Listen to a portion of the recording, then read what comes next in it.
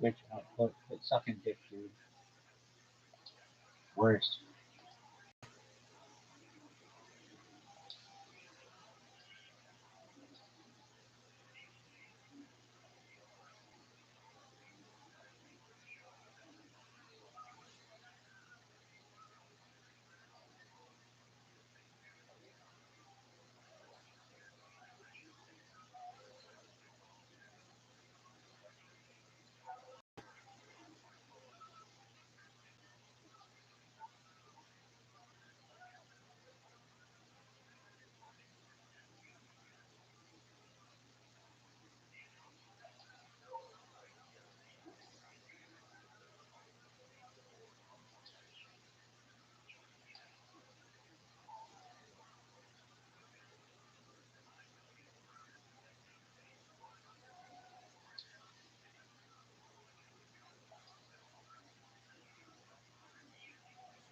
You really think one of these fucking students is gonna be, oh, this is the coolest fucking shit I've ever seen?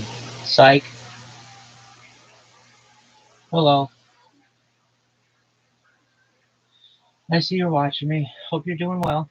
Shout out to Bong James Bong. We just saw his message on that computer. We're just chilling like a villain. You know my fantasy football team sucks. Let's name people on my fantasy football team who suck. Tyreek Hill. Oh, what is this bullshit? That fucking kicker is off road.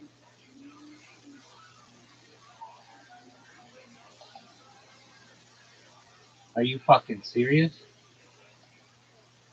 Sorry, just chilling. Yeah, I should be in there, dog.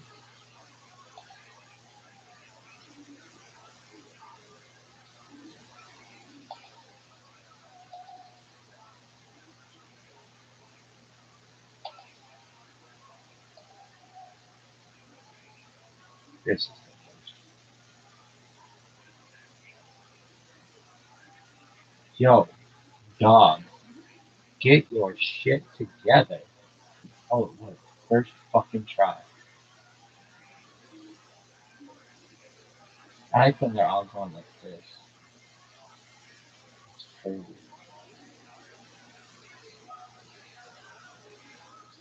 Oh, this is the worst though, without a doubt. Everything about this is just bad. Bad, terrible. I've been banned from so many different fucking streams. It's redundant.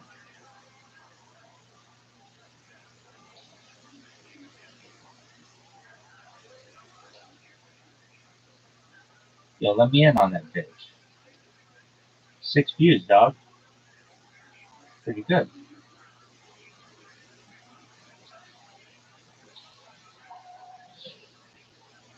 Join here, 50 people. 0 watch.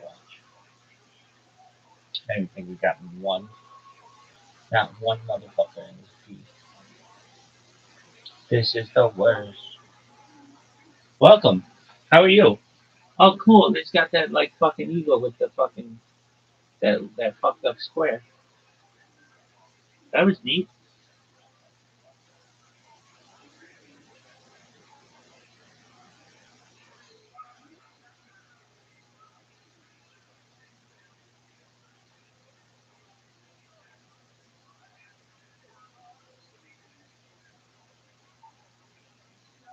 Lana, you're amazing.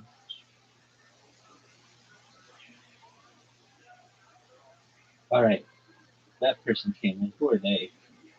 They had a mean thing. I'm not gonna ban them for it, but or they just go by at Nazi. Well, well, they joined my Discord. That's cool. They literally just go around with Nazi. And they let these motherfuckers. And the motherfucker's name is Aaron Davis. Who does that? I'm not banning him. Notice this guy is like hates me, perhaps, and I'm not banning him. Yo, dog, what the fuck? His channel is full.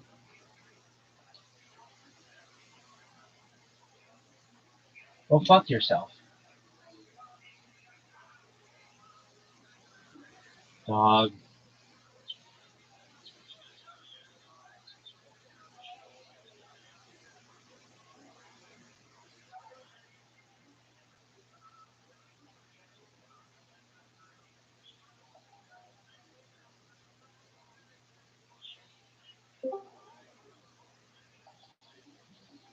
Yo, dog, what's going on? How are you, Aaron? What's good in your neck of the woods, my friend? What's good with you?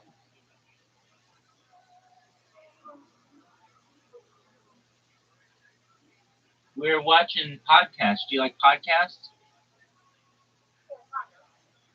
Excellent. Well, feel free to watch. Do you like the Joe Rogan podcast?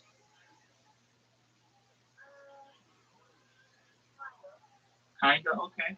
What podcast do you like?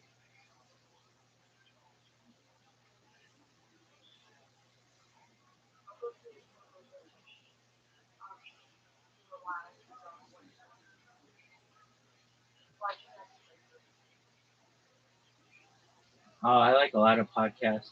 We're watching a Lex Friedman podcast right now. He's got some nerd on, so feel free to check it out. I'm glad you're here. You play rock like 1% of the time, and suddenly the other person's probably getting. Go ahead, Aaron.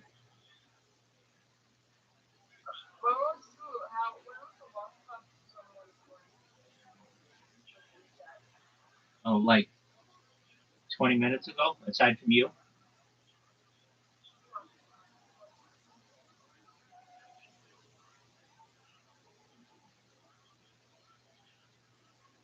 Get you throwing scissors. And when you throw a rock, the value of that action is going to be really high. Now, you take that to poker, what that means is the value of bluffing, for example.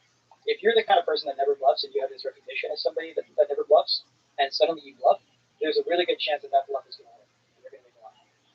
On the other hand, if you've got a reputation, like if they see you play for a long time and they see, oh, you're the kind of person that's bluffing all the time, when you bluff, they're not going to buy it, and they're going to call you down again as well. And that finding that balance of how often you should be bluffing is the key challenge of the game of poker. And contrast that with a game like chess. It doesn't matter if you're opening with the queen's gambit 10% of the time or 100% of the time. The expected value is the same. So that's why we need these algorithms that understand not just we have to figure out what actions are good, but the probabilities. We need to get the exact probabilities. And that's actually when we that we designed was designed to find that right balance of how often you should play each action. The balance of how often in the key sort of branching is the bluff and not the bluff. Is that a good crude simplification of the major decision in poker? It's a good simplification. I think that's like the main intention. But it's not just how often to bluff or not to bluff. It's like how often should you bet in general? How often should you what kind of bet should you make? Should you bet big or bet small? And with which hands? And so this is where the idea of a range comes from. Because when you're bluffing with a particular hand in a particular spot, you don't want there to be a pattern for the other person to figure out. You don't want them to figure out, oh, whenever it is in this spot, they're always bluffing. And so you have to reason about, okay, would I also bet with a good hand in this spot? You want to be unpredictable. So you have to think about what would I do if I had this different set of cards.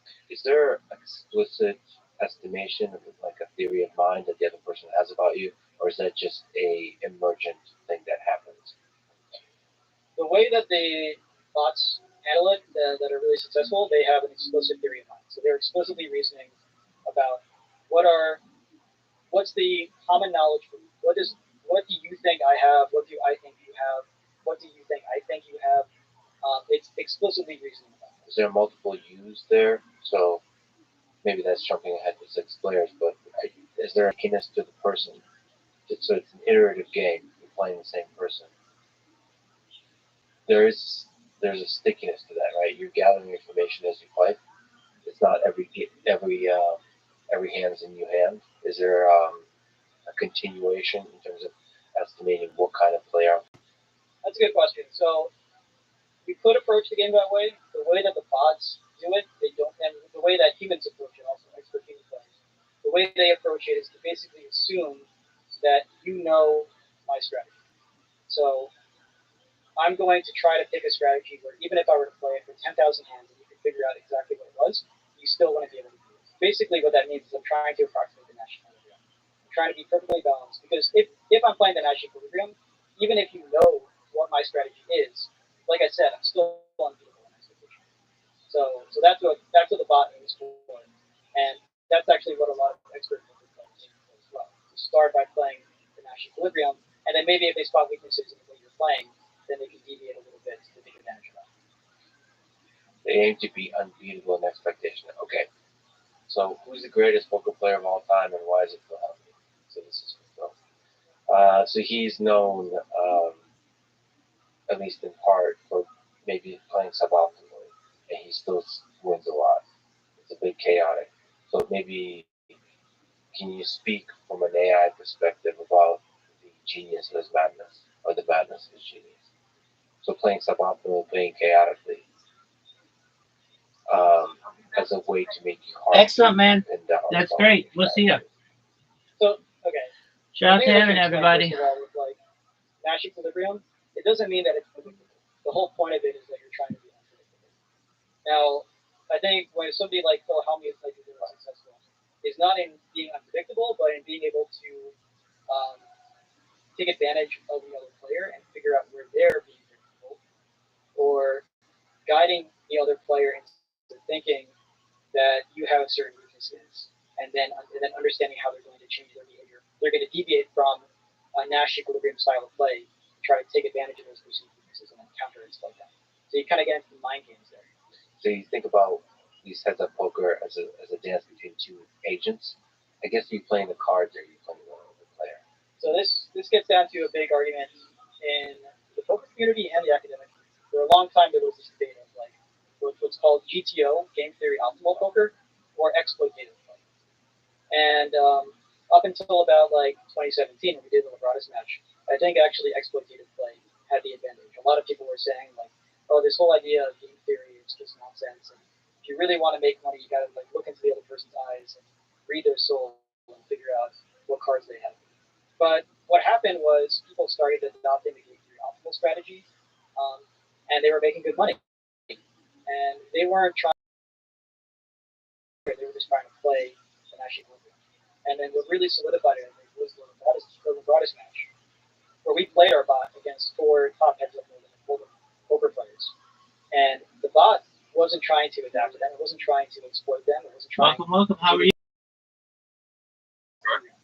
And it crushed them. What's good in your neck of the woods, my friend?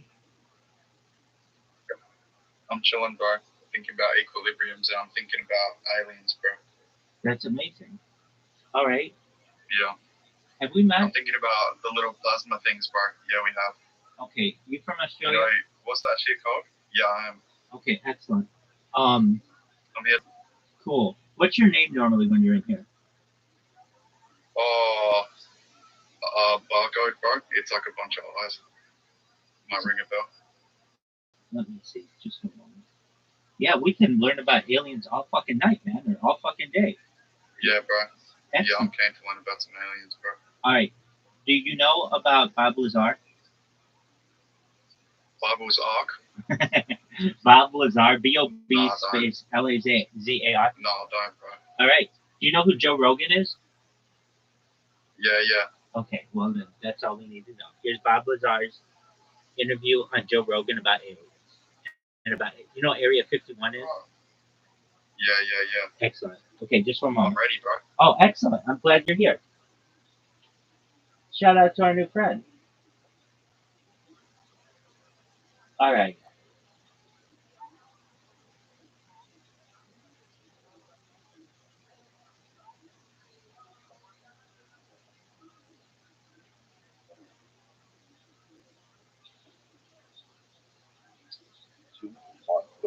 And we're live. First of all, have a little toast, relax. Bob, thank you very much for doing this. I really appreciate it. I understand that you've told. If at any point you have questions or you want to talk, just let me know.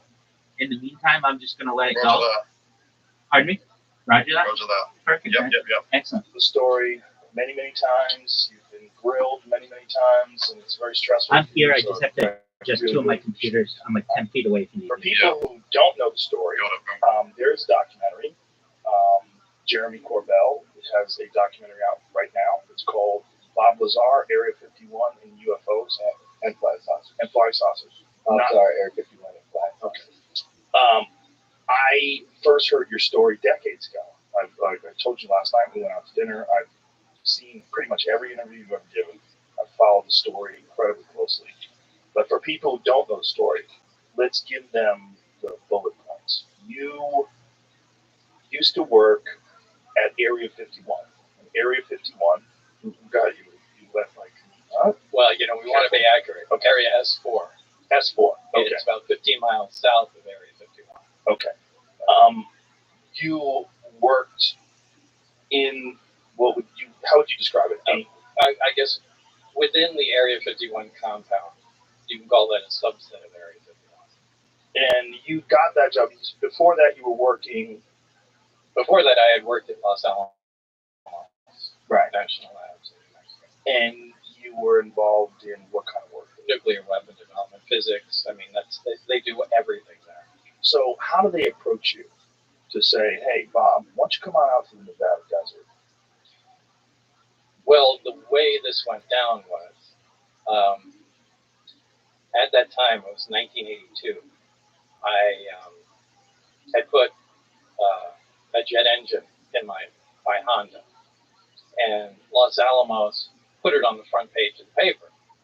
Said, Los Alamos man, physicist at the lab, built this 200 mile an hour Honda jet car that I drove to work every day. So I was known in Los Alamos, the guy with the weird car, and you could hear it from a mile away. Anyway, the day that came out on the front page of the paper was the day Edward Teller, the father of the hydrogen bomb, was giving a lecture down there at the lab. And we didn't have much going on that day in our group, and I asked if I could go down there. And I went down there early, and Ed Teller was outside, leaning on a brick wall there and reading the front page of the paper. Now, this is a guy out of history, so I introduced myself. Hey, I'm the guy you're reading about there. And we talked for a little while, and it was cool. Fast forward to years later, I moved out to Las Vegas and had, left Los Alamos and, went out to other things, and I wanted to get back into the scientific community. I left to start other businesses and that sort of thing. So I sent resumes out, and one of them went out to Ed Teller and referenced our meeting. Welcome. Back then. Rabbi, have you ever made an attempt on your Anyway, life? he remembered. One more time. Can you repeat that? Have you ever made an attempt on your own life? No. Right.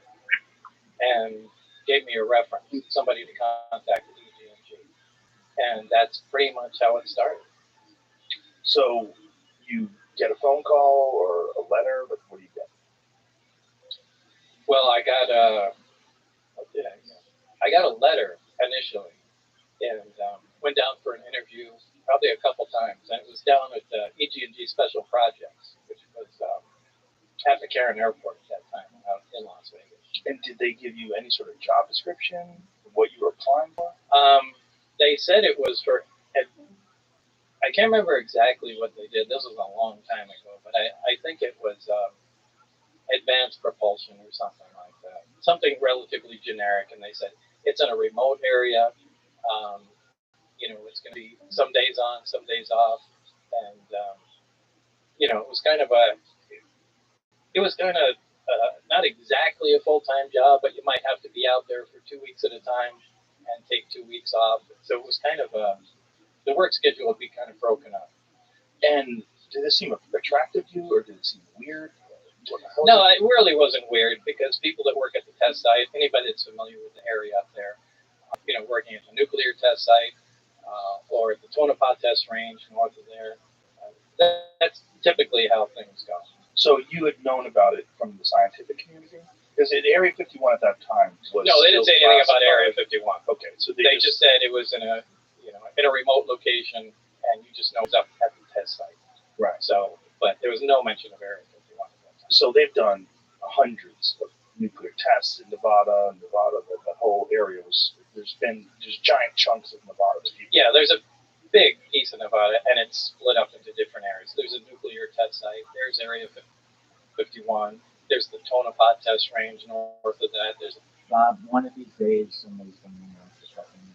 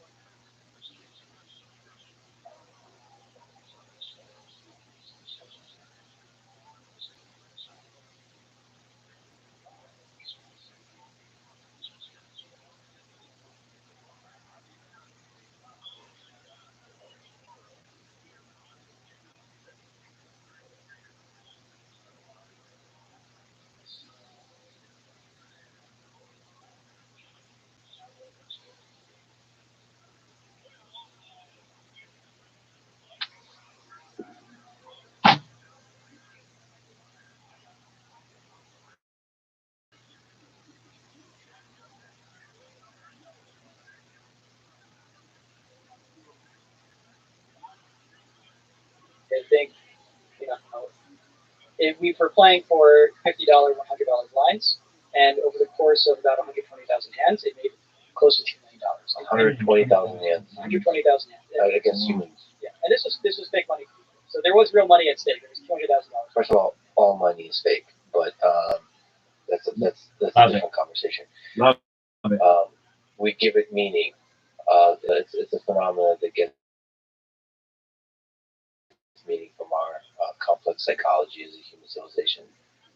It's emergent from the collective intelligence of the human species.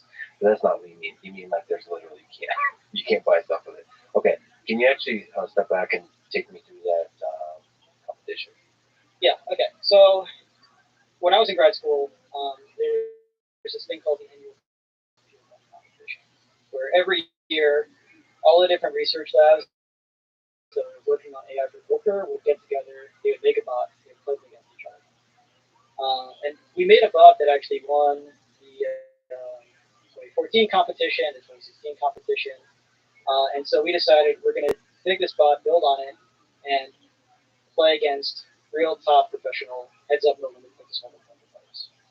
So we invited 4 of the world's best players in this specialty, and we challenged them to 120,000 hands of poker over the course of 20 days.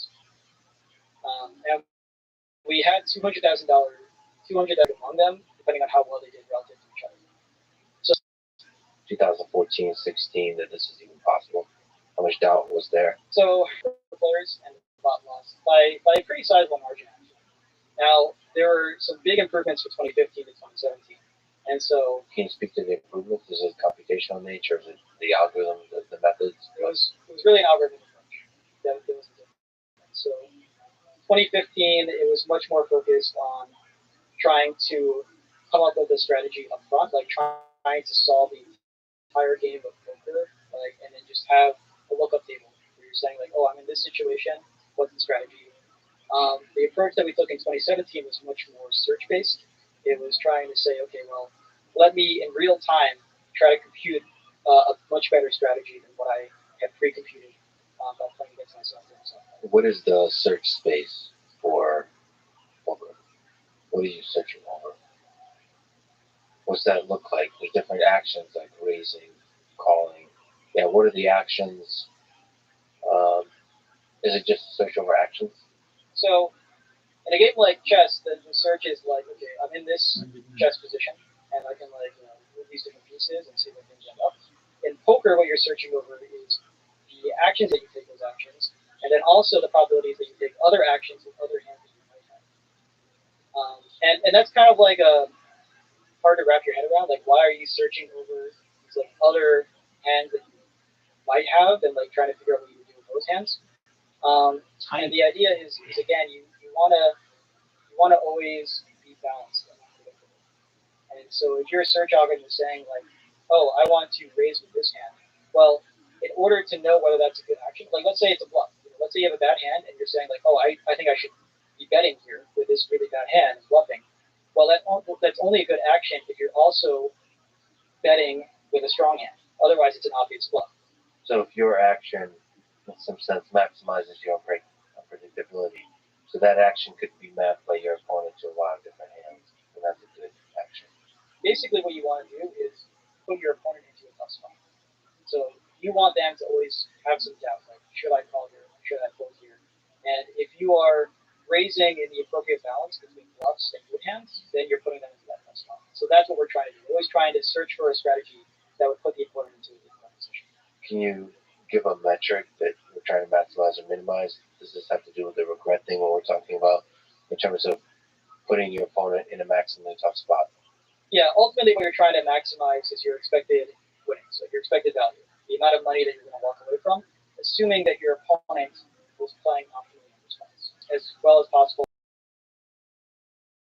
If you're not, then you're just going to make more money. Right? Like anything that deviates, like by definition, the Nash equilibrium is the strategy that does the best in expectation. And so if you're deviating from that, then they're going to lose money, and since there's a game, that means you're going to make money. So there's not an explicit, like, objective function that maximizes the toughness of the spot they're put in. You're always, this is not from like a self-play reinforcement learning perspective. You're just trying to maximize winnings, and the rest is implicit. That's right. Yeah. So what we're actually trying to maximize is the expected value the opponent is playing optimally in response to us. Now, in practice, what that ends up looking like is it's putting the opponent into difficult situations where there's no obvious decision to be made. So the system doesn't know anything about the difficulty of the situation. Not at all. Okay. In my head, it was getting excited whenever I was making the opponent's spot. Okay, so you're in 2015, you didn't do as well. So what's the journey from that to a system that, in your mind, could have a chance? So in 2015, we got beat pretty badly, and we actually learned a lot from that competition. In particular, what became clear to me is that the way the humans were approaching the game was very different from how the bot was approaching the game. The bot would not be doing search; it would just be trying to compute. It would do like months of self-play. It would just be playing against itself for months, but then when it's actually playing the game, it would just act instantly. And the humans, when they're in a tough spot, they would sit there and think for sometimes even like 5 minutes about whether they're going to call or fold a hand. And it became clear to me that there's a good chance that that's what's missing from our bot. So I actually did some initial experiments to try to figure out how much of a difference this is actually make, and the difference was huge. As a signal to the human player, how long you took to think? No. I'm not saying that there were any timing tells. I was saying when the human, like the bot, would always act instantly. We wouldn't try to come up with a better strategy in real time over what it had pre-computed during training. Whereas the human, like they have all this intuition about how to play, but they're also in real time leveraging their ability to think, to search, to plan, and coming up with an even better strategy than what their intuition is. So you're saying that that's what you mean by you're doing search also. You have an intuition and search on top of that, looking for a better solution. Yeah, that's what I mean by search. That instead of acting instantly, a neural net usually gives you a response in like 100 milliseconds or something. Depends on the size of the neural net. But if you can leverage extra computational resources, you can possibly get a much better outcome. And we did some experiments in small scale versions of poker, and what we found was that if you do a little bit of search, even just a little bit, it was the equivalent of making your, your pre-computed strategy, like you can kind of think of it as your neural net, 1,000 times bigger. With just a little bit of search. And it just like blew away all of the research that we had been working on and trying to like scale up this like pre-computed solution. It was dwarfed by the benefit that we got from search. Can you just linger on what you mean by search here? You're searching over a space of actions for your hands and for other hands. How are you selecting the other hands to search over? So, yeah. Randomly? No, it's all the other hands that you put in. So when you're playing No Limit Texas Hold'em, you've got 2 face-down cards. And so that's 52 choose 2, 1,326 different combinations. Now that's actually a little bit lower because there's face-up cards in the middle, so you can eliminate those as well. But you're looking at like around 1,000 different possible hands. And so when the bot's doing search, it's thinking explicitly, there are these 1,000 different hands that I could have, there are these 1,000 different hands that you could have. Let me try to figure out what would be a better strategy than what I've pre-computed for these hands and your hands. Okay, so that search, how do you fuse that with what the neural net was telling you, or what the trained system was telling you? Yeah, so you kind of like, where the system comes in is the value. So there's, you only look so far ahead. You look like maybe one round ahead. So if you're on the flop, you're looking to the start of the turn. And at that point, you can use the pre-computed solution to figure out what's the value here of this strategy. Is it of a single action, essentially, in that spot? You're getting a value, or is it the value of the entire series of actions? Well, it's kind of both. Because you're trying to maximize the value for the hand that you have, but in the process, in order to maximize the value of the hand that you have to figure out what was going to the end of the game. In Libratus, we did. So we only used search starting on the turn, and then we searched all the way to the end of the game. The turn, the river. Can we take it through the terminology? Yeah, there's 4 rounds of filters. So there's the pre-flop, the flop, the turn, and the river. And so we would start doing search. Now the first half of the game, that was all pre-computed. It would just act instantly. And then when it got to at the halfway point, then it would always search to the end of the game. Now we later improved this, so it wouldn't have to search all the way to the end of the game. It would actually search just a few moves ahead. But that came later, and that drastically reduced the amount of computational resources that we needed. But the moves, because you can keep betting on top of each other, that's what you mean by moves. So like that's where you don't just get one bet per turn of poker. You can have multiple arbitrary number of bets, right? Right. I'm trying to think like, I'm going to bet, and then what are you going to do in response? Are you going to raise me, or are you going to call? And then if you raise, what should I do? So it's reasoning about that whole process up until the end of the game. So for Libratus, what's the most number of re-raises have you ever seen? You probably cap out at like 5 or something, because at that point you're basically all in. I mean, is there like interesting patterns like that you've seen that the game does? Like you'll have like Alpha Zero doing way more sacrifices than humans usually do. Is there something like Libratus was constantly re-raising or something like that you noticed? There was something really interesting that we observed with Libratus. So humans, when they're playing poker, they usually size their bets relative to the size of the pot. So if the pot has $100 in there, maybe you bet like $75, somewhere between like $50 and $100. And with Libratus, we gave it the option to basically bet wherever it wanted. It was actually really easy for us to say like, oh, if you want, you can bet like 10 times the pot. And we didn't think it would actually do that. It was just like, why not give it the option? And then during the competition, it actually started doing this. And by the way, this is like a very last-minute decision on our part to add this option, and so we did not think about it to do this. And I was actually kind of worried when it did start to do this, like, oh, is this a problem? Like humans don't do this. Like, it's screwing up. But it would put the humans into really difficult spots when you do that, because you can imagine like you have the second best hand that's possible given the board, and you're thinking like, oh, you're in a really great spot here, and suddenly the bot bets $20,000 into a $1,000 pot, and it's basically saying like, I have the best hand, or I'm bluffing, and you having the second best hand, like now you get a really tough choice to make. And so the humans would sometimes think like 5 or 10 minutes about like what do you do? Should I call? Should I fold? And when I saw the humans like really struggling with that decision, like that's when I realized, like, actually, this is really good. And of course, the system doesn't know that's making, again, like we said, that it's putting them at a tough spot. It's just that part of the optimal, the game theory output. Right. From the bot's perspective, it's just doing the thing that's going to make it the most money. And the fact that it's putting the humans in a difficult spot, like that's just a side effect of that. And this was, I think, the one thing. I mean, there were a few things that the humans walked away from, but this was the number one thing that the humans walked away from the competition, saying like, we need to start doing this. And now these overbets, what are called overbets, have become really common in high level. Have you ever talked to somebody like Daniel Negreanu about this? He seems to be a student of the game.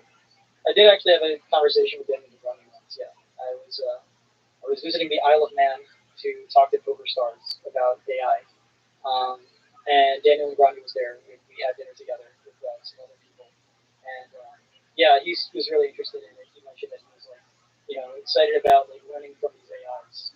So he wasn't scared. He was excited. He was excited, and he honestly he wanted to play against the bot. He thought he had a decent chance of beating it.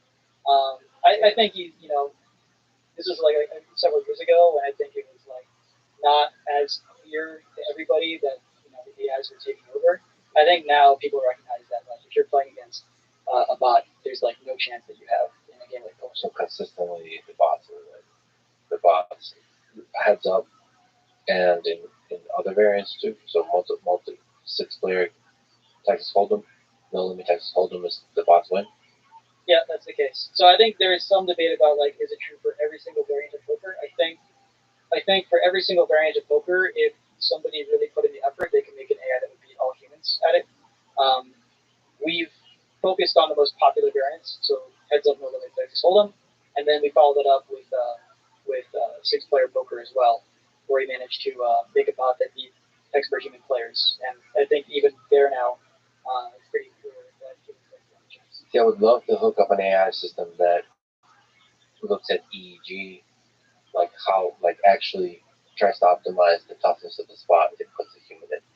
And I would love to see how different is that from the game theory outcome. So you try to maximize the heart rate of the human player.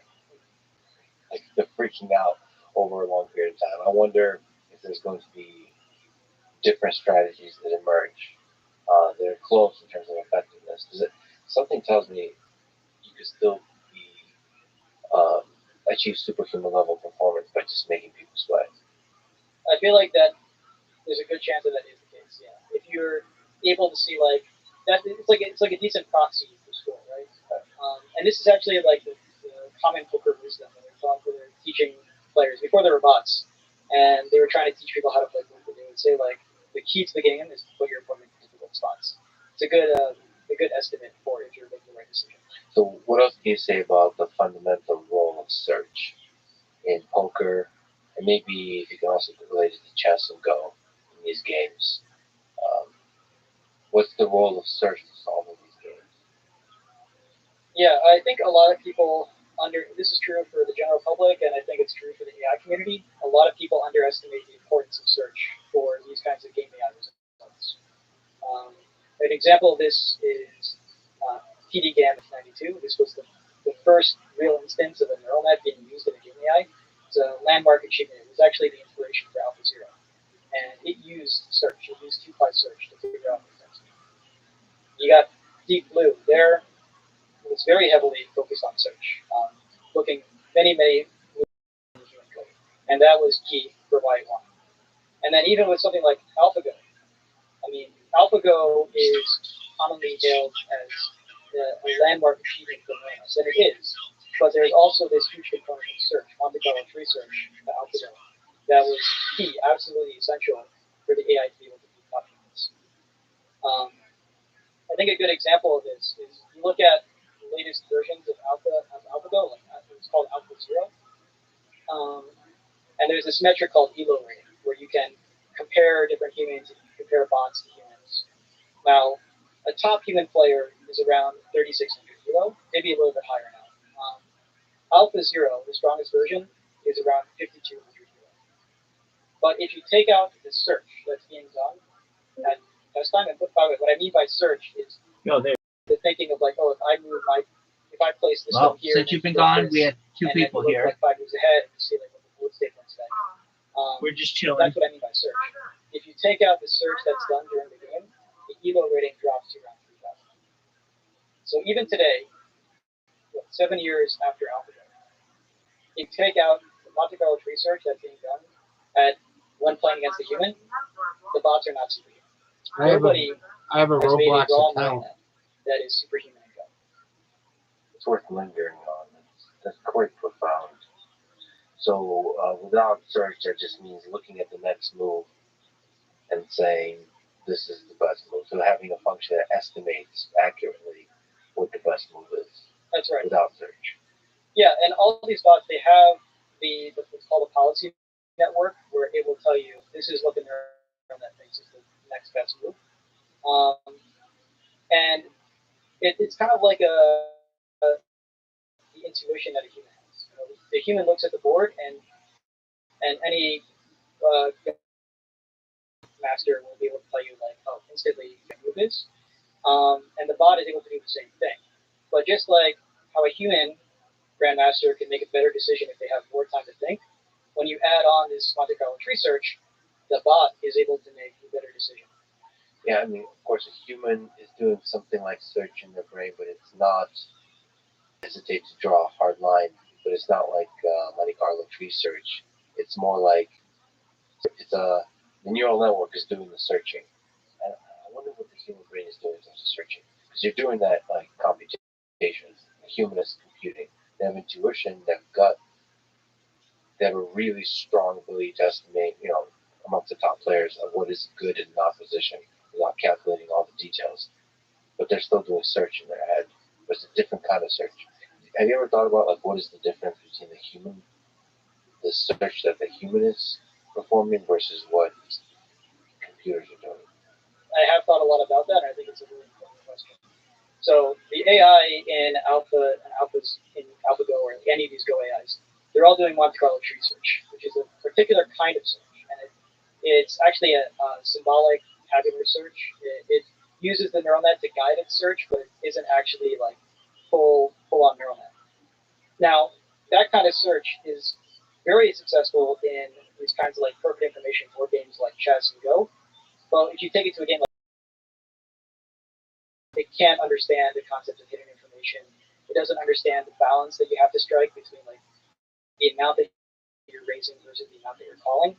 And in every one of these games, you see a different kind of search. And the human brain is able to plan for all these different games in a very general way. Now, I think that's one thing that we're missing from AI today. I think it's a really important missing piece. The ability to plan and reason more generally across a wide variety of different settings. In a way where the general reasoning makes you better at each one of the games, not worse. Yeah, so you can kind of think of it as like neural nets today. It'll output an answer in like 100 milliseconds. And if you tell it like, oh, you've got 5 minutes to give me a decision, feel free to take more time to make a better decision. It's not going to know what to do with that. But a human, if you're playing a game like chess, they're going to give you a very different answer depending on if you say, oh, you got 100 milliseconds or you've got 5 minutes. Yeah, people have started using the transformers and language models in an iterative way that does improve the answer or like showing the work kind of idea. Yeah, they got this thing called chain of thought reasoning, and that's I think super promising. Right? Yeah, I think it's a good step in the right direction. I would kind of like say it's similar to Monte Carlo rollouts in a game like chess. There's a kind of search that you can do where you're saying like I'm going to roll out my intuition and see like without really thinking, what are the better decisions I can make farther down the path. What would I do if I just acted according to intuition for the next 10 moves? And that gets you an improvement, but I think that there's much richer kinds of planning that we could do. So when Lebradas actually beat the poker players, what did that feel like? What was that? I mean, actually, on that day, what were you feeling like? Were you nervous? I mean, poker was one of the games that you thought like is not going to be solvable because of the human factor. So, at least in the narratives we tell ourselves, the human factor so fundamental to the game of poker. Yeah, the Lebradas competition was super stressful. Also, I mean, I was working on this like basically continuously for a year leading up to the competition. For me, it became like very clear, like, okay, this is the search technique, this is the approach that we need, and then I spent a year working on this pretty much like nonstop. Can we actually get into detail, like what programming language is it written in? What's some interesting implementation details that are like fun/painful? Yeah, so one of the interesting things about Lebradas is that we had no idea what the bar was to actually beat top humans. We could play against like our fire bots, and that kind of gives us some sense of like, are we making progress, are we going in the right direction? But we had no idea like what the bar actually was, and so we threw a huge amount of resources. We were using, I think, like 1,000 CPUs, and today that sounds like nothing, but for a grad student back in 2016, that was a huge amount of resources. Well, it's still a lot for even any grad student today. It's still tough to get, or even to allow yourself to think in that in terms of scale at CMU, at MIT, anything like that. Yeah, and talking about terabytes of memory, so it was a very parallelized, and it had to be very fast too, because the more games that you could simulate, the stronger the bot was. So, is there some like John Carmack style, like efficiencies you have to come up with, like an efficient way to represent the hand, all that kind of stuff? There were all sorts of optimizations that I had to make to try to get this thing to run as fast as possible. There were like, how do you minimize the latency? How do you package things together so that like you minimize the amount of communication between the different nodes? How do you like optimize the algorithms so that you can try to squeeze out more and more from the game that you're actually playing? All these kinds of different decisions that. Just a fun question. What IDE did you use? For C++? I think I used Visual Studio actually. Okay. Yeah. Is that still carried through to today? VS Code is what I use today. It seems like it's pretty the tough. community basically conversion. Okay, cool. So you got this super optimized C++ system, and then you show up to the day of competition. Yeah. Humans versus machine. How did it feel throughout the day? Super stressful. I mean, I thought going into it that we had like a 50-50 chance. Basically, I thought if they play in a totally normal style, I think we'll squeak out of it. But there's always a chance that they can find some weakness in the bot. And if they do, we're playing like for 20 days, 120,000 hands of they have a lot of time to find weaknesses in the system. And if they do, we're going to get crushed. And that's actually what happened in the previous competition. The humans, they started out, it wasn't like they were winning from the start, but then they found these weaknesses that they could take advantage of. And for the next, like 10 days, they were just crushing the bots, stealing money from them. What were the weaknesses they found? Like maybe overbetting was effective, that kind of stuff. So certain betting strategies work. What they found is, overbetting, like betting certain amounts, the bot would have a lot of trouble with those sizes. And then also, when the bot got into really difficult all-in situations, it wasn't able to, because it wasn't doing search, it had to clump different hands together, and it would treat them identically. And so it wouldn't be able to distinguish, like having a king high flush versus an ace high flush. And in some situations, that really matters a lot. So they could put the bot into those situations, and then the bot would just leave. Drive, lady. Okay, so I didn't Drive, realize go, pedal and metal. Days. So, Lord. What were the humans like over those 20 days? And what was the bot like? All gas. So we had set up the competition. What happened? Like I said, it was $200,000 prize money, and they would get paid a fraction of that. How the fuck did that just happen?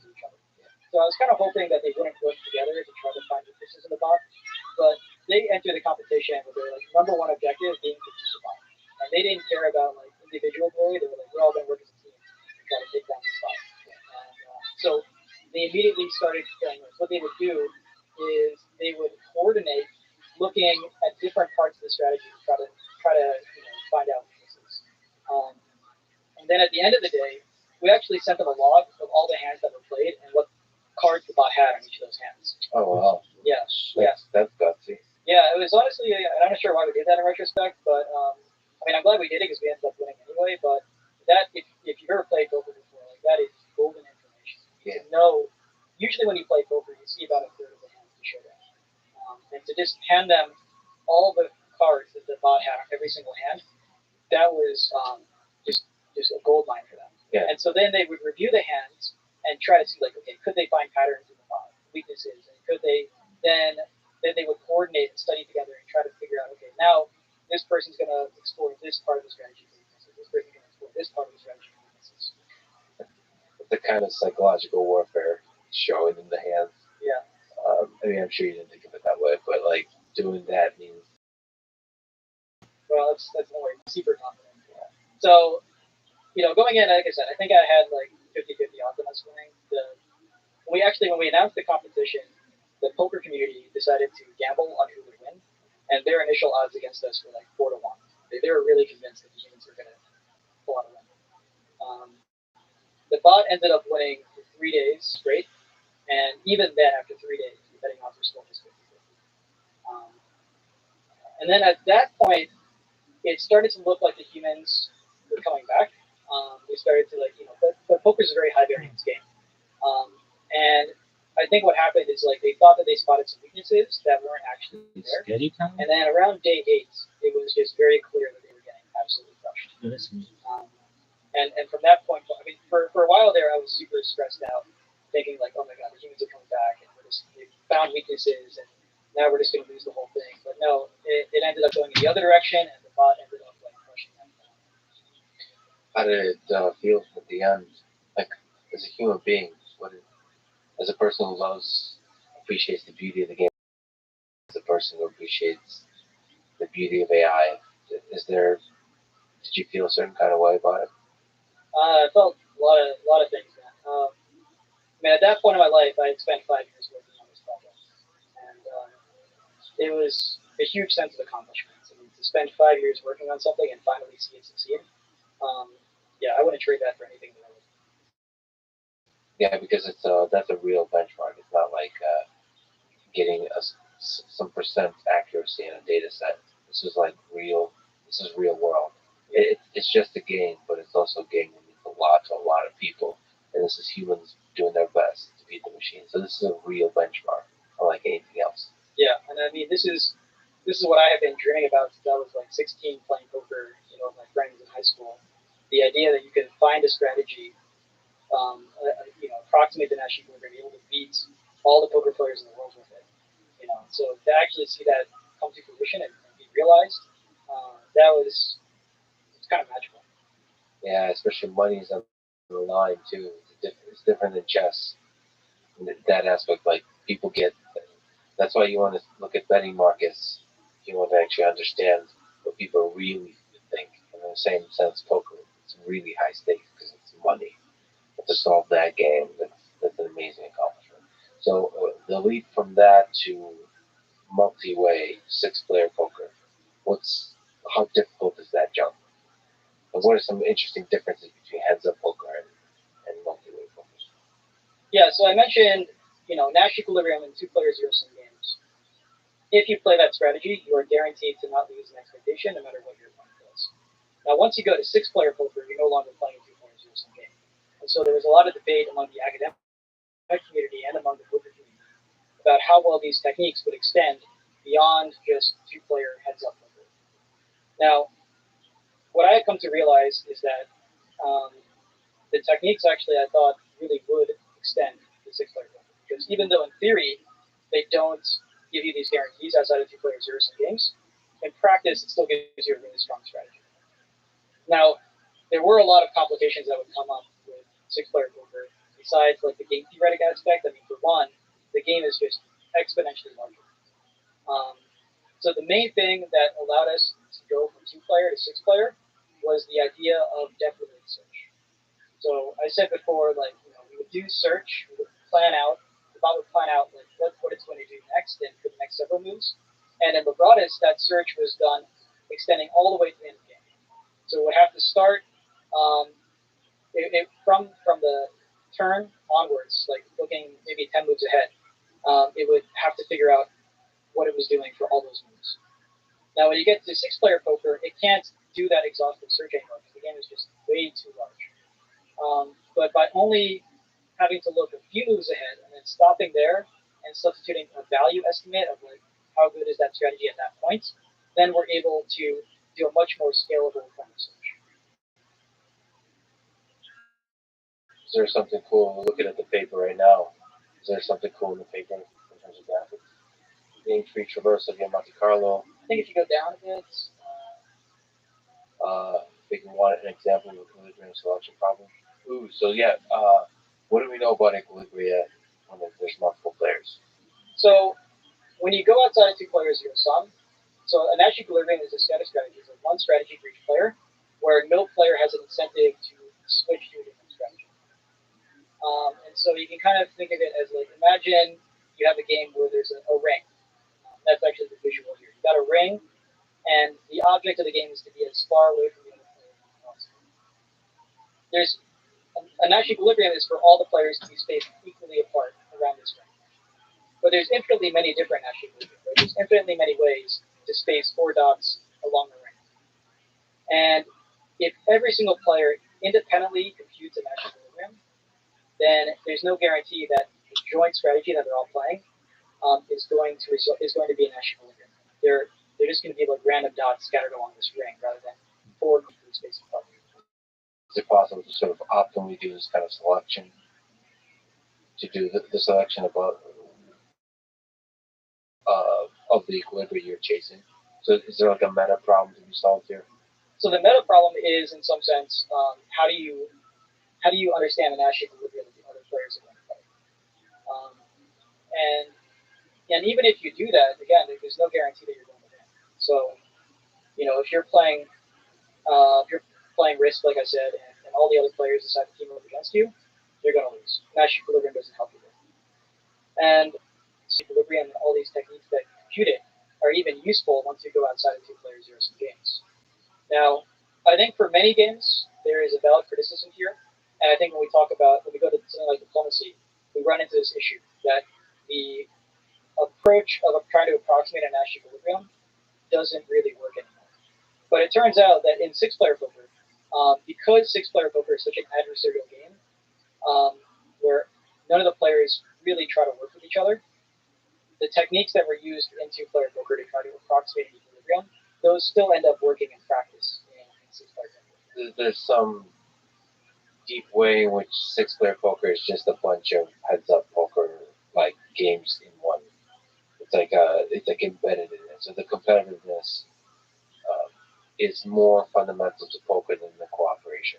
Right, yeah. Poker is just such an adversarial game. There's no real cooperation. In fact, you're not even allowed to cooperate in poker. It's considered collusion. It's against the rules. And so for that reason, the techniques end up working really well. I think that's true more broadly in extremely adversarial games in general. But that's sort of in practice versus being able to prove something. That's right. Nobody has proof that that's the case. So it could be that 6-player poker belongs to some class of games where approximating an Nash equilibrium through self-play provably works well. And there are other classes of games beyond just 2-player zero-sum where this is proven to work well. So there are these kinds of games called potential games, which I won't go into. It's kind of like a complicated concept, but there are classes of games where this approach to approximating an Nash equilibrium is proven to work well. Now, 6-player poker is not known to belong to one of those classes, but it is possible that there is some class of games where it either provably performs well or provably performs not that bad. So, what are some interesting things about Pluribus that was able to achieve human level performance on this, or superhuman level performance on the 6-player version of poker? Personally, I think the most interesting thing about Pluribus is that it was so much cheaper than Lebratus. Lebratus, if you had to put a price tag on the computational resources that went into it, I would say the final training run took about $100,000. You go to Pluribus, the final training run would cost like less than $150 on AWS. Is this normalized to computational inflation? So meaning, does this just have to do with the fact that Pluribus was trained like a year later? No. It's not. First of all, computing resources are getting cheaper every day, but you're not going to see a 1,000-fold decrease in the computational resources over 2 years, or even anywhere close to that. The real improvement was algorithmic improvements, and in particular, the ability to do dense research. So Does depth limited search also work for the Gratis? Yes. So where this depth limited search came from is I developed this technique and ran it on two-player poker first, and that reduced the computational resources needed to make an AI that was superhuman from $100,000 for the Gratis to something you could train on your laptop. What do you learn from that discovery? What I would take away from that is that algorithmic improvements really do matter. How would you describe the more general case of limited depth search? It's basically constraining the scale, temporal, or in some other way the computation you're doing. It's a clever way. So like how else can you significantly constrain computation, right? Well, I think the idea is that we want to be able to leverage search as much as possible, and the way that we were doing it in the Gratis required us to search all the way to the end of the game. Now, if you're playing a game like chess, the idea that you're going to search always to the end of the game is kind of unimaginable, right? Like, there's so many situations where you just won't be able to use search in that case, or the cost would be, prohibitive. And this technique allowed us to leverage search, and without having to pay such a huge computational cost for it, and be able to apply it more broadly. So to what degree did you use neural nets for Libratus and Pluribus? And more generally, what role do neural nets have to play in superhuman level performance in poker? So we actually did not use neural nets at all for Libratus or Pluribus. And a lot of people found this surprising back in 2017. I think they found it surprising today that we were able to do this without using any neural nets. And I think the reason for that, I think neural nets are incredibly powerful, and the techniques that are used today, even for poker AIs, do rely quite heavily on neural nets. But it wasn't the main challenge for poker. Like, I think what neural nets are really good for, if you're in a situation where finding features for a value function is really difficult, then neural nets are really powerful. And this was the problem in Go, right? Like, the problem in Go was that, or the final problem in Go was that nobody had a good way of looking at a board and figuring out who was winning or describing through a simple algorithm who was winning. And so there, neural nets were super helpful because you could just feed in a ton of different board positions into this neural net, and it would be able to predict then who was winning or losing. But in poker, the features weren't the challenge. The challenge was, how do you design a scalable algorithm that would allow you to find this balanced strategy that would understand that you have to bluff with the right probability. Can that be somehow incorporated into the value function? The complexity of poker that you described. Yeah, so the way the value functions work in like the latest and greatest poker AIs, they do use neural nets for the value function. The way it's done is very different from how it's done in a game like chess or Go, because in poker you have to reason about beliefs. And so the value of a state depends on the beliefs that players have about what the different cards are. Like, if you have pocket aces, then whether that's a really, really good hand or just an okay hand depends on whether you know I have pocket aces. Right? Like, if you know that I have pocket aces, then if I bet, you're going to fold. But if you think that I have a really bad hand, then I could bet with pocket aces and make a ton of money. So the value function in poker these days takes the beliefs as an input, which is very different from like how chess and Go AIs work. So as a person who plays the game, who do you think is the greatest poker player of all time? That's a tough question. Can AI help answer that question? Can actually AI analyze the quality of play, right? So the chess engines can give estimates of quality of play. Right? I wonder if is there an ELO rating type of system for poker? I suppose you could, but there's just not enough. You would have to play a lot of games, right? A very large number of games, like more than you would in chess. A deterministic game makes it easier to estimate. I think it is much harder to estimate something like ELO rating in poker. I think it's doable. The problem is that the game is very high variance.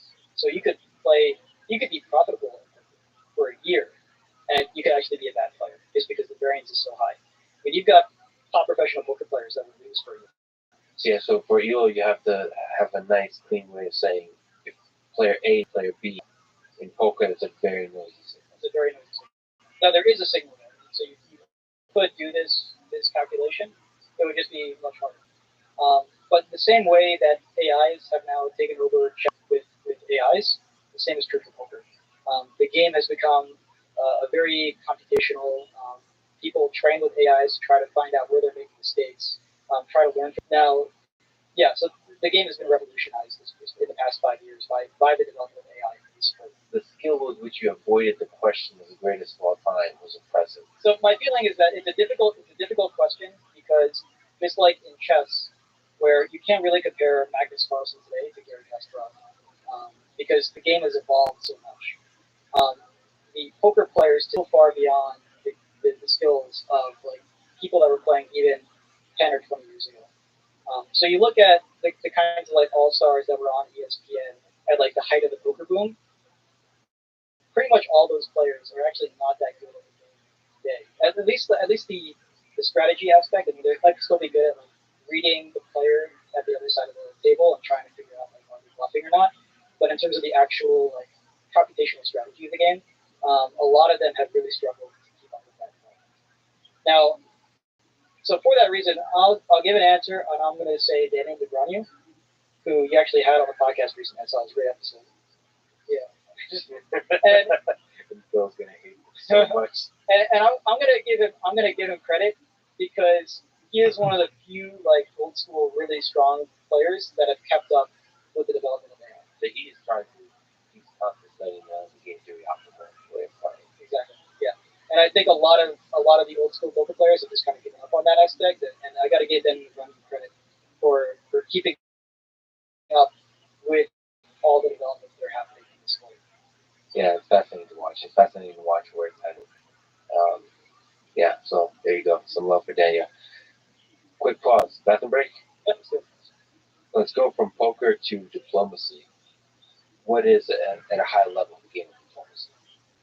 yeah, so I talked a lot about two-player zero-sum games, and what's interesting about diplomacy is that it's very different from these like adversarial games like chess, Go, poker, even StarCraft and Dota.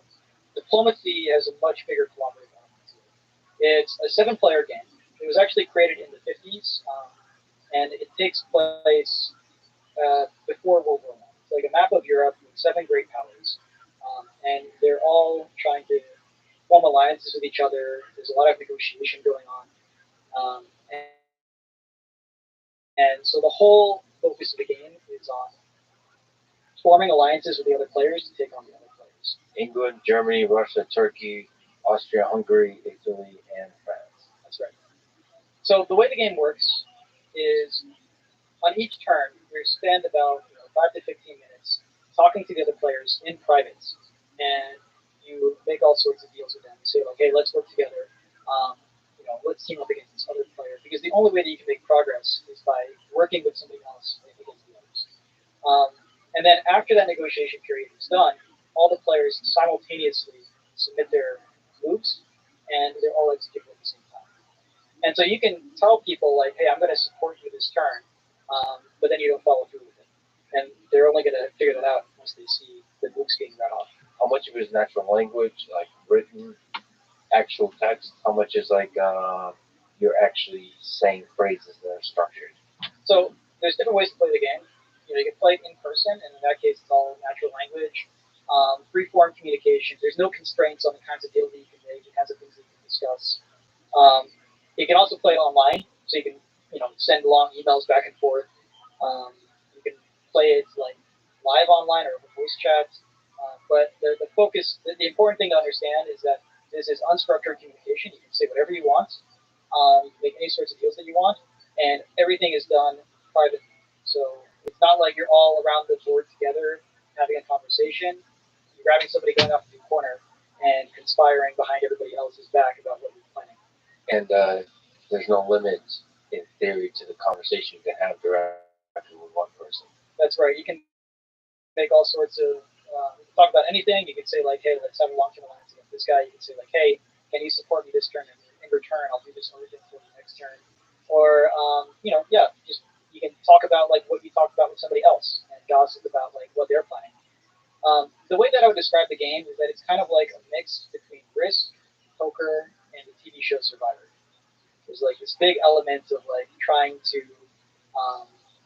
there's a big social element.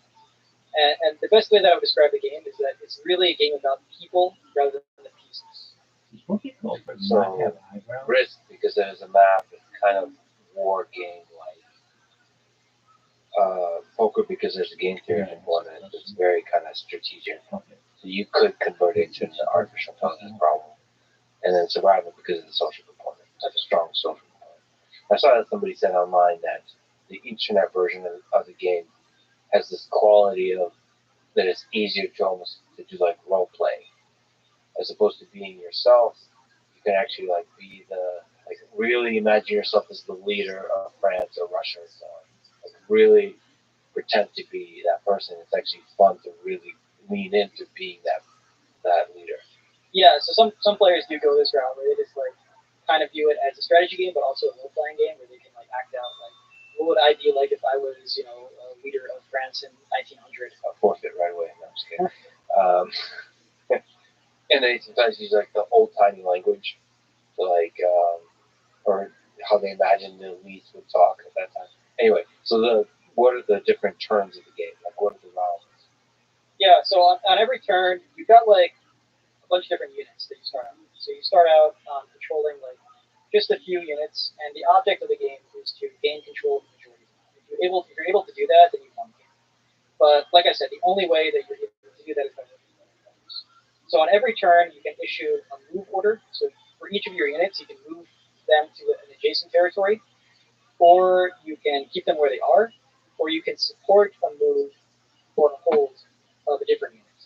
So what are the territories? Well, how is the map divided up? It's kind of like Risk, where the map is divided up into like 50 different territories.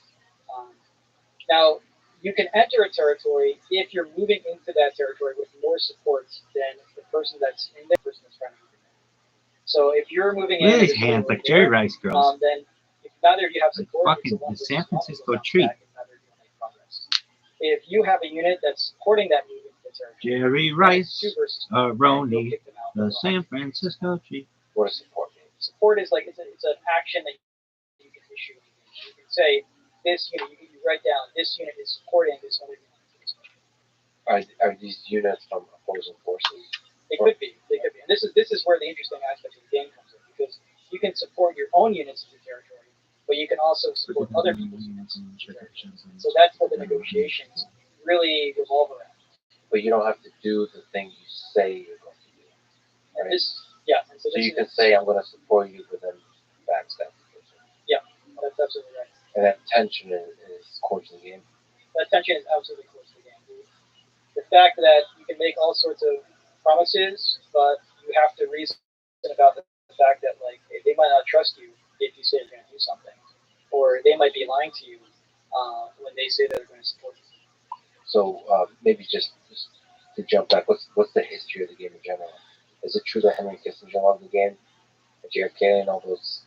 I've read like a bunch of different people that. Or is that just one of those things that the cool kids say they do, but they don't actually play? So the game was created in the 50s, and from what I understand, it was JFK's. It was played in like the JFK White House. Henry Kissinger's favorite game. I don't know if it's true, but that's definitely what I've heard. It's interesting that they went with World War I, when it was created after World War II. So the story that I've heard for the creation of the game is it was created by somebody that had looked at the history of the 20th century, and they saw World War I as a failure of diplomacy.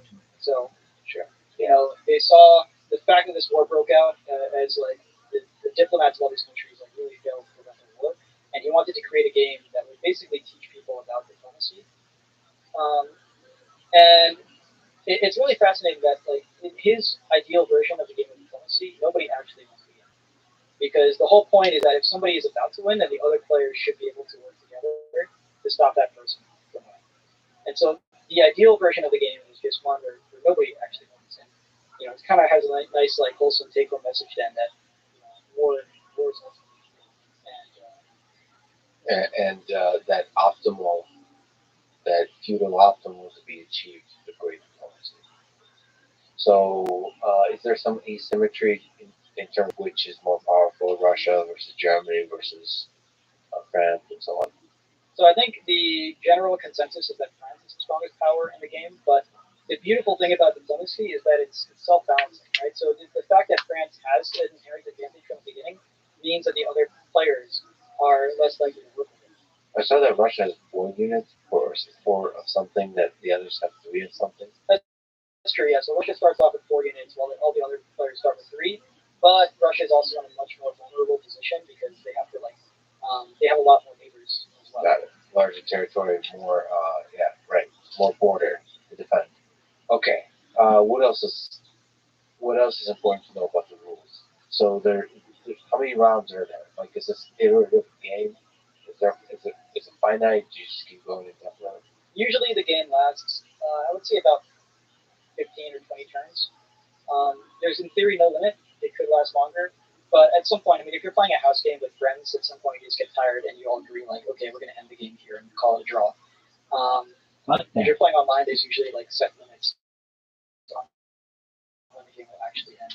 And what's the termination condition? Like, does one country have to conquer everything else? So if somebody is able to actually gain control of the majority of the map, then they've won the game, and that is a solo victory, as it's called. Now that pretty rarely happens, especially with strong players, because, like I said, the game is designed to incentivize the other players to put a stop to that and all work together to stop the superpower. Usually, what ends up happening is that all the players agree to a draw, and then the score, the win, is divided among the remaining players. There's a lot of different scoring systems. The one that we used in our research basically gives a score relative to how much control you have of the map. So the more that you control, the higher the score. What's the history of using this game as a benchmark for AI research? Do people use it? Yeah, so people have been working on AI for diplomacy since about the 80s. There was some really exciting research back then, but the approach that was taken was very different from what we see today. The research in the 80s was a very rule-based approach, kind of a heuristic approach. It was very in line with the kind of research that was being done in the 80s. Basically trying to encode human knowledge into strategy. And it's understandable. I mean, the game is so incredibly different and so much more complicated than the kinds of games that people were working on, like chess and Go and poker, that it was honestly even hard to start making any progress.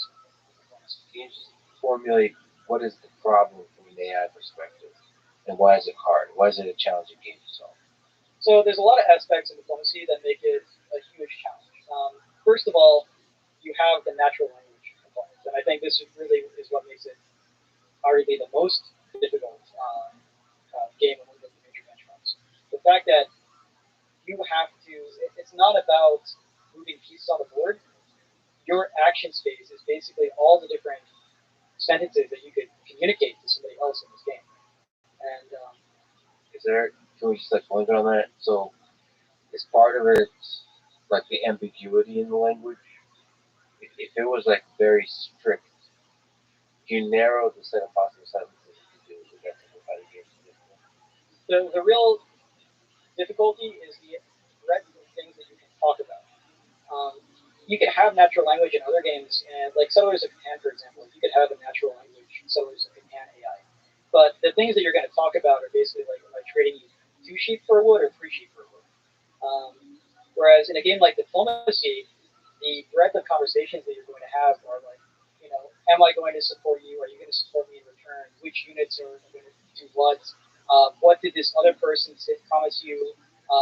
They're lying because they told this other person that they're going to do this instead. If you help me out this turn, then in the future I'll do these things that will help you out. The depth and breadth of these conversations is really complicated. And it's all being done in natural language. Now you could approach it, and we actually considered doing this, having a simplified language to make this complexity smaller. But ultimately, we thought the most impactful way of doing this research would be to address the natural language component head on and just try to go for the full game up front. So looking at sample games, the conversation look like Greetings England. This should prove to be a fun game since all the private press is going to be made public at the end. At the least, it will be if press changes because of that. Anyway, good. Okay. So there's like Yeah, that's just kind of like the generic greetings at the beginning of the game. Yeah. Like the meat comes a little bit later when you're starting to talk about like specific strategy and stuff. I agree there are a lot of advantages to the two of us keeping in touch. And our nations make strong natural allies in the middle game. So that kind of stuff. Making friends, making enemies. Yeah, or like if you look at the next line, so the person saying like, I've heard bits about a Lepanto and an octopus opening, and basically telling Austria like, hey, just a heads up, I've heard these whispers about like what might be going on behind your back. Yeah.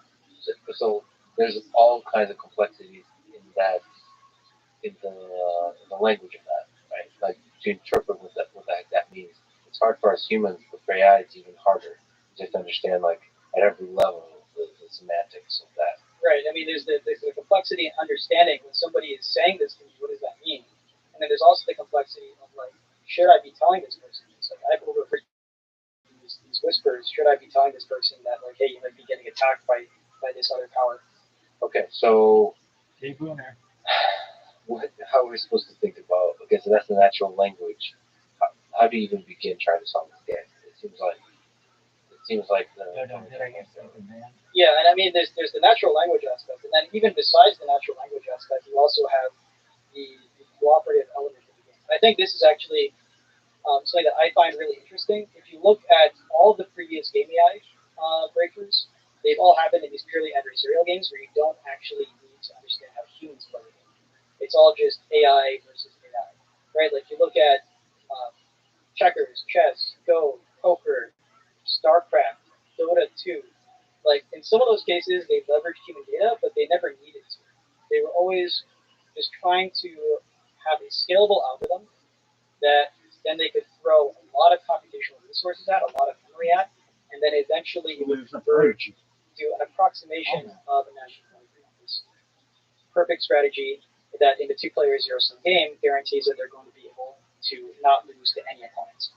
So you can't leverage self-play.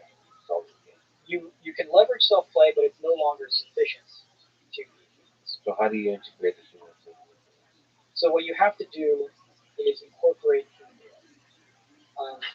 And to kind of give you some intuition for why this is one. imagine you're playing a negotiation. Look at this like one. diplomacy, but you're training completely from scratch without any human data. Hey, look who it the is. AI is not going to suddenly like figure out how to communicate in English. How are you?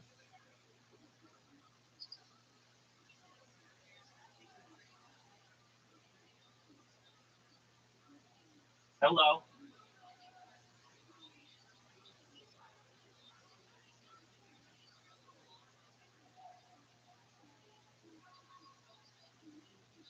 I hope you are well.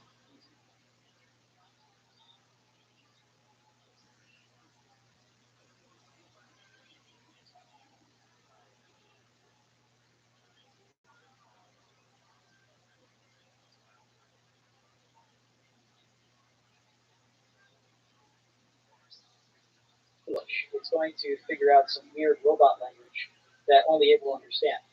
And then when you stick that in a game with 6 other humans, they're going to think this person's talking gibberish, and they're just going to ally with each other and team up against the bot. Or not even team up against the bot, just not work with the bot. And so in order to be able to play this game with humans, it has to understand the human way of playing the game, not this machine way of playing. Yeah, that's fascinating. So, right. That's a nuanced thing to understand because a chess playing program doesn't need to play like a human to be a human. Exactly. But here you have to play like a human. Hello, how are you? you? have to understand how humans play the game so that you can understand how to play the game. If they have certain expectations. Yeah, thankfully. I'm well. Me better. Me. Excellent. Thank you too. Okay, how'd you sleep? Yeah, positive energy. Positive energy, that's right. I sleep well. Okay, great. Well, wonderful. I'm just chilling. Hey, look at you. Hello. I am. I started smoking yesterday, and I think that's too last my nicotine in in a time. Okay. Good on you. Stay strong. Yeah, but I am. Yeah, it's wrong. It's I know that because no. when I am It's hard. smoking, It's hard. I lost smoking Cool. last time for nice. Yeah, I understand. How did you sleep? today will be working. I don't hear you because you have. I can hear me. Oh, I now can. I hear you. Okay. How did you sleep? Well, I can work today You cannot work today, or you can work. because I slept. I can. Okay, good. Excellent. You seem like you're in a really good mood. Good on you. Excellent. Well, I'm glad that you slept well. And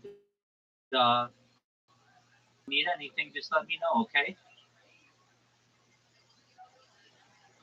If you need anything, just let me know too. Okay. Sounds good. I do need to know something. What do you need? Is your name Roxanne? Yeah. It's a beautiful name. That's all I want to know. Hi, Roxanne. Thank you. What does it You're mean to welcome. be an Thank ally? you. What does it mean to have You like have a nice, peaceful like relationship very with nice together? name You too. have to abide by those I know. conventions. Okay, don't. wonderful. I checked the meaning. Your name is. You think of this Okay, as thank you. a clean, in some deep sense, the spirit of the Turing test is normally by outdrawing. Is it, in some sense, this is what the Turing test actually looks like? So, because of open-ended natural language conversation seems like very difficult to evaluate. Like here at a high stakes where humans are trying to win a game, that seems like how you actually perform the Turing test.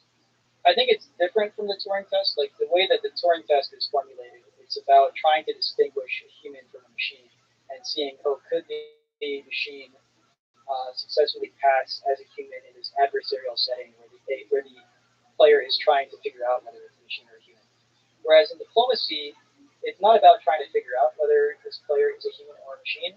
It's ultimately about whether I can work with this player, regardless of whether they are a human or a machine. And can the machine do that better than a human can? Yeah, I'm going to think about that, but that just feels like the implied requirement for that is for the machine to be human-like. I think that's true. That if you're going to play in this human game, you have to somehow adapt to the human surroundings and the human play style. To win, you have to adapt. So you can't, if you're the outsider, if you're not human-like, I feel like that's a losing strategy. I think that's correct. Yeah. Yeah. So okay. What are the complexities here? What was your approach to it? Before I get to that, one thing I should explain, like why we decided to work on diplomacy. So basically, what happened is in 2019, I was wrapping up with work on six-player poker on Corvus, and was trying to think about what to work on next.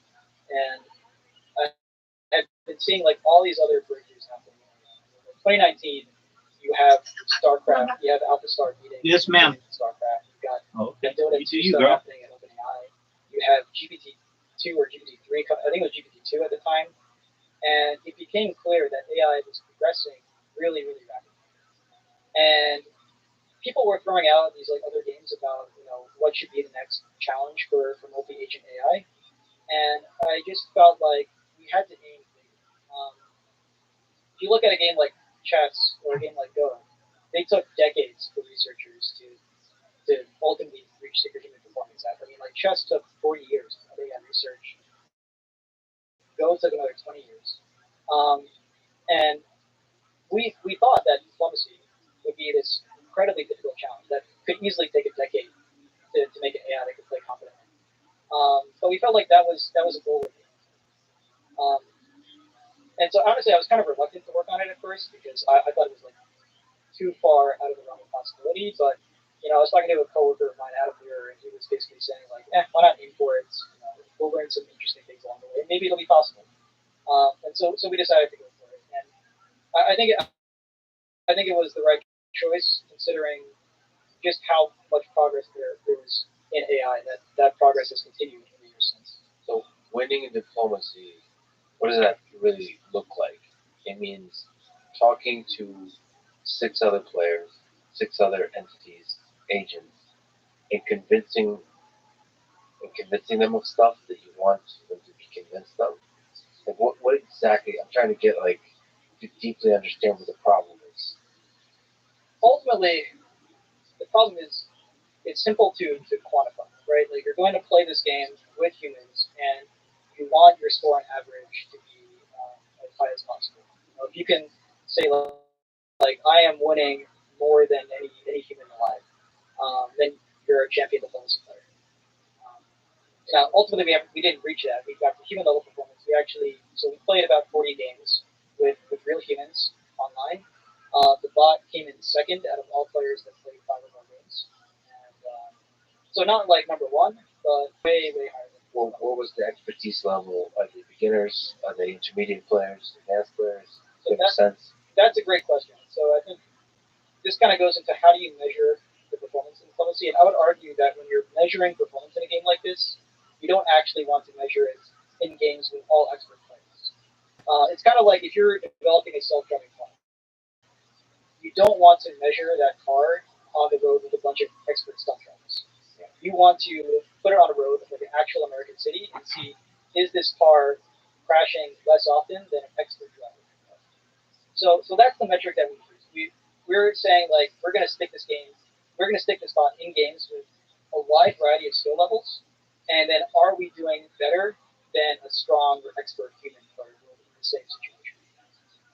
That's quite brilliant because I played a lot of sports in my life, like I was a 10 of judo or whatever, and it's somehow almost easier to go against experts almost always.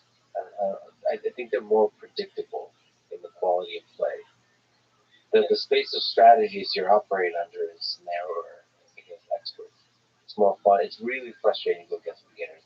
Also, because beginners talk trash to you when they somehow do beat you, so that's a human thing that they have to be worried about that. But yeah, the variance in strategies is greater, especially with natural language. It's just all over the place now.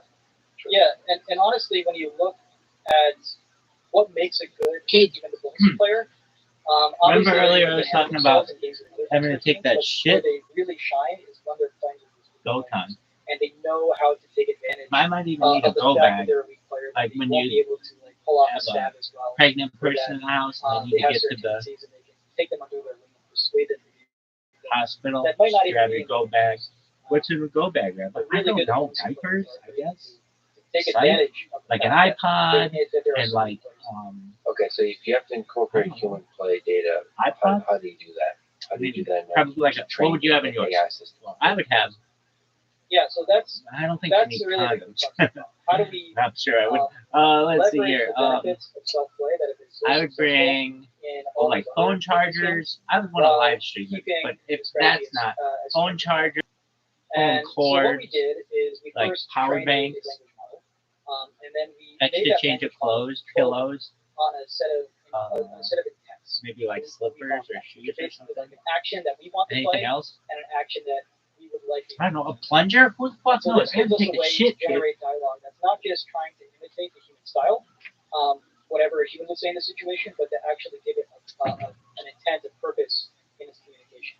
We can talk about a specific move, we can make a specific request, and the determination of what that move is that we're discussing comes from a strategic reasoning model that uses reinforcement. So the computing the intents for all the players. Maybe like a. How's that? Well, it's definitely like a banner roll. I can feel it. I can feel it. We're gonna say it's a. What's it? It's a combination of reinforcement learning maybe raw and planning. Sienna. Actually, very similar we to got how raw you approach poker and how double you A approach like chess and go as well.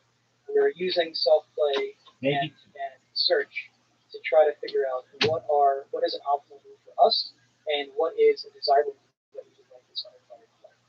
Now, the difference between the way that we approached reinforcement learning and search in this game versus those previous games is that we have to keep it human compatible. We have to understand how the other person is likely to play rather than just assuming that they're going to play like a machine. And how language gets them to play, maximize the chance of following the intent we want them to follow. Okay, how do you do that? How do you connect language to intent? So the way that RL and planning is done is actually not using language. So we're coming up with this like plan for the action that we're going to play and the other person's going to play, and then we feed that action into the dialogue model that will then send a message according to those plans. So the language model there is mapping action to message, one word at a time. Basically one message at a time. So we'll feed into the dialogue model like here are the actions that you should be discussing. Here's the message. Here's like the content of the message that we would like you to send, and then it will actually generate a message that corresponds to that. Okay, does this actually work? It works surprisingly well. Okay, how? Oh man, the number of ways it probably goes horribly. I would have imagined it goes horribly. So how the heck is it effective at all? I mean, there are a lot of ways that this could fail. So, for example, I mean, you could have a situation where you're basically like, we don't tell the language model like, here are the pieces of our action or the other person's action that you should be communicating. And so, like, let's say you're about to attack somebody. You probably don't want to tell them that you're going to attack them, but there's nothing in the language, like, the language model is not very smart at the end of the day. So it doesn't really have a way of knowing, like, well, what should I be talking about? Should I tell this person that I'm about to attack them or not? Develop a lot of other techniques that deal with that. Like one of the things we do, for example, is we try to calculate if I'm going to send this message, what would I expect the other person to do in response? So if it's a message like, hey, I'm going to attack you this turn, they're probably going to attack us or defend against that attack. And so we have a way of recognizing like, hey, sending this message is a negative expected value action, and we should not send this message. So you have, for particular kinds of messages, you have like an extra function that does estimate the value of that message. Yeah. So we have these kinds of filters Right. that like. So it's a filter. So there's a good, and is that filter on your network or is it rule based? That's a normal. So well, it's so using planning. It's trying to compute like what is the policy that the other players are going to play, given that this message has been sent, and then is that better than not sending a message? I feel like that's how my brain works too. Like there's a language model that generates random crap, and then there's these other neural nets that are essentially filters. At least that's my tweet. I'll usually my process of tweeting, I'll think of something, and it's hilarious to me, and then about 5 seconds later, the filter network comes in and says, no, that's not funny at all. I mean, there's something interesting to that kind of process. So you have a set of actions that you have an intent that you want to achieve, an intent that you want your opponent to achieve, that you generate messages, and then you evaluate if those messages will achieve the goal you want. Yeah, we're filtering for several things. We're filtering like, is this a sensible message? So sometimes language models will generate messages that are just like totally nonsense, and we try to filter those out. We also try to filter out messages that are basically lies. So diplomacy has this reputation as a game that's really about deception and lying, but we try to actually minimize the amount of lie. This was actually mostly a. Or are you? No, I'm just kidding. I mean, like part of the reason for this is that we actually found that lying would make the bot perform worse in the long run. It would end up with a lower score. Because once the bot lies, people would never trust it again. And trust is a huge aspect of the game. Taking notes here because I think this applies to life lessons too. Oh, I think it's really strong. So like lying is a dangerous thing to do. Like you want to avoid obvious lying. Yeah, I mean, I think when people play diplomacy for the first time, they approach it as a game of deception and lying, and they ultimately, if you talk to top diplomacy players, what they'll tell you is that diplomacy is a game about trust and being able to build trust in an environment that encourages people to not trust anyone. So that's the ultimate tension in diplomacy. How can this AI reason about whether you are being honest in your communication, and how can the AI persuade you that it is being honest when it is telling you that it actually doesn't support your stand? Is there some sense, I don't know if you step back, that this process will indirectly help us study human psychology? So, like, if trust is the ultimate goal, wouldn't that help us understand what are the fundamental aspects of forming trust between humans and between humans and AI? And that's a really, really important question that's much bigger than the strategy games. Is how can the fundamental to the human robot interaction problem, how do we form trust between intelligent entities? So one of the things I'm really excited about with diplomacy, there's never really been a good domain to investigate these kinds of questions. And diplomacy gives us a domain where trust is really at the center of it. And it's not just like you've hired a bunch of mechanical Turkers that are being paid and trying to get through the task as quickly as possible. You have these people that are really invested in the outcome of the game and they're really trying to do the best that they can. And so I'm really excited that we're able to. We actually have put together this. We're open sourcing all of our models. We're open sourcing all of the code, and we're making the data that we've used available to researchers so that they can investigate these kinds of questions. So the data of the human and the AI play of diplomacy and the models that you use for the generation of the messages and the filtering.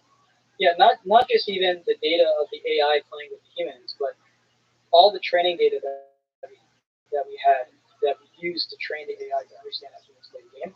We're setting up a system where researchers will be able to apply to be able to gain access to that data and be able to use it in their own research. We should say, what is the name of the system? We're calling the bot system.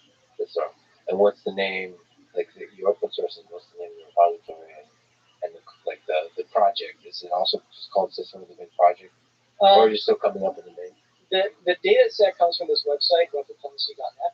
Is this site that's been online for 20 years now, and it's one of the main sites that people use to play diplomacy on it.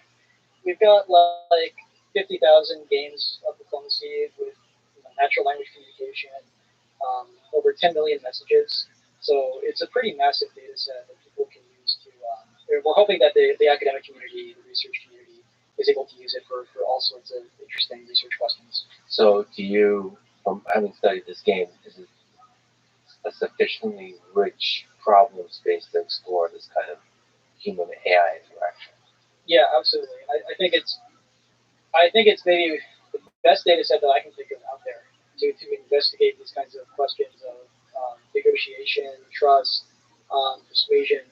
I wouldn't say it's the best data set in the world for human AI interaction. That's a very broad field, but I think that it's definitely up there as if you're really interested in language models interacting with humans in a setting where their incentives are not fully aligned, this seems like an ideal data set for investigating that. So you have a paper with some impressive results. It's just an impressive paper that's taking this problem on. What's the most exciting thing to you in terms of the results from the paper? Well, I think there's ideas or results. Yeah, I think there's a few aspects of the results and that I think are really exciting. So first of all, the fact that we were able to achieve such strong performance, I was surprised by and pleasantly surprised by. So we played 40 games of diplomacy with real humans, and the bot placed second out of all players that have played 5 or more games. So it's about 80 players total, 19 of whom played 5 or more games, and the bot was ranked second out of those players. And the bot was really good in 2 dimensions. One, being able to establish strong connections with the other players on the board, being able to persuade them to work with it, being able to coordinate with them about how it's going to work with them, and then also the raw tactical and strategic aspects of the game, being able to understand what the other players are likely to do, being able to model their behavior and respond appropriately to that. The bot also really excelled at. what are some interesting things that the bot said? By the way, are you allowed to swear in the? Like, are there rules to what you're allowed to say and not? You can say whatever you want. I think the site will get very angry at you if you start like threatening somebody. And we actually, or like if you threaten somebody, you're supposed to do it politely. Yeah, politely. Like keep it in character. We actually had a researcher watching the bot 24/7. Or whenever we play a game, we had a bot watching it to make sure that it wouldn't go off the rails and start like threatening somebody or something like that. I would just love it if the bot started like mocking everybody. Like some weird quirky strategies would emerge. Or have you seen anything interesting that you? That's a weird. That's a weird behavior either of the filter or the language model that was weird to you. There were definitely like things that the bot would do that were not in line with like how humans would approach the game, and that in a good way. The humans actually, we've talked to some expert diplomacy players about the results, and their takeaways that maybe humans are approaching this the wrong way, and this is actually like the right way to play the game. So what's required to win? Like what does it mean to mess up or to exploit the suboptimal behavior of a player? Like is there optimally rational behavior and irrational behavior that you need to estimate, that kind of stuff? Like what stands out to you? Like, is there a crack that you can exploit? Is there like a weakness that you can exploit in the game that everybody's looking for? Well, I think you're asking kind of two questions there. So one, like modeling the irrationality and the suboptimality of humans. You can't in diplomacy. You can't treat all the other players like they're machines, and if you do that, you're going to end up playing really poorly. And so we actually ran this experiment. So we trained a bot in a 2-player zero-sum version of diplomacy, the same way that you might approach a game like chess or poker. And the bot was superhuman; it would crush any competitor. And then we took that same training approach and we trained a bot for the full 7-player version of the game through self-play, without any human data. And we stuck it in a game with 6 humans, and it got destroyed. Even in the version of the game where there's no explicit natural language communication, it still got destroyed because it just wouldn't be able to understand how the other players were approaching the game and be able to work with that. Can you just like on that meeting, like there's an individual personality to each player, and you're supposed to remember that. But what do you mean it's not able to understand that? For example, expect the human to support it in a certain way, when the human would simply like think like, no, I'm not supposed to support you here.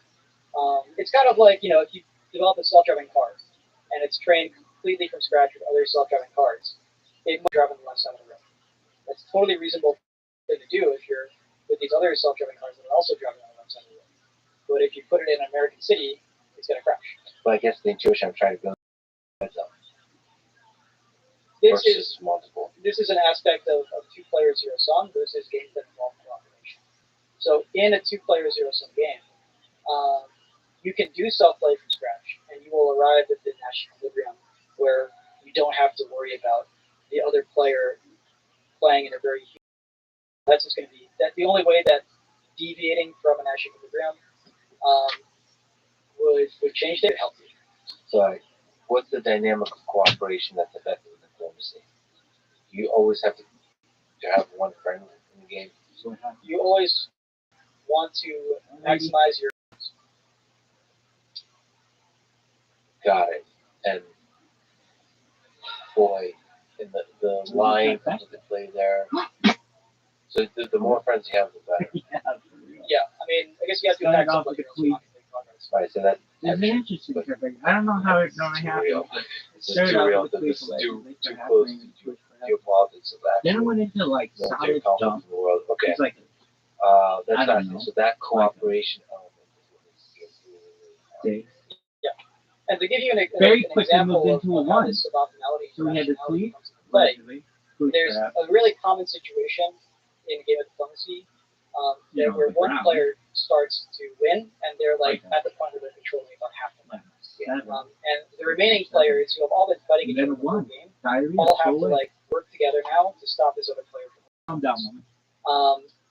And it's kind of like Game of Thrones. Like I haven't seen the show. Like you got the others from the north, and like all the people have to start work out the differences and stop them Oh. from taking over. That was amazing. And the bot will do this. The bot will work with the other players to stop the superpower from winning. But if it doesn't really, if it's trained from scratch, or it doesn't really have a good grounding in how humans approach it, it will also, at the same time, attack the other players with its extra units. So all the units that are not necessary to stop the superpower from winning, it will use those to grab as many centers as possible from the other players. And in totally rational play, the other players should just live with that. They have to understand, like, hey, a score of 1 is better than a score of 0. So okay, you grab my centers, but I'll just deal with it. But humans don't act that way, right? The human gets really angry at the bot and ends up throwing the game because, I'm going to screw you over because you did something that's not fair to me. Got it. And are you supposed to model that? Is the bot supposed to model that kind of human frustration? Yeah, exactly. And so that is something that seems almost impossible to model purely from scratch without any human data. It's a very cultural thing. And so you need human data to be able to understand that, hey, that's how humans behave. And you have to work around that. It might be suboptimal, it might be irrational, but that's an aspect of humanity that you have to deal with. So how difficult is it to train on human data, given that human data is very limited versus a purely software mechanism to generate? That's actually one of the major challenges that we face in research, that we had a good amount of human data, about 50,000 games. What we try to do is leverage as much software as possible while still leveraging human data. So what we do is we do self-play, very similar to how it's been done in virtual Go, but we try to regularize the self-play. Basically, the way to think about it is we penalize the bot for choosing actions that are very unlikely under the human data set. And so, do you know, is this some kind of function that says this is human-like enough? Yeah, so we train a bot through supervised learning to model the human play as much as possible. So we basically train a neural net on those 50,000 games, and that gives us a policy that resembles to some extent how humans actually play. Now, this isn't a perfect model of human play because we don't have unlimited data. We don't have unlimited neural net capacity, but it gives us some approximation. Is there some data on the internet that's useful besides just diplomacy? So on the language side of things, there's some, you go to like Reddit, some background model formulation that's useful for the game of diplomacy. Yeah, absolutely. And so for the language model, which is kind of like a separate question, we didn't use the language model during self-play training, but we pre-trained the language model on tons of internet data as much as possible, and then we fine-tuned it specifically on those units. So we are able to leverage the wider data set in order to fill in some of the gaps in how communication happens more broadly, besides just specifically in these diplomacy games. Okay, cool. So what are some interesting things that came to life in this work to you? What are some insights about games where natural language is involved and cooperation, deep cooperation is involved? Well, I think there's a few insights. So first of all, the fact that you can't rely purely or even largely on self-play. You really have to have an understanding of how humans approach the game. I think that's one of the major conclusions that I'm drawing from this work, and that is, I think, applicable more broadly to a lot of different games. So we've actually already taken the approaches that we've used in diplomacy and tried them on a cooperative card game called Hanabi, and we've had a lot of success in that game as well. What the fuck happened on the language side, I think the fact that we were able to control the language model through this intense approach was very effective. And it allowed us, instead of just imitating how humans would communicate, we're able to go beyond that and able to feed into it superhuman strategies that it can then generate messages corresponding. Is there something to say about detecting whether a person or AI is lying? The bot doesn't explicitly try to calculate whether somebody is lying or not.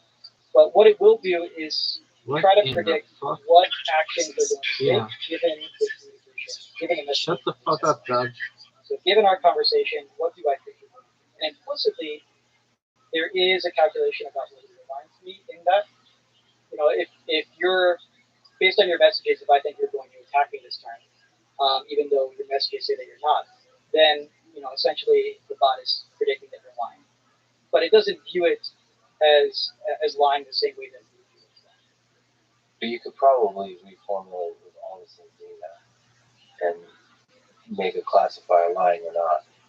Yeah, I think you could do that. That was not something that we were focused on, but I think that it is possible that, if you came up with some measurement of like what does it mean to tell a lie, because there's a spectrum, right? Like if you're withholding some information, is that a lie? If you're mostly telling the truth, but you forgot to mention this like one action out of like 10, is that a lie? It's hard to draw the line, but if you're willing to do that, and then you could possibly use it to. This feels like an cool argument shit. in a relationship now. What constitutes a lie? Depends what you mean, right? The definition of word is okay. Still, it's fascinating because trust and lying is all intermixed into this, and it's language models that are becoming more and more sophisticated. It's just a fascinating space to explore. What do you see as the future of this world that is inspired by the breakthrough performance that you're getting here with this? I think there's a few different directions to take this one. I think really what it's showing us is the potential that language models have. I mean, I think a lot of people didn't think that this kind of result was possible even today, despite all the progress that's been made in language models. And so it shows us how we can leverage the power of things like self-play on top of language models to get increasingly better performance. And the ceiling is really much higher than what we have right now. Is this transferable somehow to chatbots for the more general task of dialogue? There is a kind of negotiation here, a dance between entities that are trying to cooperate and at the same time a little bit adversarial, perhaps somewhat to the general, the entire process of this is awful. or like internet communications. You're cooperating, you're adversarial, you're having debates, you're having camaraderie, all that kind of stuff. I think one of the things that's really useful about diplomacy is that we have a well-defined value function. There's a well-defined score that the bot is trying to optimize, and in a setting like a general chatbot setting, it would need that kind of objective in order to fully leverage the techniques that we develop. What about like what we talked about earlier with NPCs inside video games? Like how can it be used to create for Elder Scrolls 6 more compelling NPCs that you could talk to? Instead of committing all kinds of violence with a sword and fighting dragons, just sit in a tavern and drink all day and talk to the chatbot. The way that we've approached AI in diplomacy is we condition the language on an intent. Now, that intent in diplomacy is an action, but it doesn't have to be. And you can imagine, you could have NPCs in video games or the metaverse or whatever, where there's some intent or there's some objective that they're trying to maximize, and you can specify what that is. And then can correspond to that intent. Now, I'm not saying that this is happening imminently, but I'm saying that this is like a future application potentially of this direction of research. So, what's the more general formulation of this? Making self-play be able to scale the way self-play does and still maintain human-like behavior. The way that we approach self-play in diplomacy is like we're trying to come up with good intents to condition the language model on. The space of intents is actions that can be played in. Now, there is like the potential to have a broader set of intents. Things like, long-term cooperation or long-term gives or, gossip about what another player was saying. These are things that we're currently not conditioning the language model on, and so we're not able to control it to say like, oh, you should be talking about this thing right now. But it's quite possible that you could expand the scope of intents to be able to allow us to talk about those things. Now, in the process of doing that, the self-play would become much more complicated. And so that is a potential for the future. okay, the increasing the number of attempts. I'm still not quite clear how you keep the self-play integrated into the human world. Yeah. I'm a little bit loose on the on understanding how you do that. So we train a neural net to imitate the human data as quickly as possible, and that's what we call the anchor policy. And now when we're doing self-play, the problem with the anchor policy is that it's not a perfect approximation of how humans actually play. Because we don't have infinite data, because we don't have unlimited neural network capacity, it's actually a relatively suboptimal approximation of how humans actually play. And we can improve that approximation by adding planning and RL. And so what we do is we get a better approximation, a better model of human play by during the self-play process, we say you can deviate from this human anchor policy if there is an action that has, particularly high expected value. But it would have to be a really high expected value in order to deviate from this human anchor policy. So you basically say try to maximize your expected value while at the same time stay as close as possible to the human policy. And there is a parameter that controls the relative weighting of those competing objectives. So the question I have is human behavior. Yeah. So as you increase the number of intents, as you generalize the space in which this is applicable, and given that the human data is limited, try to anticipate a policy that works in much larger number of cases. Like how difficult is the process of forming a damn good anchor policy? Well, it really comes down to how much human data you have. So it's all about scaling human data. I think the more human data you have, the better, and I think that that's going to be the major bottleneck in scaling to more complicated domains. But that said, there might be just like in the language model where we leveraged tons of data on the internet and then specialized it for diplomacy. There is the future potential that you could leverage huge amounts of data across the board and then specialize it in the data set that you have for diplomacy. And that way you're essentially augmenting the amount of data that you have. To what degree does this apply to the real world diplomacy, geopolitics? There's game theory has a history of being applied to understand and to give us hope about nuclear weapons, for example. The mutually assured destruction is a game theoretic concept that you can formulate. Some people say it's oversimplified, but nevertheless, here we are. We somehow haven't blown ourselves up. Do you see a future where this kind of system can be used to help us make decisions, geopolitical decisions in the world? Well, like I said, the original motivation for the game of diplomacy was the failures of World War I, the diplomatic failures that led to war.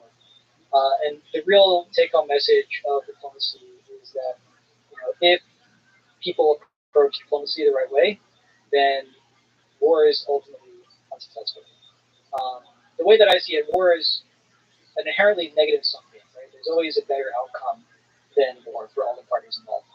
And my hope is that, as AI progresses, then maybe this technology could be used to help people make better decisions across the board, and hopefully avoid negative sum outcomes like war. Yeah, I just came back from Ukraine and going back there on deep personal levels. Think a lot about how peace can be achieved, and I'm a big believer in conversation. Leaders getting together and having conversations and trying to understand each other. Yeah, it's fascinating to think whether each one of those leaders can run a simulation ahead of time. Like if I'm an asshole, what are the possible consequences? If I'm nice, what are the possible consequences? My guess is that if the President of the United States got together with Volodymyr Zelensky and Vladimir Putin, that there would be significant benefit to the President of the United States not having the ego of kind of playing down, of giving away a lot of chips for the future success of the world. We're giving a lot of power to the two presidents of the competing nations to achieve peace. That's my guess. So it'd be nice to run a bunch of simulations. But then you have to have human data, right? You really, because it's like the game of diplomacy is fundamentally different than geopolitics. You need data. You need like, I guess that's the question I have, like how transferable is this to, like I don't know, any kind of negotiation, right? Like to any kind of local, I don't know, a bunch of lawyers like argue like at a divorce, like divorce lawyers, like how transferable is this to all kinds of human negotiations? Well, I feel like this isn't a question that's unique to diplomacy. I mean, I think you look at RL breakthroughs, reinforcement learning breakthroughs in previous games as well, like AI for StarCraft, AI for Atari. You haven't really seen it deployed in the real world because you have these problems of it's really hard to collect a lot of data, and you don't have a well-defined action space, you don't have a well-defined reward function. These are all things that you really need for reinforcement learning and planning to be really successful today. Now, there are some domains where you do have that. Code generation is one example. Theorem proving mathematics, that's another example where you have a well-defined action space, you have a well-defined reward function. And those are the kinds of domains where I can see RL in the short term being incredibly powerful.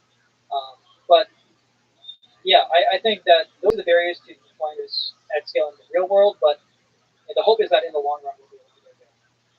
Yeah, but see, diplomacy feels like closer to the real world than the StarCraft. Like, because it's natural language. As you're operating in the space of intent, in the space of natural language, that feels very close to the real world. And it also feels like you could get data on that from the internet. Yeah, and that's why I do think that diplomacy is taking a big step closer to the real world than anything that's been before in terms of gaming breakthroughs. The fact that we're communicating in natural language, we're leveraging the fact that we have this like general data set of dialogue and communication from a breadth of the internet. That is a big step in that direction. We're not 100% there, but we're getting closer.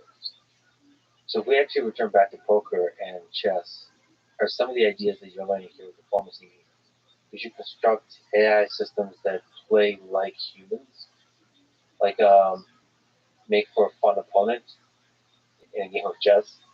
Yeah, absolutely. We've already started looking into this direction a bit, so we tried to use the techniques that we've developed for diplomacy to make chess and Go AIs. And what we found is that it led to much more human-like, strong chess and Go players. The way that AIs like Stockfish today play is in a very inhuman style. It's very strong, but it's very different from how humans play.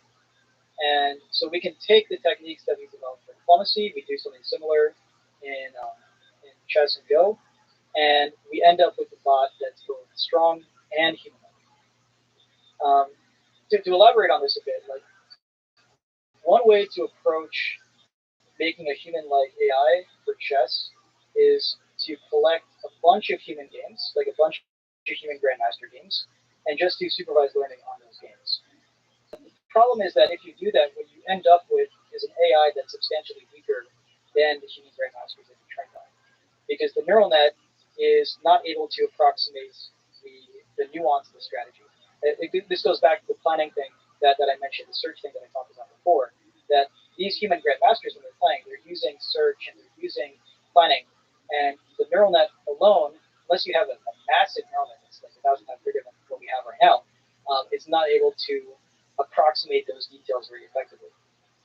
And on the other hand, you can leverage search and planning very heavily, but then what you end up with is an AI that plays in a very different style from how humans play. Now, if you strike this intermediate balance by setting the regularization parameters correctly, say you can do planning but try to keep it close to the human policy, then you end up with an AI that plays in both a very human-like style and a very strong style. And you can actually even tune it to have a certain elo. So you can say play in the style of like 2800 human. I wonder if you could do specific type of humans or categories of humans. So not just skill but style.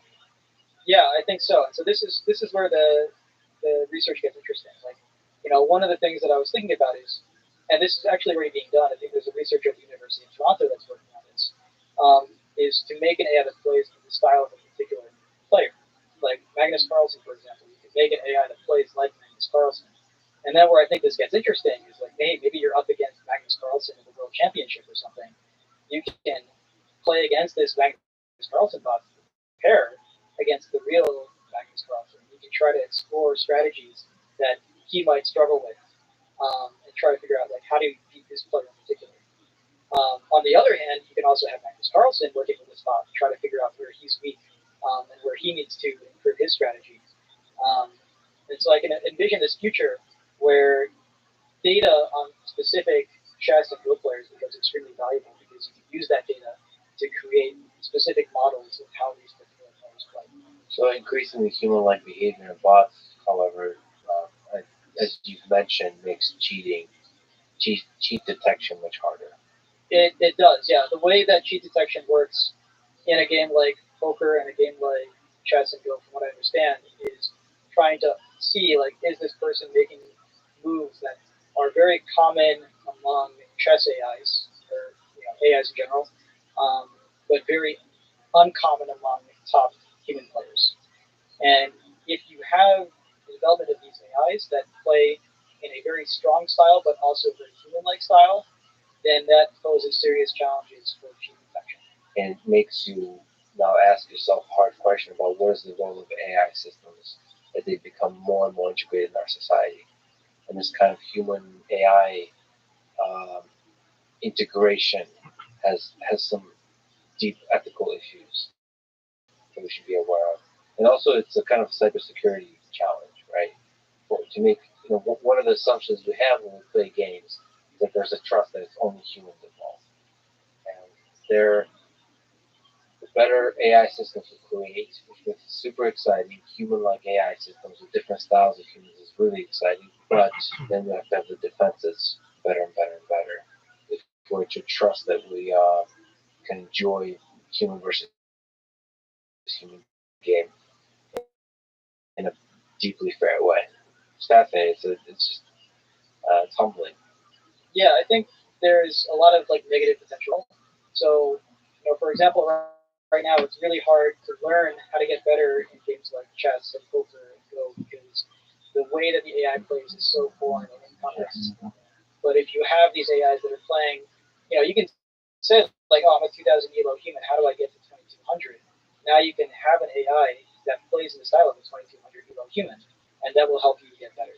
Or you mentioned this problem of like, how do you know that you're actually playing with humans when you're playing like online video games? Well, now we have the potential of populating these like virtual worlds with agents, like AI agents that are actually fun to play with, and you don't have to always be playing with other humans to have a fun time. Don't kick me out. So yeah, a lot of upside potential too, and I think with any sort of tool there's the potential for a lot of greatness and a lot of downside as well. So in the paper that I got a chance to look at, there's a section on ethical considerations. What's in that section? What are some ethical considerations here? Is it some of the stuff we already talked about? There's some things that we've already talked about. I think specific to diplomacy, there's also the challenge that the game is, there is a deception aspect to the game, and so developing language models that are capable of deception is, I think, a dicey issue and something Another that world. Makes Zero research on people. diplomacy particularly challenging. So where's my band? And so those kinds of issues of like, should we even be developing AIs that are capable of lying to people? That's something that we have to think carefully about. You have to do that kind of stuff in order to figure out where the ethical lines are. But I can see in the future it being illegal to have a product that lies. Yeah. Like your personal assistant, the AI system is not allowed. It's always have to tell the truth. But if I ask it, did I get fatter over the past month? I sure as hell want that AI system to lie to me. So there's a trade-off in that being nice. We have to somehow find where's the ethics in that, and we're back to the discussion inside relationships. Anyway, what were you saying? Oh, I was saying like, that's kind of going to the question of like, what is a lie? Is a white lie a bad lie? Is it a lie? Those kinds of questions. Boy, we return time and time again to deep human questions as we design AI systems, and that's exactly what they do. They put a mirror to humanity to help us understand ourselves. there's also the issue of like in these diplomacy experiments, in order to do a fair comparison, what we found is that there's an inherent anti-AI bias in these kinds of games. So we actually played tournaments in a non-language version of the game, where we told the participants like, hey, every single game there's going to be an AI. And what we found is that the humans would spend basically the entire game like trying to figure out who the bot was, and then as soon as they thought they figured it out, they would all team up and try to kill it. And overcoming that inherent anti-AI bias is a challenge. On the flip side, I think when robots become the enemy, that's when we get to heal our human divisions, and we can become one. As long as we have one enemy, it's that Reagan thing when the aliens show up. That's when we put aside our divisions and we become one human species. Yeah, we might have our differences, but we're at least all human. At least we all hate the robots. No. I think there will be actually in the future something like a civil rights movement for robots. I think that's the best thing. And how do we design products that show emotion and not? How do we feel about that? Lying is another topic. Are we going to allow bots to lie and not? And where's the balance between being nice and telling the truth? I mean, these are all fascinating human questions. It's like so exciting to be in a century when we create systems that take these philosophical questions that have been asked for centuries, and now we can engineer them inside systems where like you really have to answer them because you have transformational impact on human society depending on what you design inside those systems. It's fascinating. And like you said, I feel like diplomacy is a step towards the direction of the real world, applying these RL methods towards the real world.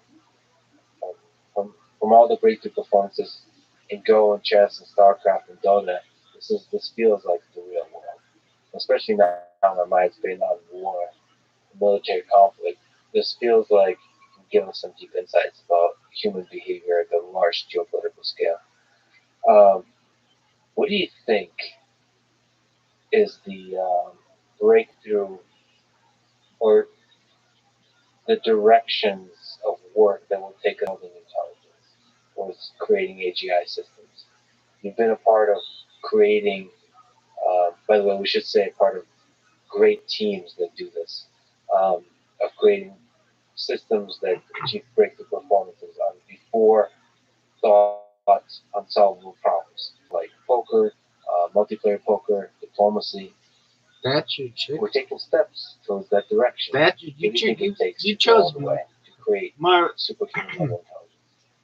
There's a lot of people trying to figure that out right You now. chose And that I should bitch say, like the amount of over progress that's been made, especially in the past few years, is really Marjorie. phenomenal. I mean, you look at Dog, where AI Marjorie was is 10,000 10 times years better ago. looking than And this the girl. idea that you can have AI Sorry, lady. generate language, Marjorie is the way they're doing today, fucking and so able much to play hotter a than game you like are. diplomacy was just Oh, your like, roots are a unthinkable. fucking mess, girl. Even Oh, man. Marjorie's gorgeous.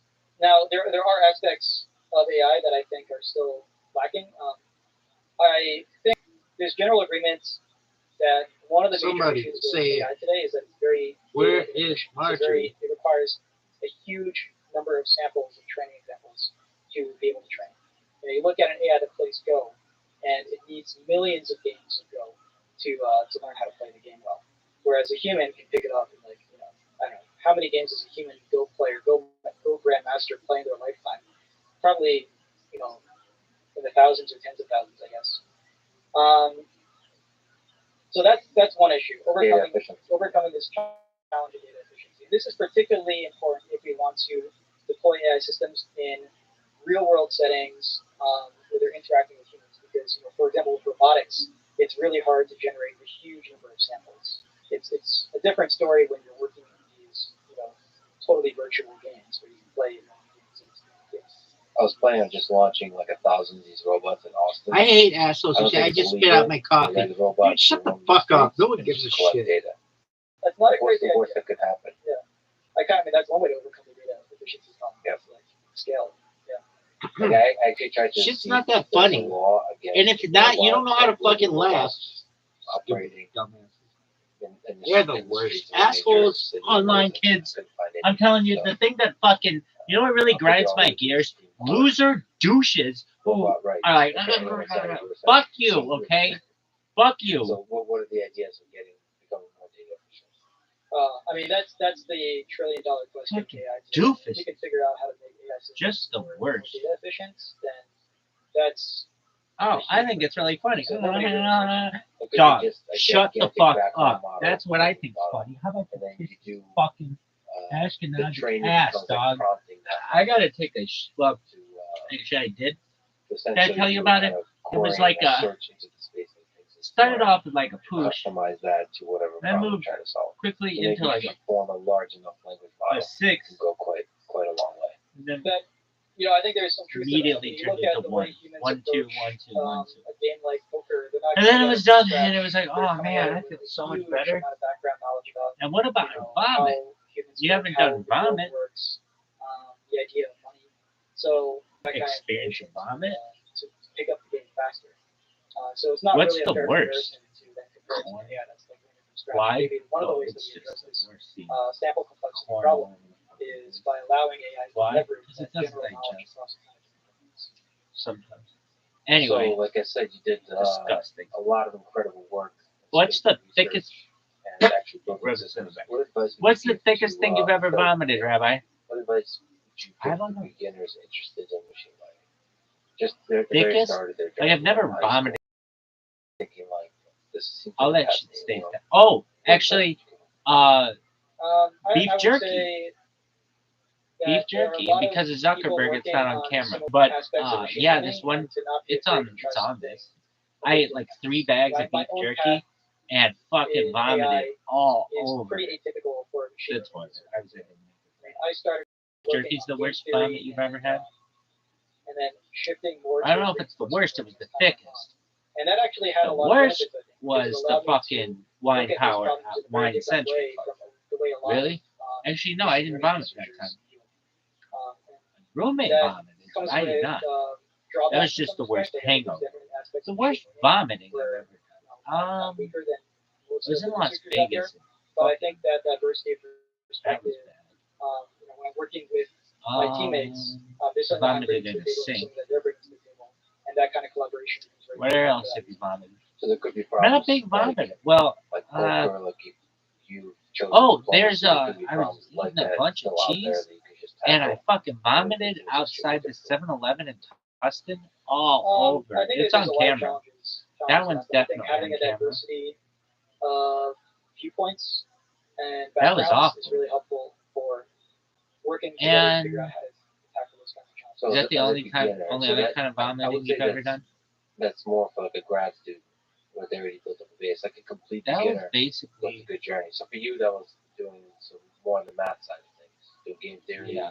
or like so. I thought the worst basically poopy. built up a foundation. Allegedly, it would have been a fucking programming, mathematics, eggnog shit. even Just went physics, through me like but a shit. build that Dip foundation. your tins off the line. Yeah, I would say build a strong Then a dog foundation in ate it. math and computer science and statistics. I saw it. I was on my way But don't back be from afraid to try something that's different. and learn something Shabbat that's dinner. different from, And then the next the thing morning, that everybody else is doing to get on my into way to machine shul, learning. There's the dog had value eaten all my in poop. having a different Well, it was more background like- than everybody else.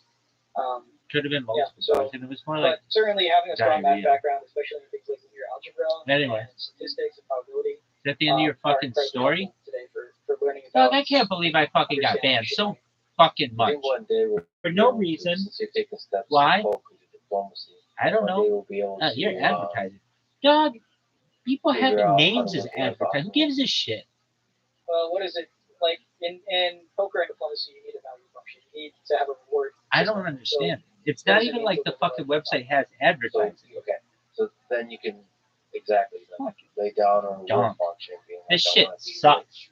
And on Or top of that, to I got be, this fucking I want to be in a happy relationship, and then you'll say, well, ban from Google, you cunt. There's Sundar, a lot you of douche. talk today about in AI safety circles about the Layaway risk just went mitigation. by. Dog, I don't fucking care. You say The like, Layaway okay, and Big E my are the only fucking people who can maybe get the AI tells you, like, about okay, how well, if you want to fucking maximize the nice profit, you're wrong again. This is the worst. And so you want to. Is that really Who's what you this? want? Is your objective really to be rich at all The blue costs, or is it more nuanced than that? so we understand the consequences. Yeah. So yeah, that Long maybe time. you like I more wish I about could do a defining fucking the Eastern reward function European that minimizes the unintended consequences. Why? than it is I like about the accents. actual policy that gets Can you you do a Western and European Maybe life accent? is just about No, constantly updating I'm your European. reward function. I can't do fucking European I accents. think one Really? of the challenges in life is I should be able to figuring do out a exactly really what that good reward Eastern function is. Sometimes accent. it's pretty hard to specify. The same My way that grandparents didn't speak trying to the accent. handcraft the outlaw policy in a game like They were chess both is really born in the difficult. good old U.S. It's not so clear. Because they kick ass and take names. For life. I think one day AI will figure it out, Did they have any accent? and I wonder what that would be. Until then, None? I just really appreciate the kind of work you're doing, and it's Really? really fascinating taking a leap into a more and more real world like All right, well, problem this shit space sucks. and just achieving incredible results by applying reinforcement learning. Since I saw you work on poker, you've been a Mo constant inspiration. finally accepted An my honor to fucking get friend to finally request. talk. Thanks for listening to this conversation with Mo Brown. To support I this love podcast, Mo. please check out our sponsors. Mo is in the amazing. description. Now, Really? Yeah, they're let the me leave Christians you with always some in the words fucking from Sun Tzu and the art of war. The whole karaoke secret stream. lies in confusing the enemy. What the that fuck he is cannot fathom airbenders? our real intent. I don't know. Is that Thank you for fucking listening. mod? Hope to see you Manga? next time. What is manga? I don't know. Some Japanese shit. What's speed racer? I think that's anime. I get hentai and manga. In my mind, I have to tap everybody else. Women is not enough. The following is a conversation with Haji Gracie, widely considered to be the greatest jiu-jitsu competitor of all time. This is the Lex Friedman podcast. To support it, please check out our sponsors in the description. And now, dear friends, here's Haji Gracie. Let's start with possibly the greatest match in jiu-jitsu history. Rabbi Rothschild versus Dan. Dan. Let's go through the Undefeated. details. Let's go through Really? the whole thing. So, the walk. Ain't even close. You always do this walk. It's an epic walk. You post that on Instagram. Really?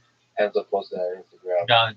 This This is calm the worst. walk towards the mat. I would ban me Let's if go I to were. that. I would be like, match dude, you're not particular. Let's studying go anything. through What your are you mind. studying? Get away Fucking from competition. Yiddish Face the problem. jujitsu? Fuck you, One get of out. the greatest. And at that time, maybe These you could people, say I'd be like, get the greatest fuck out of jiu-jitsu here too. competitor of Korea all time doesn't with want you. Checha. Go to the KBBQ if you Here's want. the old man. Those The people, old timer, some back at, crazy out ass there. chat What were you thinking? about which I don't like. I The think that's other the thing, first time. I didn't even know what that Probably is. know my Everybody comes and black like, belt. hey, That do you wasn't play the favorite fucking one. Minecraft? Fight, No, I have to dog. say. I fucking Like a lot of cool. people saw, consider him the favorite. I mean, understandable. I was out of competition for a while. He was just winning everything. So, saying about the walk, like for me, Shout out the to fight that starts Lana. way before the referee signal. She's tight. It's all the focus and concentration that I think is very important for me to start before. Like, I almost walked blind Ego. to the net. Many times I passed like great friends and I Read couldn't my see album. Girls anyone only. trying to talk to you. And I'm 100% focused on my You sure opponent my already, song I'll so give that you I cannot nitro? even see Send him in me front of me.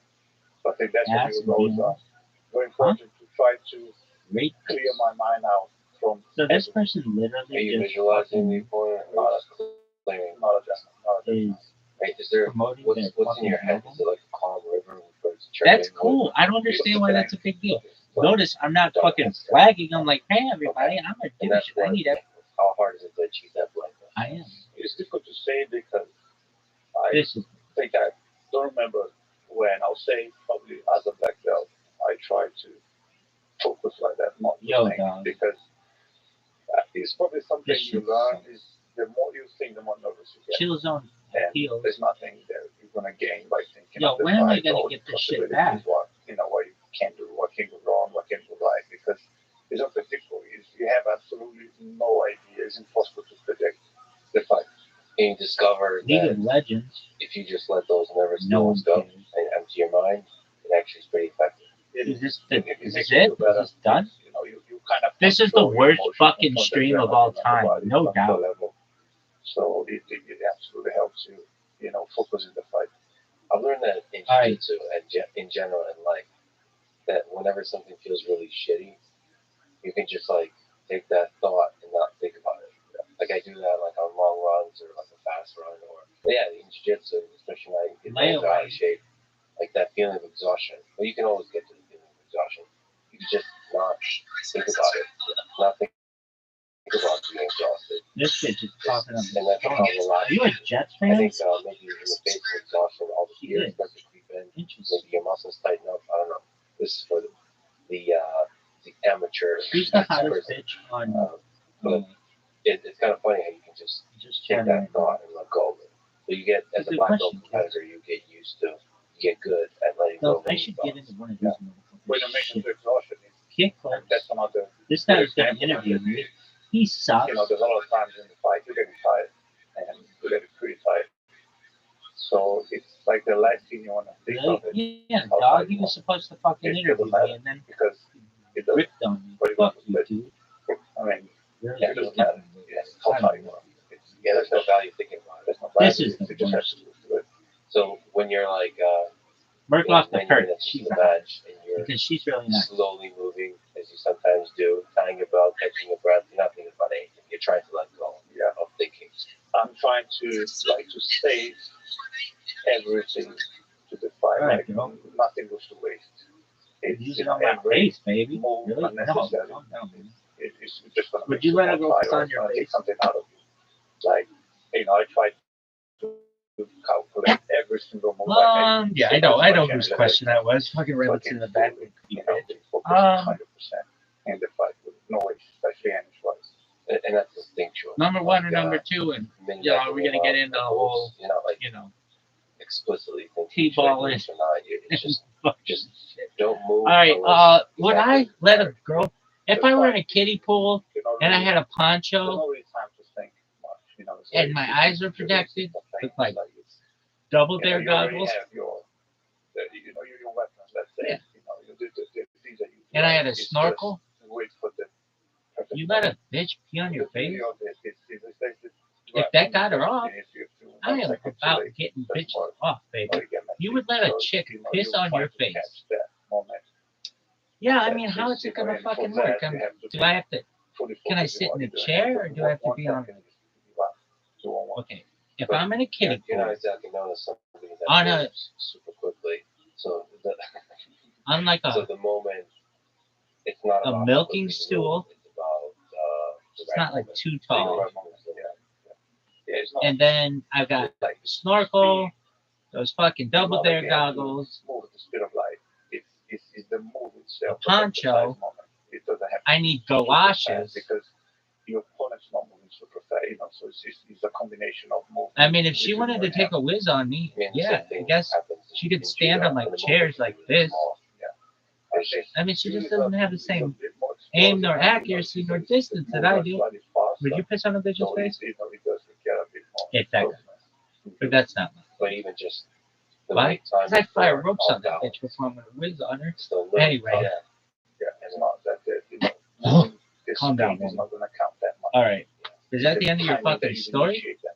You see that with foot sweep. There's nothing more beautiful than like a Would you take- level would you take it down, Mark? throwing Yeah. at it in the Olympics.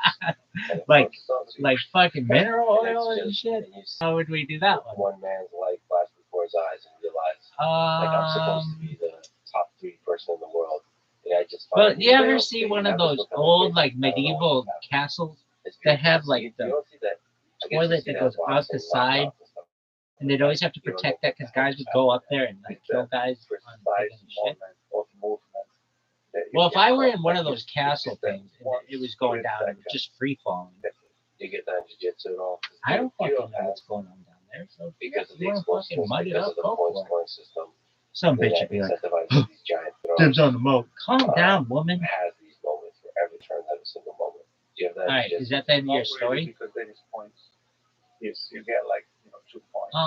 So it's because I think regarding the submission, it's more just one precise movement. Would you that changes let a everything. girl shit on your face? Judo is the takedown that counts as a submission. Well, do I get a kiddie pool? Fight over. Yeah. Jiu-Jitsu don't have that. Okay, and a poncho? So it will score points. Well, I think in terms of submission. I mean, she's really gonna get You need off to on get this because I'm not just gonna do it. Just like, I'm almost there. And then no, she's gotta be like, no. Once this thing leaves my ass, I am orgasming from now. Okay, let's go back to that guy with his mind. Oh, Actually, well, okay. he's leading Then up maybe to- in that case. in the days, Do I get a snorkel? hours, and and double their glasses. Was there some fear leading up to this? And nothing goes in the snorkel either. I don't want to be sucking in your turds. That I'm fearless. Bitch. Everybody fears something, The fear is there, but like how much You let it go shit on your face. I think I was a lot more confident than fearful. It's not about me. Does it get her up? If it does, then yeah. I was pretty confident that I could do it. Why? Where's the source of that? I don't know. As long as it's not making a mess, I got a kiddie pool, right? Can you hose me down? I can take the word. That's you could take anyone in the I world, think I but could is there work. specific Is strategic, it like a tarp? like talking Could I, about her, wrap he myself believes in a that tarp there's no or a such thing as poncho or confidence, something? like, or rather, And the way double you their get galoshes? And fucking Okay, if I never had thought a this kiddie long, pool? somebody walk into a fight with someone like that, then would I be that confident? Yeah. I mean, what's it gonna fucking hit? My cheek? So It's like, that oh, okay. history of what we've been doing, what we've been achieving does give you confidence. That was my first fight From ever. her cheeks to my cheek. Oh, disgusting. the time Anyway, you'd really. How about would you let a girl diarrhea on your face? doesn't matter. Yeah, I mean, it kind of all runs together. You don't have the fear or the actual physical experience. So long as it stays out of the psychological fucking experience of snorkel. being rusty, of being out of That the will competition. come on training. So And the you double fucking their just glasses have to be simulate like something water. that, I don't want the The ones like training that. will tell you how you want. Did you increase the intensity of the Okay, training? is that it? Is that the end of your story? Yeah, I mean, I train on based on the first fight. The second one's a lot more confident because, like I said on training, the training for the first fight. Is there anything else? So, Would you I think I was use your finger focusing on to MMA plug for a girl during and I her wasn't period? really focusing If on there's the she's by the out of time I accepted tampons and there aren't training, fucking there's no like cotton all my in the country. responses on training were off. Yeah, I better all take my a choice. You want to training do it with partners that the I thumb, trained girl? with that I You want destroyed. your Like, finger? they didn't. You want the middle finger? It's like I cannot You leave want them the way the middle finger? You want the pinky? You want the pinky action? So I knew something was not right I'm just here to help. for the first fight. But then No one gives a shit. No points. This is the worst stream So, ever. for people who don't know, it was a Mud Morris, which is a 20-minute match, submission only, so there's no, the winner is determined only by submission, otherwise it's a draw. So physically, I wasn't myself on that fight. Doug, I like those rules. My body wasn't responding. This motherfucker's the best fucking fighter. The confidence was different from the I think first I whooped his I ass. think I was confident enough that I wouldn't get tapped Why? out from the first. That I was still gonna fight because he had to stop me. Really think you could beat him? And I trust on my defense. I'm confident enough on my Really? defense that I'd whoop his fucking ass. But in Why? terms of Why not? I'd winning, be like, walking dog, to the second let fight, me win. I Come was on, a dude. lot more. I'm sick as fuck. What can you say about that feeling when something's not right? This is the worst. Is when like people crack, they give up. What the fuck is going on with this shit? Because it's Fucking like bullshit. really tired. It's the same thing. This is the Like a worst. lot of people crack because This they is just the feel worst. they cannot give it. You had a chick say that she loved your So body. they just I think this woman is blind. So what do you do? Yo, dog, this is the worst. There's no giving up. The worst stream I ever don't care. in the history of mankind. Just giving up. Not People will watch this in the future and be like, this is the most boring shit of all time.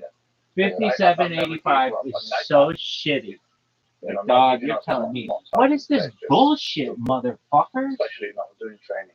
Like, I get caught like that. I've never, ever Yo, dog, hurt myself by not having. I get you get angry. this is the worst.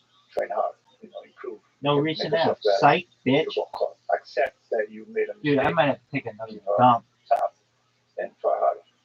So, not tapping, you're sacrificing your body and, you'll never be the same. Like, if you let your elbow pop, This is the elbow will worst. never ever be the same. Let me sing a song. You guys ready? The song goes like this. This is the worst As a limit of resistance. So shit I have ever known. I'm on 3 fucking streams. No one is watching. 4 fucking streams. Never heard anyone say that. That's awesome. That's 8, just your 8 fucking streams. No one is watching any of this. I am fucking blinded by the fucking deer light. Deer light is the worst. Oh, Yo, dog, this shit sucks. I don't know about that. Fuck. Because it doesn't make sense to me. Or maybe. Did you know? Click the compass in your server list to find the when I'm screwed. Is that pretty true? good. Yeah. Like, there's this no. shit sucks. Yeah. One of the things Oh, that what I love the the fuck? most about my jiu-jitsu journey is not having given enough time. This is dude. Being in really bad positions. Like the better I got, I think the less I started being. Look in at bad this positions, move. Which is You all ready for this? It's like it's how you train. Yeah. Because you should just spar. When you spar, like it's equal to be. Yo, this is the bad worst. Positions a lot. You train with better people, but Rothschild. it's fine. It's No one on How Earth long knows you what have the really fuck bad that is. position? Not Is that a long, but fucking we don't really have time currency? to develop. Is that Minecraft? That's why people they don't. No one knows. They don't train. What's this other They have thing? to start there Blacksbridge trading. to be used to. Yeah, or put yourself there. I just No, didn't bitch. have that mindset.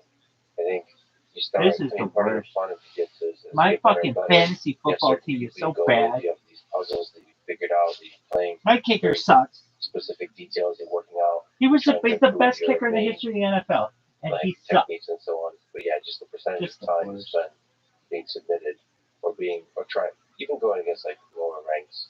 Yo, trying to quit escape sucking basic dick. submissions. Well, I don't He know if was that's true supposed for to be most the people. number one Probably is, kicker. right? Most people have like that. Worse. Because they don't allow themselves to be there. Because Terrible. I mean, who wants to get that? It's just absolute Because you dog shit. you work in a defense, of course you're gonna get tapped. Or you're not gonna skate. You're gonna struggle to skate. All right, So people they don't want to be there. let's change it up. I regret it most. Let's go to bitches and because pools and the shit. effect it clearly had on how Team fight tactics. What the fuck is that? it was clear that my competition was Dude, show me. constantly driven by conservative thinking, Dude, like don't take risks. yeah. I think because of the weak defense. Top 5 honestly. categories. And I think What girl lot of is any of the 6:35 in the morning like, and a for fucking example, exhaustion was accompanied by fear because of prime time, defense, dog? I think. If I were to psychoanalyze myself, and I Old school regret RuneScape, it, Age of Empires 2. Who the fuck is still playing this game? Speaking of which, I don't Dog. think anyone's ever submitted you in competition. So you're Well, I was a juvenile. yes. So when you are a young person, that's still haunting. No, it's. FIFA only has 24, my life. I mean, 16 people watching it. or something like that. But I was like, why did you think? Dude, what happened to bitches and fools? Block channels. Yeah. Block channels or something? He never completed it. No block channels. Channel? I have Whoever 4 you are, people please, watching. let's do a podcast. I know we're talking shit about hydrogen. By the way, what do you attribute that to? You're saying you're confident. That's an ass. You're confident that Yo, dog. the top of the world, the number What's one, it called? Uchasha would not submit. Hot tubs? So where does that confidence grounded in? What do you attribute the fact that nobody was able to? A lot. What's it called? My defense is good because I practice over and over again. I think As much as I practice all my offensive position. So it's you have to train both equally, not just being in a good position. You have to be in that. So I think that not a single fucking Korean kid would see me.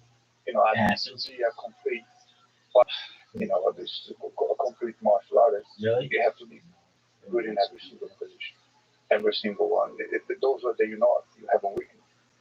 So it's to be complete. Did anybody else ban me?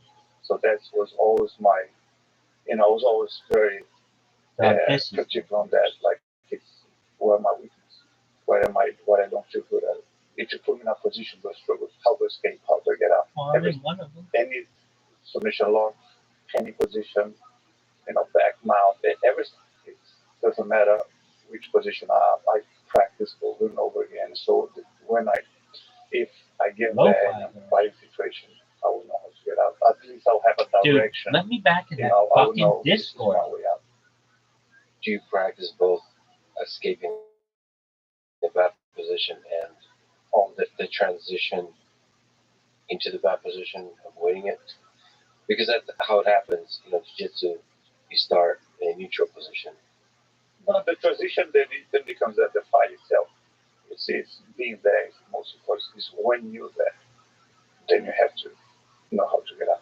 That's your weakness. I think that stopping the person from getting there is something different. They're two different things. It's you don't practice one or the other. No. So, but both are important, I guess. But the stopping the person is easier to practice because that comes naturally in training. Yeah. What was the actual process? Like, what was your biggest weakness throughout your, like, you just remembering what was annoying to you to figure out? I mean, side control is always, there's a lot of more side control. It's TikTok sucks so much fucking cock. Fucking real. Hey, why don't you just ban me? It's so annoying. Douche. It makes no sense. Someone pins you down, you don't want to move much, he's a big and strong guy, regardless of who he's not going to escape. So some situations are just hard. That must be sorry to interrupt. I'm interrupting 5 degrees. But you just made me realize if you're really good, if you're going against like the perfect jiu-jitsu competitor, what the fuck is this? One of the hardest positions.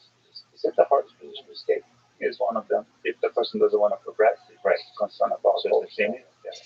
Like the best pinners in the world, maybe partially because I've just seen judo people that know how to pin. Yeah. They escape their second control is a nightmare. It's a nightmare. No matter how much you practice, yeah, it's a nightmare. And it's also just frustrating. I guess it is also frustrating because a lot of people monetization will be about maintaining control, not progressing. People are usually trying I hate these people. progress from the submission, which opens up opportunities. So what's the actual process? Trick shot. This guy's good as fuck. Just time and Love time this again, shit. putting yourself inside the bottom side control. Yeah. Over and I over could do again. this shit all fucking day. Back, attack, mount, get back. Any situation outside that stops that again. And it has to be 5 minutes because it's the repetition that will teach you. You know, if you train like 3 minutes on top, you have time to, one thing and then time out. Keep the repetition there over and over again. But, when you try the same move over and over again, then you see what can go wrong. And is it understanding the details of the movement or actually doing the Make movement it. and feeling it? Make it. Just make it through the thing once. But the most important thing is defense. Escape coming second. Baller. He's attacking. The one thing is he's not a good on the field. That's it. If a person is very good, has a very good attack. First thing is defense, not just escape and expose yourself to an even worse position. But that is very risky. When you try to escape, you always expose yourself to a worse position. How many attempts? So avoiding that. Oh, here you go, dog. First is defense, not getting caught. Dude, that one's gotta be when adjusted. Don't be in a worse position. The defense in jiu-jitsu when you're wearing gi, what does defense entail? Is it mostly grips? Is it mostly the positioning of your hips and legs? It's everything together. I gotta just watch more trick shots now. This is fucking phenomenal. They have to. Dude, I've seen him do this one together. Going back to the mind of that guy, so confident, no fear at this point. I'm fearless. Of course, there's concerns. That fight, I would have to say, was probably the fight that I was nervous the most walking because I knew what that meant. That fight. I mean, everything for me, all my legacy was on the line because if I lost that fight, I would forever be nervous. That was tight as fuck. And I mean, Bushefe is a great guy, great competitor. He's very good, but I'm better than him. I knew that. He's competing non-stop at that point. He's a great competitor.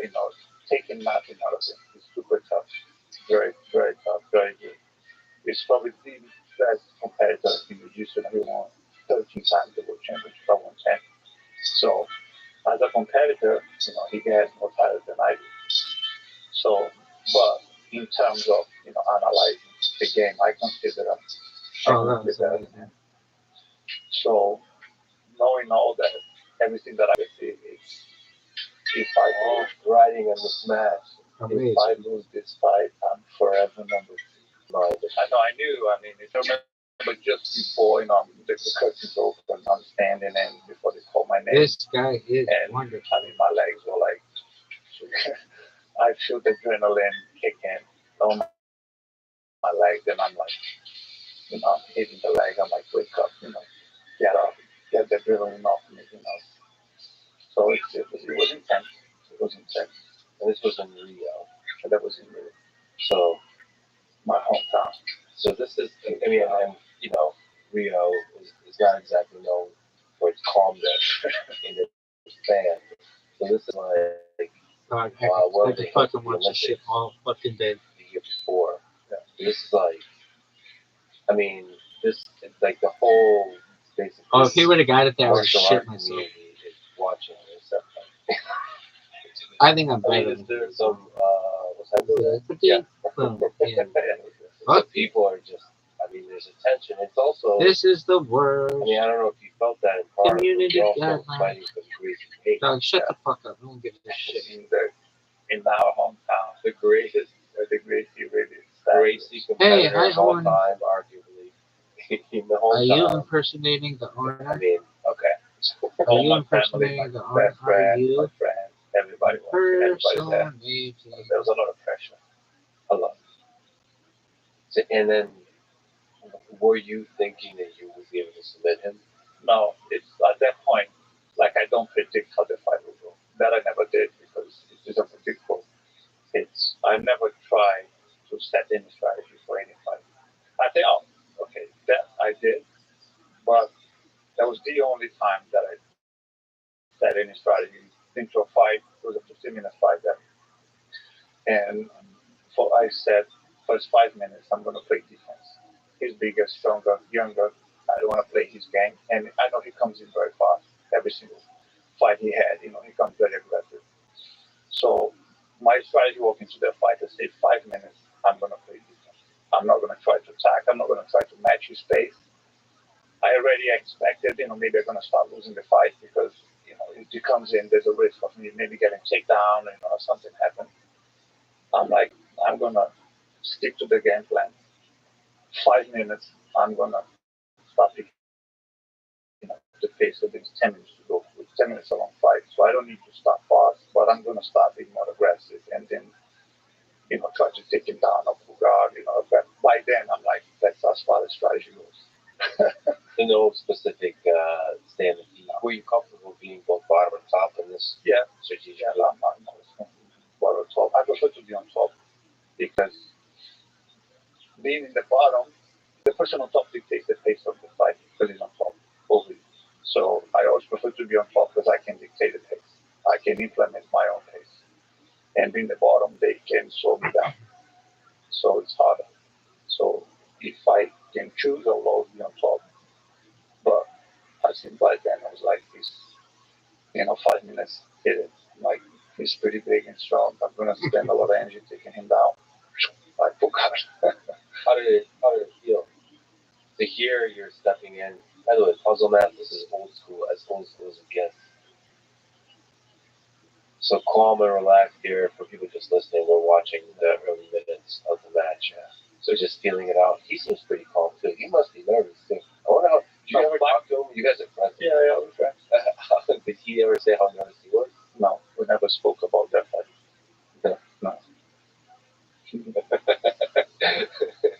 He probably lays late at night thinking about it. I don't know. That SOB. Yeah. I mean, so you see the first 5 minutes, he kept. I knew what he was going to do. I studied his game. His stand up is most basic. Is basic in takedowns, leg attacks, double leg. So he goes single, double, and he charges, and that is pretty much his stand up game. So you're trying to get a grip. Yes, that we got penalized. Did you like to use the? Do you like to post to the left?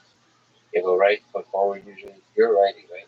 I'm righty, but I know he wants my leg, so I'm playing my stance just because of this game. All my grips at the first 5 minutes was to kind of try to neutralize his attack. So he wants to get your left leg. Yeah. Yeah, right there. Yeah. So how hard is that to stop that? I mean, he felt pretty strong. Pushing the head down, trying to play with his balance. Yeah. Wow. If you see it, there was a pause. Go back there. He charged in. There's a pause. He's standing in front of him. Yeah. I did that on purpose. What do you mean? Just he's in front of him because he tried. Yeah. And I'm like, you failed. I'm here. There's okay. So you could feel the frustration. I could feel his frustration not be able to take me down. Okay. So now, and it's such a psychological battle. And you see me walking straight into the middle of the mat, and he's circling out. See, I'm going very slow, recovering. And he's computing what he gets. Yeah, okay. Because he just made a effort to try to take me down. He needs to recover, and I mean, you need to recover. There are guys there waiting for you. And do I go for another takedown? Because this one failed. Yeah. Do I need to recalculate the strategy? Yeah, and he kept trying over and over again and keep failing. And I think that frustrated him a lot. In that fight, I felt him kind of slowing down because he was getting that bitch dying. So we're 5 minutes in. Yeah, he keeps. So he never got that takedown.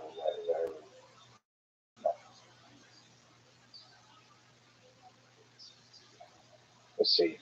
So at this point, you pull guard. Yeah. Okay. So that's when I felt like he's mentally he's worried now. Did you try to pull close Here guard? goes No, I knew he was going to bring Danny in. That's Because that's the defense I against bet close people guard. like that. But I think But I like that. When he, I like people bringing their knee between my legs. Because, see, I'm going to close my guard even with his leg. but he's stopping the foot. Well, this is awkward, but I was holding his arm. That's why he felt he had no hand to post. But still, it puts the leg in. But you're able to close your guard around. Is you okay with that? I do that really well. I sweep people from that position. I love What's the sweep? I just push. Okay. It's just a play To your left side. Okay. Because there's no. Oh, it's almost like your face get around his back a little bit. Yeah, he knew that, like I slapped a lot of people with that sweep. So you see, he kept leaning to his left, to my right. Yeah. So I want to push them to my right a lot. What's the right answer for him? To roll or something? No, I mean, he's stuck. There's not really. He's stuck there. But the one thing he did, he kept off me completely. See that he's leaning. This shit is like he's so too afraid of my attack now. cool. Because he should lean on me. Yeah. You should bring the fight to me. So when I felt him, I knew he was like he's too worried about my attack now. I mean, so he can't. Yeah. He goes back to the center. Yeah. No. So he's not engaging now. At that time, he's 100% just defend. So I felt that I'm like he doesn't want to engage. Oh. And he's looking. I knew at that point he wants my foot because our first fight, I had the same position. I wasn't holding his arm, and he went to attack my foot, which he did. He got it like a towel. Yeah. So I knew he's looking at my foot. Which foot? Sorry, the left, like your right. My right. Is that how you defend? You're hiding it. I'm holding his arm. And now you're going to the back. It's an arm drag type of thing. So the moment that I came off, I'm holding his arm so he cannot come up. So I'm holding his left arm so he cannot post the hand on the floor and come up. And he's holding your right to try to get you. Yeah. Basically to prevent you from attacking. Yeah. Oh, that's interesting. And he rolls. Yeah. He tried to get me off balance. So see now I switched the grip on his arm so I can free my left arm. Can I ask you a question? Like, was there a chance he sleeps you here? I mean, there's always a chance, but the guy, but see my left arm is free. So you can post. Yeah. Well, how's your left Bill arm? Handel, You went from Marjorie, who is in sometimes in my life, I thought now you will see. to When I knew like his no offense, Hispanic the dog. because that ain't no head. he That did a ain't no move that mark. he completely opened himself. So Like she I'm looks holding better his left arm. So by there. holding the arm, that prevents him But from defending the hook on that side. Dog, Because Marjorie his arm was is being beautiful. across. So the arm This cannot lady block the hook. has a And haircut that I I mean, the hook with your left leg? Yeah. So you Come when on. you come up, but I would say that's my guess. But Dog, Fish is, did you just miss he's the a big hair? guy, he's like 110 kilos, 112, something like that. Which is 245. Yeah. Right. Yeah. So What were you at the time? less 220, yeah. 220. A nice slim 100 kilo. So his defense are not amazing. He's good, but he's not known to have amazing defense. So by being the big guy in the room when you train, he used to get out of He says situations real because of Jew the size. bagels. You shake people This- off. I don't think Because of that's the size, cool. you shake them off. You get off some bad positions. I could feel in the first fight on the side control, suddenly he exploded out. So I've seen him doing that a few of his fights. Not in the most technical way, just getting out. And he did because of his size. So, and he did the same thing. Like he tried to stood up when I'm on his back. He completely opened up the hooks. You will see the next move, his head's gonna come up, and he's gonna try to get off the floor. So basically, come up, shake you off. And So that was those no just for the hooks. I put both hooks in straight away. Why? Because everybody knows. His arm is Yeah, You really want to get down fresh. I didn't bring him. Nobody's like, oh, fucking, And now no true Jew I'm is attacking fucking, his neck, and like he's no worried true about the Scotsman. No true Jew is eating on. States on the state. That's like defense calls. Just get some fucking lenders. You could call that fucking defense first. Jew bagel. Nose So he's bagels, not worried not about kosher. question. Garbage, tray, fucking shit. Get me the it fuck was out of here. A progression of Really? No. That's why I think Just let me he fucking go was viral. take me down. And then when I pulled guard, This is the worst fucking stream of all time. No one cares. He's very good about taking him down. He tried over and over again for 5 minutes. I got banned. They still haven't unbanned me. Some asshole, some fucking 19-year-old prick fucking banned me. Why? Because he sucks dick, that's why. Probably in some manga group in fucking Life's the Draw, which is fine.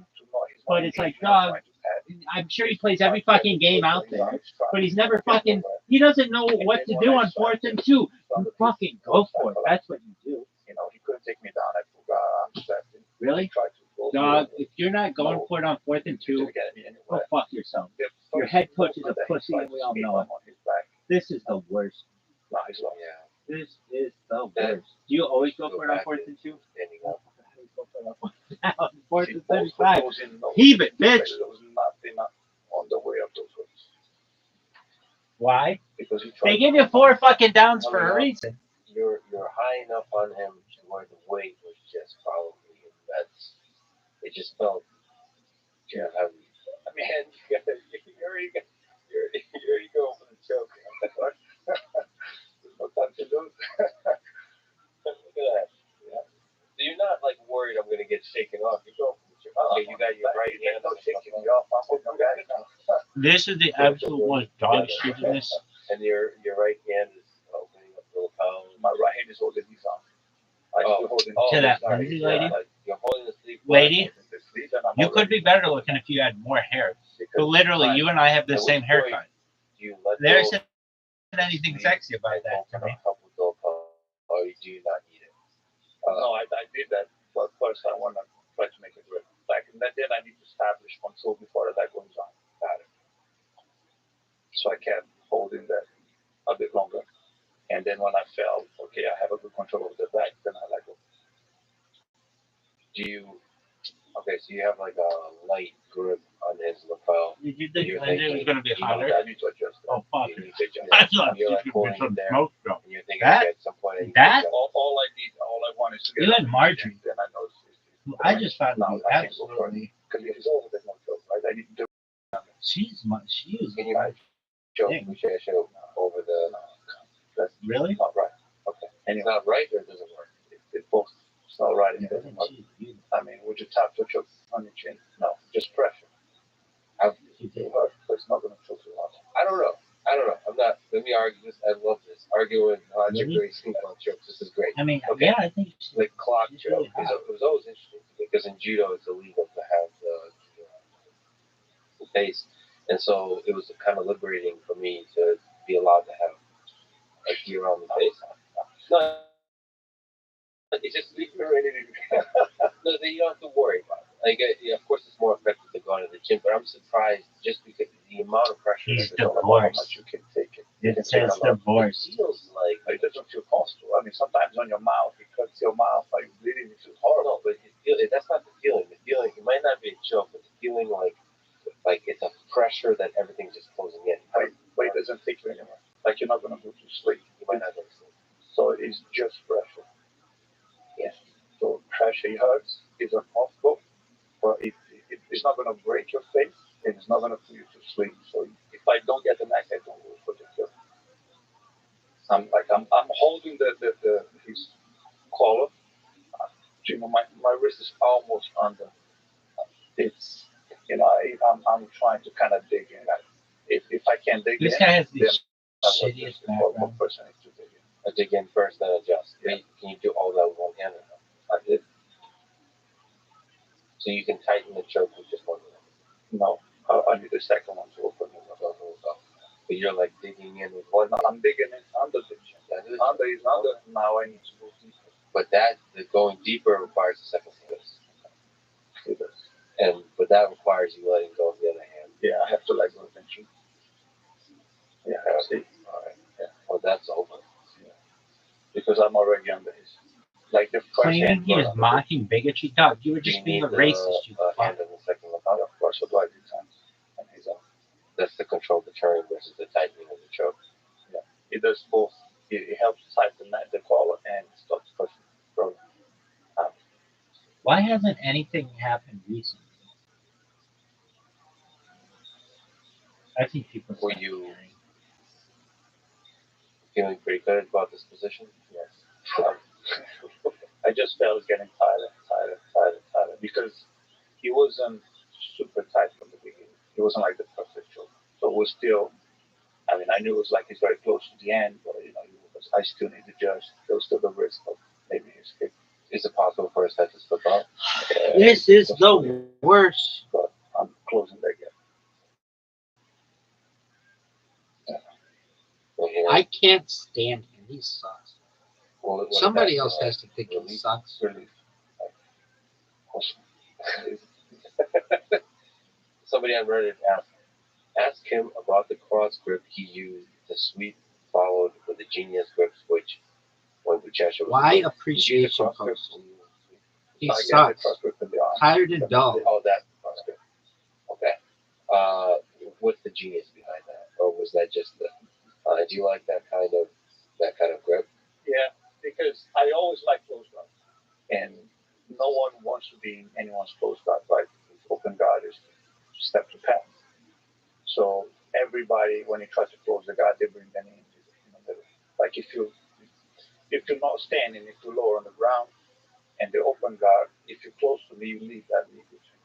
So it is a must. That's when I start developing the attack.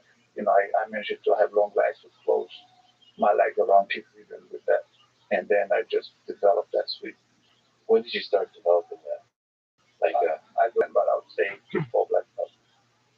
Okay, so your answer to that is not to figure out how to prevent them from putting the knee in. Is there an answer to that? No. But good guys will always. No, you can't remove the leg out of the way. It's not possible. Well, maybe off balance and enough. No. I mean, you can try, but like it's hard. If you stand up. Welcome. How you living, Pim? Right. We got Ghost in the house. What up? Yeah. How are you? Hello. How's your day going? I hope you're having a good day. We're watching Lex Friedman. It's a podcast. If you just want to chill, that's cool too. If you'd like to know all about me, I can tell you all about myself.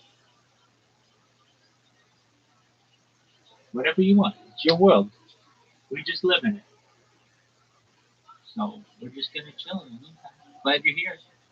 Because that's I'm gonna send you a friend request. extremely common to have Feel that. free to accept it I if mean, you want. if I'm on your guard, Welcome, welcome. you know, if you have your How are life, you? that family to go What to up, your life, Nikash? God, mind you. Hope you're having a wonderful day. Money cannot be on to motivate you. I think that's Hansel always did that fantastically well to motivate me. Like before Hello. I fight the match. Hey, I can hear you. What's going on? How's your day going, Nikash? Huh? How are you? Fine. Excellent. I hope you're having a good day. I'm Rabbi Rothschild. Pleasure to meet you. Do you play Rothschild? Yeah. Are you 18 years old? No. Okay, then you have to go. I'm sorry. You got to take care. Okay. Bye, Nikash. Shout out to Nikash, everybody. Bye, bye, Nikash. Nikash. Wait. Nikash, you gotta go. Okay. Take care.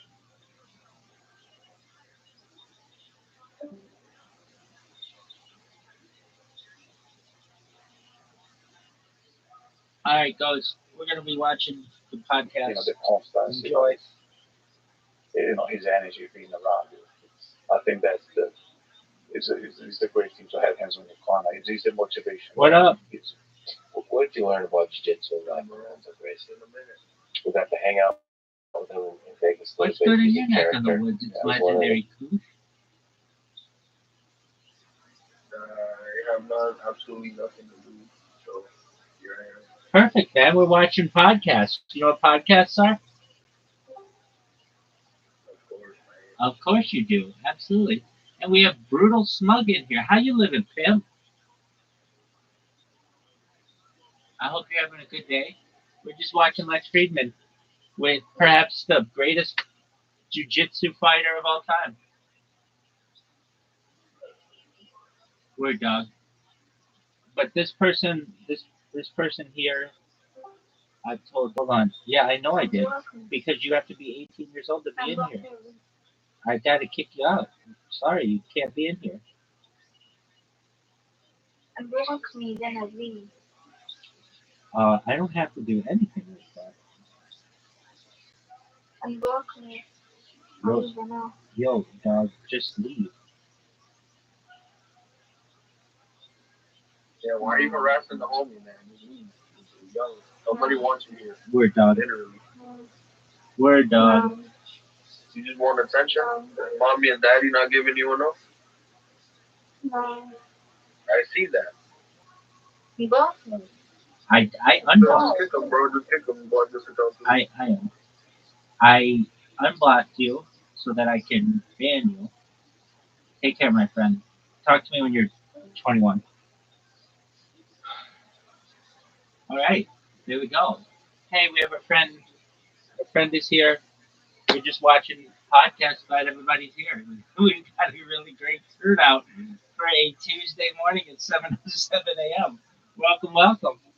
For the historic coaches and jiu-jitsu competitors, but also personalities in the martial arts world, in the world in general. There's very few like him.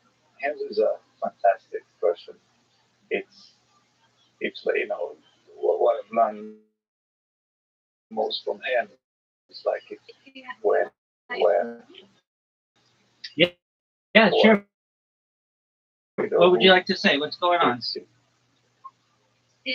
That was my question. Thank you. Sure.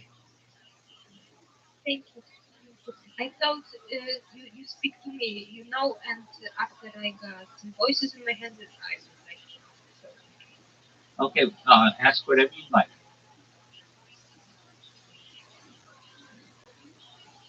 Where are you from? Thank you.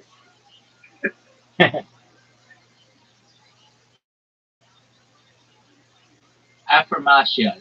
They asked where you from. Me? Yes. Yeah. I'm from Poland. I am proud of this. Thank you for asking. And you? That's cool. That sounds very prideful. I'm from New York, America. New York, America, yes? Yeah. That. So that dude, Nice man. to meet you. Nice to meet you too. How old are you? And I am 20 for a half year. Why did you think about it? For what? How old you were? I'm not. You asked me. 24 and a half. Well, I'm 25. So 20. here's that. You almost And there, buddy. Huh? how do you feel? How you know? I mean, like I will translate something for you because it's interesting. Us. Uh, I will share you my screen. That will be faster. Oh, I'm not even, hold on. I'm on my Okay, so PlayStation. I gotta switch to my phone. no problem. No problem. I will read for you.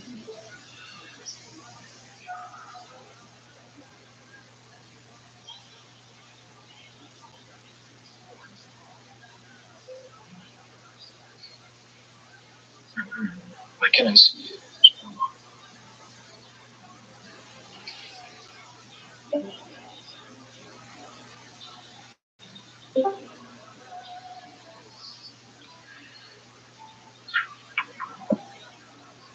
I can't see it either. Oh, now I can. Now, yeah, you can see what's going on. She's translating for you. We have an age assigned in society, but we also have a hunch and instinct or consciousness. True.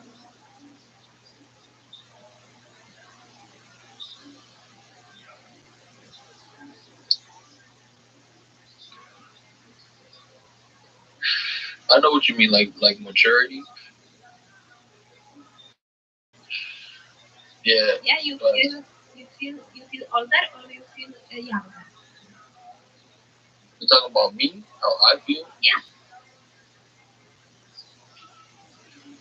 I guess I feel young, but not immature. Just young. I don't got back Every problems. answer is helpful. Every answer is helpful.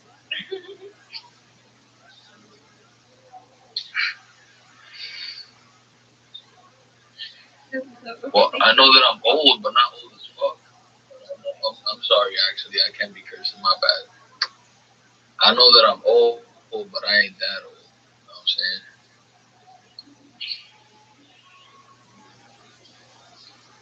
Who would think that? It's not a bad thing. I don't think it's a bad thing. But I don't understand your point in that. You don't understand what? Point in that? Yeah. I didn't understand what you talked about that. Oh, okay. Well, that question is kind of confusing. But it's like, Why? because I'm a little high right now, but like I smoke some marijuana, so I'm a little dumb. Oh, I yesterday spoke too, but I must take a break for 19 days because Uh, I am practicing meditation every day, and on the workshop I have a paper, and I am write on this paper every day I meditation. After 19 days, I will buy, buy something, and this something is mushrooms. Yeah, yeah, oh, mushrooms? yeah. Oh, damn. Nah, I ain't about that life. You like? But I feel you trying to go in, you trying to meditate with that, with a clear conscience, right? I'm guessing. Yeah, yeah. It's important with my illness, you know. It's important. That's why I am prepared for this trip for 19 days. Nice. Okay, that's interesting. For me personally, I just can't. I can't do that.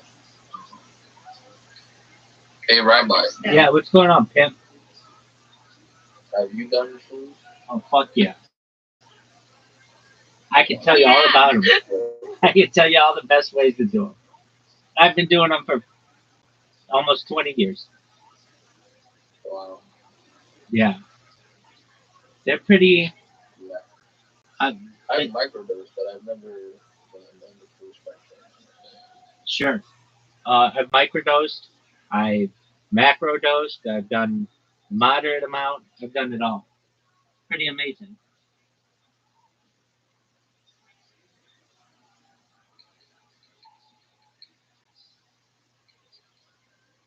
I feel like the most I ever done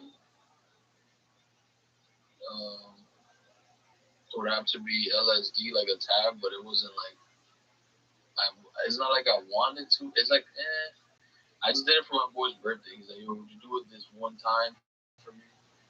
And I was like, yeah, I've never done that shit like ever. So I was very nervous and I took it. It wasn't a bad experience. It was a lot of laughing. I couldn't sleep. Yeah, but then I remember the walls were moving and shit. Like they were like bouncing. And it was we were at his sister's crib, and it was his sister's daughter's birthday. And I remember that we took that shit the day before, so we were up the whole day and night. And then the birthday was in the morning, and we prepared for it and everything. And then I passed out, bro, and I woke up like at 12 at night. Like I was slept the whole day. Like I seen everybody when they came in for the party, and then I passed out and woke up, and everybody was just like trash, drunk and shit. Like the party type shit went on without me. That shit was crazy. LSD is amazing. I think it's one of the best feelings you can have. The body buzz is incredible. The visuals are amazing. It's cheap as fuck. Yeah. It's very, very inexpensive. In comparison, like, think about it. If you wanted to have like a 12-hour, if you want to get high for 12 hours, it's more expensive to smoke a ton of weed than it is just a couple of LSD tabs. It's just very inexpensive for a lot of fun. Now, but wait, let me tell you one more thing. Too. You know what's crazy? That day, my friend mowed his lawn barefoot and in his boxers with no clothes. Just because he was fucking high on LSD? Yeah. I love it, man. I bet it was quite a sensation with all the grass on his feet. I remember he came back into the house and his feet were all green and shit. Oh, like little bits. And then we took his dog to the vet. He'd even shower. He threw his shoes on. And then his dog's a golden retriever.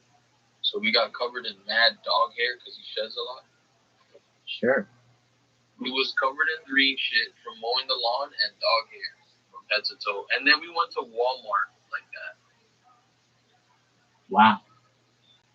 Yeah. How was Walmart? This was during COVID. You said why Walmart? No, how was it? I mean, it felt regular. We were just walking around buying shit. Did you buy more than you normally would? Yeah. I bought shit thinking I was at the crib type shit. I was fucking. There you go. So all in all, how long? I'm like, damn, I have to take this shit with me. All in all, how long did the trip last? How many hours? I would say like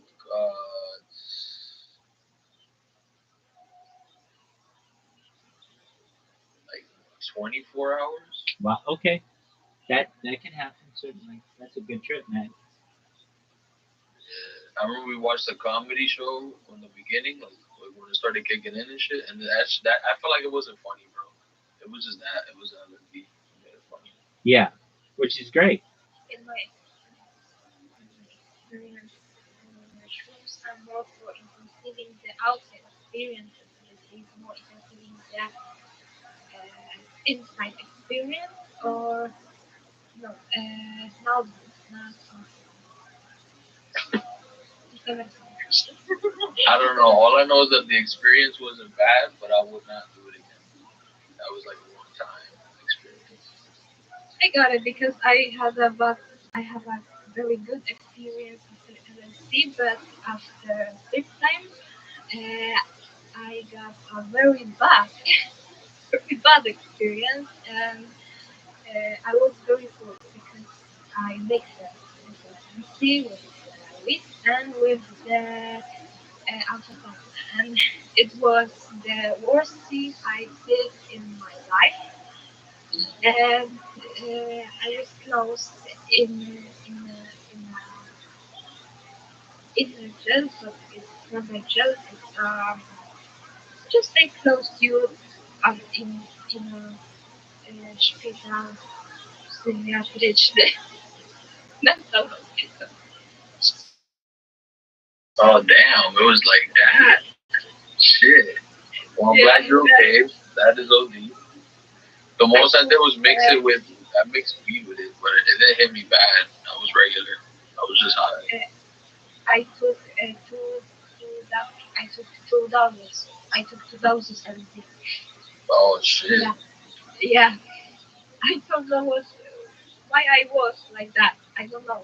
I'm not a stupid person, but this I swear. Um, it was my first experience. I lost control about myself after that. That sounds life changing. I guess you could say. You know what I'm saying? I'm glad you learned from that. I guess you know.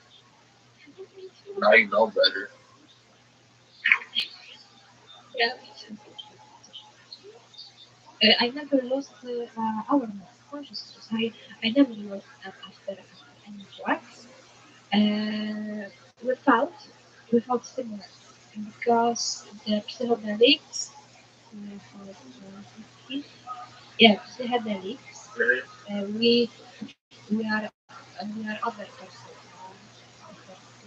stimulant is a chemical psychedelics are natural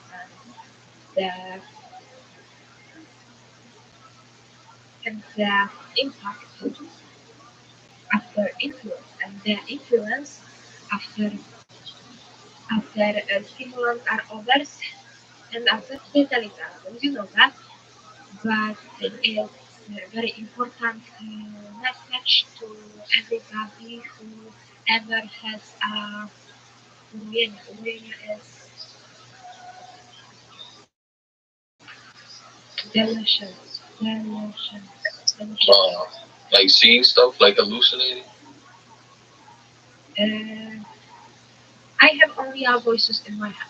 That's only one. Oh, like schizophrenia.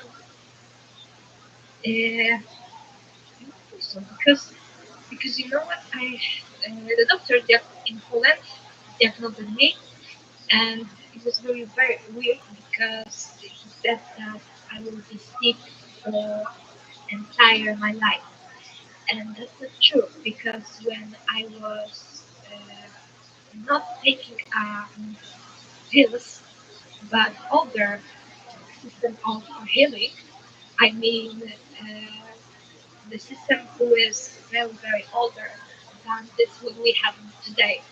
Today we have a lot of information about substance, psychotropic substance, but this is stimulants and psychedelics are two substance psychotropic, yeah, right? But we have a problem because in work they are healing sick people psychotropic substance who is uh, very bad influence, has very bad influence on the awareness, on the consciousness of the people. After the skills I must take entire my life, I feel like my awareness is dying. I don't feel sensorical. Oh, you feel like that medication is it heals you, but it makes you numb or like dumb. Yeah, I have a song for you. I have a song for you. You wanna hear it? That's a short song. Uh, be Alright. careful what you wish for. It's important. Because I will be streaming for a while. I am education for Polish community. That that's important because I have, I will tell you something after I will listen to this music because in Poland is you can do like everything without much pain. Increase functionality, exclusion from the society. That's what I have mentioned my life after quit. I got other thing on my head because I am in another way Polish hospital. Yeah, and I am healthy, and people don't wanna hear why I'm like this. They want to take this pills you something like this. No, um, and that's what I got. I will send. I will send. In English language. Check this out. Check this out.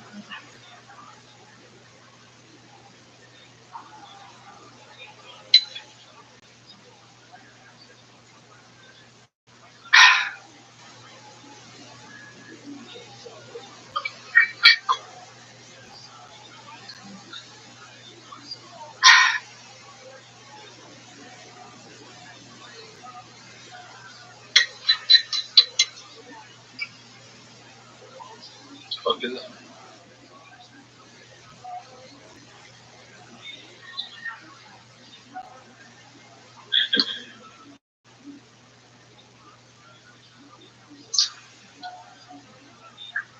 What time is it? I'd say an hour and a half from now, I'm gonna go buy some cleaning stuff and I'm gonna clean my room. Clean my room. Word, dog. That's the right kind of mentality to have. Clean that bitch up.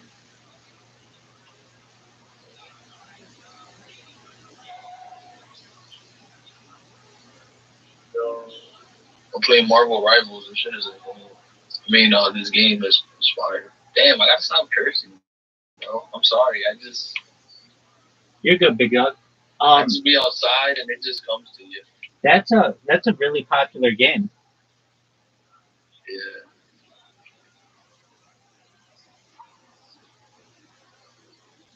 I was surprised. I was surprised how good it is. Like, gameplay. Pretty cool.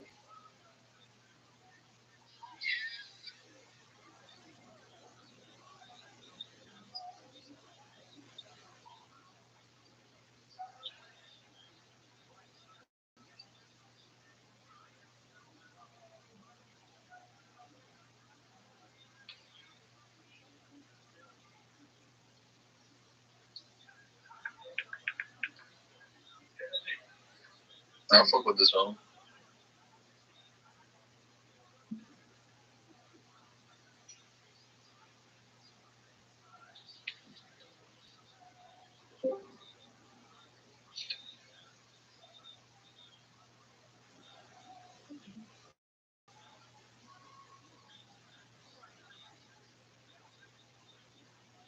Yo.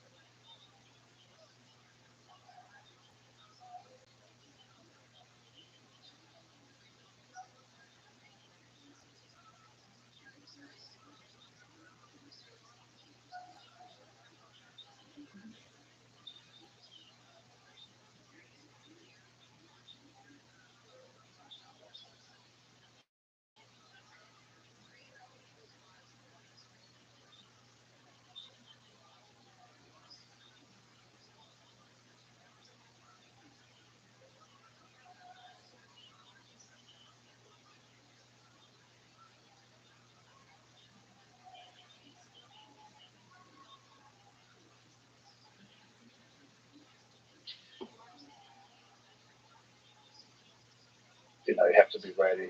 And with that warrior spirit that he has, he always took any challenge, ready or not ready. Was it you that said it? Like, he said it where not until you go in, to do something difficult do you discover the strength that you have. So like, but if you really think about it, you might think that you're not good enough. You don't have the strength to take on something difficult. I fully agree. I think we are measured not when we're on the strongest, but when we're on the weakest. That's when we truly measure ourselves of character, who we are, not when in a position of power or in a position of weakness. Have you surprised yourself, like how damn good you are? Like, is this really how good I am in this situation? Where in retrospect you might think, how the hell was I able to accomplish this? Not how good I am, because otherwise I wouldn't be there. So being there in the first place, it's already not a great thing. But I'd say, every single time I found myself there, I was super proud that I've never cracked. Like I've never gave up, ever, any second, any fight, never. Never been broken in competition. Never. Even it's not about winning or losing. It's about you giving up. I've never doubted myself. I always fought to the very end. Always. That I'm most proud of.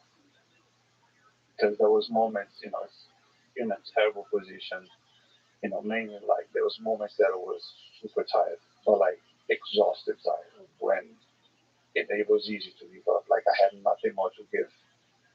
I like pushed. I took energy out of my soul. I would have to say, because when my body had zero, my spirit, my soul, pulling out. Is that in part just not allowing yourself to have to ever quit? Yeah. I have one other thing I regret. I remember like a blue belt match. I remember, I'm not gonna say who it was against, but I remember just being extremely exhausted and just constantly fighting a guy with a really good mouth thing. And I just remember passing my guard eventually. Because it's like a finals of one of the IBJJF finals, and then right away going for the mouth and just I don't know. The level of frustration. I mean, I quit at that point. So I remember that still. Like it's not about winning or losing. But I just remember I was like teary eyed, frustrated, and then I knew there was a lot of fights still left in there somewhere, and I quit. And I regret that to this day. Because I think the reason I regret that is because it gave me an option to now quit in every other aspect of life. Like that, this is an option. Yeah, it is. It does. Yeah, it teaches you, It makes us stronger. It's I like think you it said. made you stronger. Yeah, it makes you stronger that you did that, to learn that. Don't do that again. But still, like you said, just going to sleep and training. I do think it made me weaker. It did make me weaker in the rest of my life too. Those, I've quit a few times in my life on small things, and you realize, okay, it's not that big of a deal. Fine, like who cares? But that what you learn over time is that voice always comes there. Like obviously, maybe it does for you too, even at the highest level. I'm like, it's not that big of a deal. Like it's okay to quit here. Like it makes sense. Everybody would understand. Um, in some sense, like you're, many people would say you're past your prime in this match. With the projection, like it makes sense. You've been focusing on MMA. It makes sense. Makes sense to me. Yeah, I don't know. That's a weird voice, and in some sense, it's that voice and a voice that says like, "Why are you doing this? Like this is silly. It doesn't make any sense. Just stop. Just stop. Just stop." And shutting that voice down and never allowing yourself to quit. That's a really powerful thing. Like everybody I've met, everybody that's successful, uh, down to the even engineers, CEOs, Elon Musk, just never quitting. Like when everybody around you says quit, never quitting. It's weird. I don't know what that is. It might be genetic. It might be like using the stubbornness to just never allow yourself to develop that. It's basically developing a calluses to that voice that tries to tell you to quit. You never quit, huh? What would you attribute that to? It's like how much you want to get to the destination you chose. Like, it's how badly you want to get there. It's if you quit, you're never going to get there. And you always wanted to. Is there something you remember from that match? Some things that happened before and after that stand out to you? Just since in Rio. Yeah, there was an interview, like prior to the fight. There was a big fight. We were doing like media every day before we meet. Me and him, we meet for media. And like 5 days before, 5, 6 days before, I'm quite chatty. The closer we get to the fight, the more focused I get, the less I talk, stop, joke around, playing, with people. But I remember, I think it was maybe 3 or 4 days before, we were doing an interview together.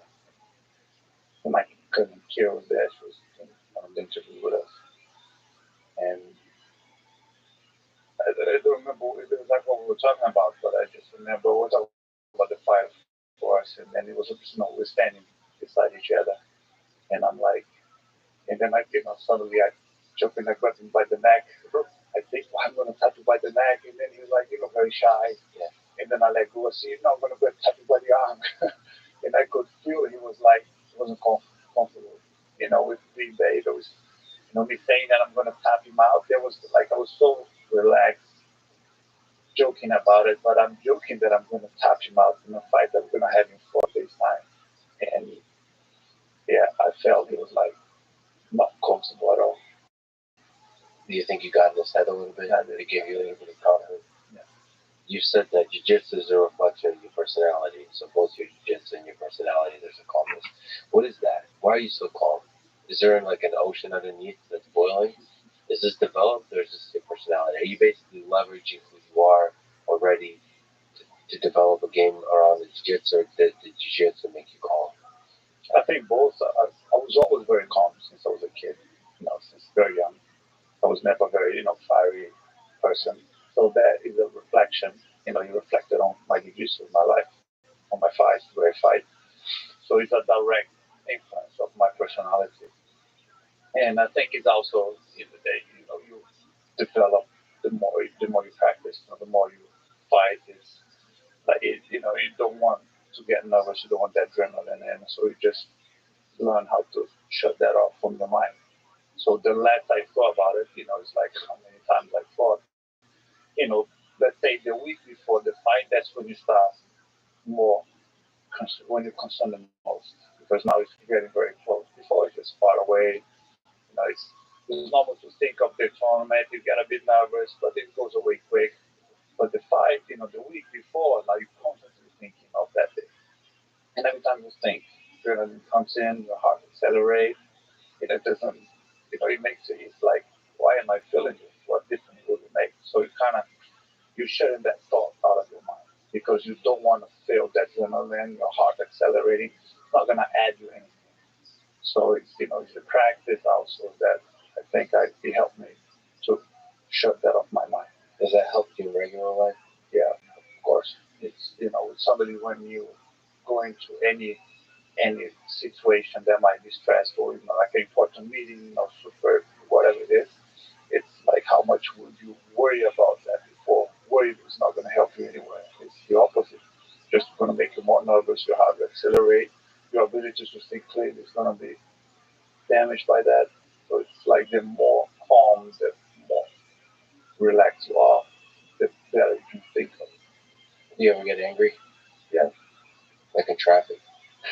You ever get like not calm, just like you're screaming? No, it's not in a screaming. No. Or just angry? What, Yeah. what does angry look like? Is it still calm? Yeah, like it lasts a second of complaining, but then it goes away. Have you ever like thrown a cell phone in the wall or something like that? No, I never get that. But that's just it's like if I would have done that, I would not be able to control my emotions prior to a fight. letting yourself lose. Losing control that will reflect other time. Do you think it has in part made you more emotionally closed off from the world? Like it's harder for you to be vulnerable to others. Probably. Yeah, I heard that a few times. I'm emotionally closed. Yeah, maybe. I think that inclines. Yeah. Think you haven't cried at a movie? Yeah. Not for many years before that. Maybe I'm getting older. Do you remember the movie? Something. I mean, Something notebook. I would say the last 2 years I've been crying more than before for some reason. I don't know why. Like silly movies, like nothing suddenly just in my eyes. Yeah. Well, I already just having met you and interacted with you, I can see that you're kind of opening your heart or mind to the world.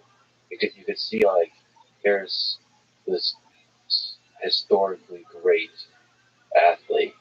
Now like the wars have been fought and you're now like waking up to the world. It's cool to see. Probably I'm bringing my car down now. I don't have to get it up. You can do some podcasts. You said you watched like movies beforehand a few times. Mentioned Braveheart. What were you doing? Did you watch something beforehand, like the day before? I used to, it was like, I think Braveheart and Gladiator. I mean, there's a few others that I've always watched the day before. Because the day before I used to do nothing. Yeah, I just want to be at home, in bed, watching TV, like saving, energy, stretching by myself. So like, just want to save energy. I don't want to waste my energy going out, going around. So, those are the movies that I always like to watch. Kind of try to bring some, hyper excitement. Like, I'm getting ready to war tomorrow. So I'm like, let me watch some movies that like brought the, some that warrior spirit into me. Yeah, what is that about? Braveheart I love even more.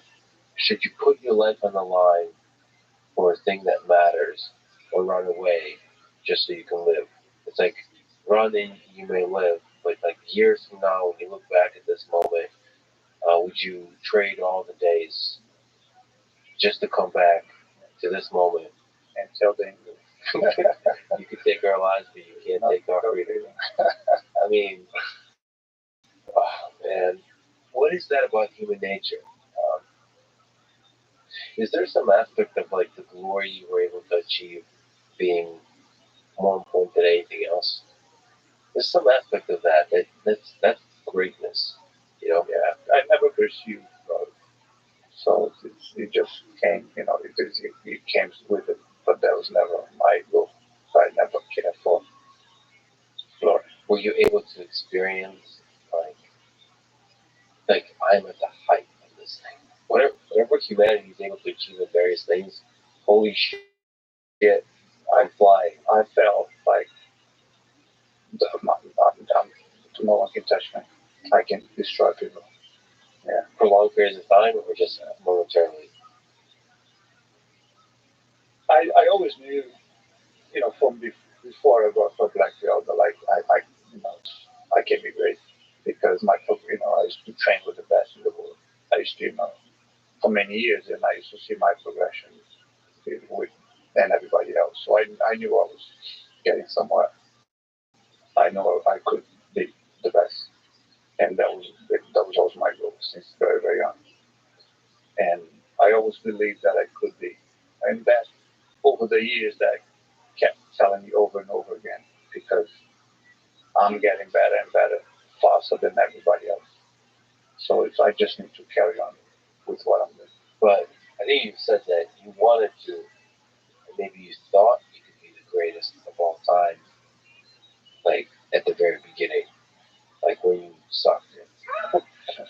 Yeah, not the greatest of all time, because, and I never really thought about that. But I thought I'm going to be the best in the world when I suck. When I suck. Okay, so what is that? What is that? Like that self-belief? Is there a component to that self-belief being a prerequisite? It's difficult to say because that was a decision, I think. Like, why did I believe I could be? I can't tell you that because I don't know. But you think you decided to? I decided to be, and I believe that too. there was like a day somewhere when you were young where you're like, huh, you're sitting on a couch eating Cheetos? I don't think it was a day, like a moment, because for many years I wasn't really training much as a child. I've done a bit of, I used to train and then stop, done a bit of judo, never stay away from it much, but until, like from 10 to 14, I barely trained jiu-jitsu much. There was no Gracie school near where I used to live, and there was a judo school. I used to go twice a week. I went to jiu-jitsu tournament. I lost in 5 seconds. That's crying. The guy he called me in 5 seconds. Anyway, so when I was 14, I went to the south of Brazil to see my uncle Hillian, to spend some holidays. I was there for like 4 weeks. And when I got there, my cousin Hollis was living with him. Hollis, like, bigger than me. He was, I think, 4 years older. So I was 14, he was already 18, 17, 18. Local belt competitor. And I think that was the first time in my life that I felt what it meant to be a Gracie in terms of having a school, teaching, training, living that, jiu-jitsu lifestyle, what a Gracie meant to be. And I've loved it. I was out of shape. My uncle was like, incentivizing me to lose weight, to train. Well, you're not training, why? It's like, you're out of shape, you need to diet. So I used to run every day. I was eating super well. I started that when I started changing. When I got back to Rio, I was super motivated to follow up, carry on. And he invited me to go back there to live with him, but I couldn't. It was too soon to change schools and everything. My mom said no, but maybe next year if you want to go, you can. So I kept that in my mind. Next year, I moved to the south to live with him. I was 15, and it was him, my uncle Hilo, and my uncle Crowley. They both used to live very close to each other. They used to have their own schools close to each other. So I was with both. And I stayed there for almost a year. I was the youngest in the academy. There was some, blue, purple belts, former guys, but they were already competing, training ahead of me. And I just joined the group of training. I didn't compete while I was there. So there was no competition that then. And I wasn't really ready, but it's not about competing. It's more about the training. And I started training every day, started improving. And a year after that, when I came back to Rio, I was already on a mission. I was like, I love this. I'm just carrying on training every day with my uncle Carlos Gracie Jr., Gracie Bar. And when I got there, I was training a little bit there before, 15. But when I got there, there was one of the most competitive, one of the biggest jiu-jitsu schools at the time. There was so many high-level world champions, competitors in every single belt. And so I've kind of joined in with that. And I carried on. I don't remember when, but I remember, looking and saying, I'm going to be the best in the world. But I was at the bottom. I didn't shout, to the sky, but, I told a few people, I'm like, I'm going to be the best. And that's, I think, I was just losing, but I've never, ever doubt. I've never diverged from that mission, I would say. Did anyone believe you when you said you would be great? Did it matter? Didn't matter. I don't care. I don't need even people that like love you. Everybody, my mom, my dad. No one in my family thought I was gonna be here today. Nobody, because I just started late. I've never had any start that people, oh, that kid's gonna be really good. I was a chubby kid that didn't barely train. I mean, people used to look at me, just another Gracie. That's, one more. What do you learn from that? Do you think most people lose that self-belief? They quit when everyone around them doesn't believe? Yeah. I think if those that need approval, yeah. I see you shouldn't have approval. I never need approval from anyone. I don't care if you believe me or not. It's not my problem. It's tough. It's tough. I don't need approval, but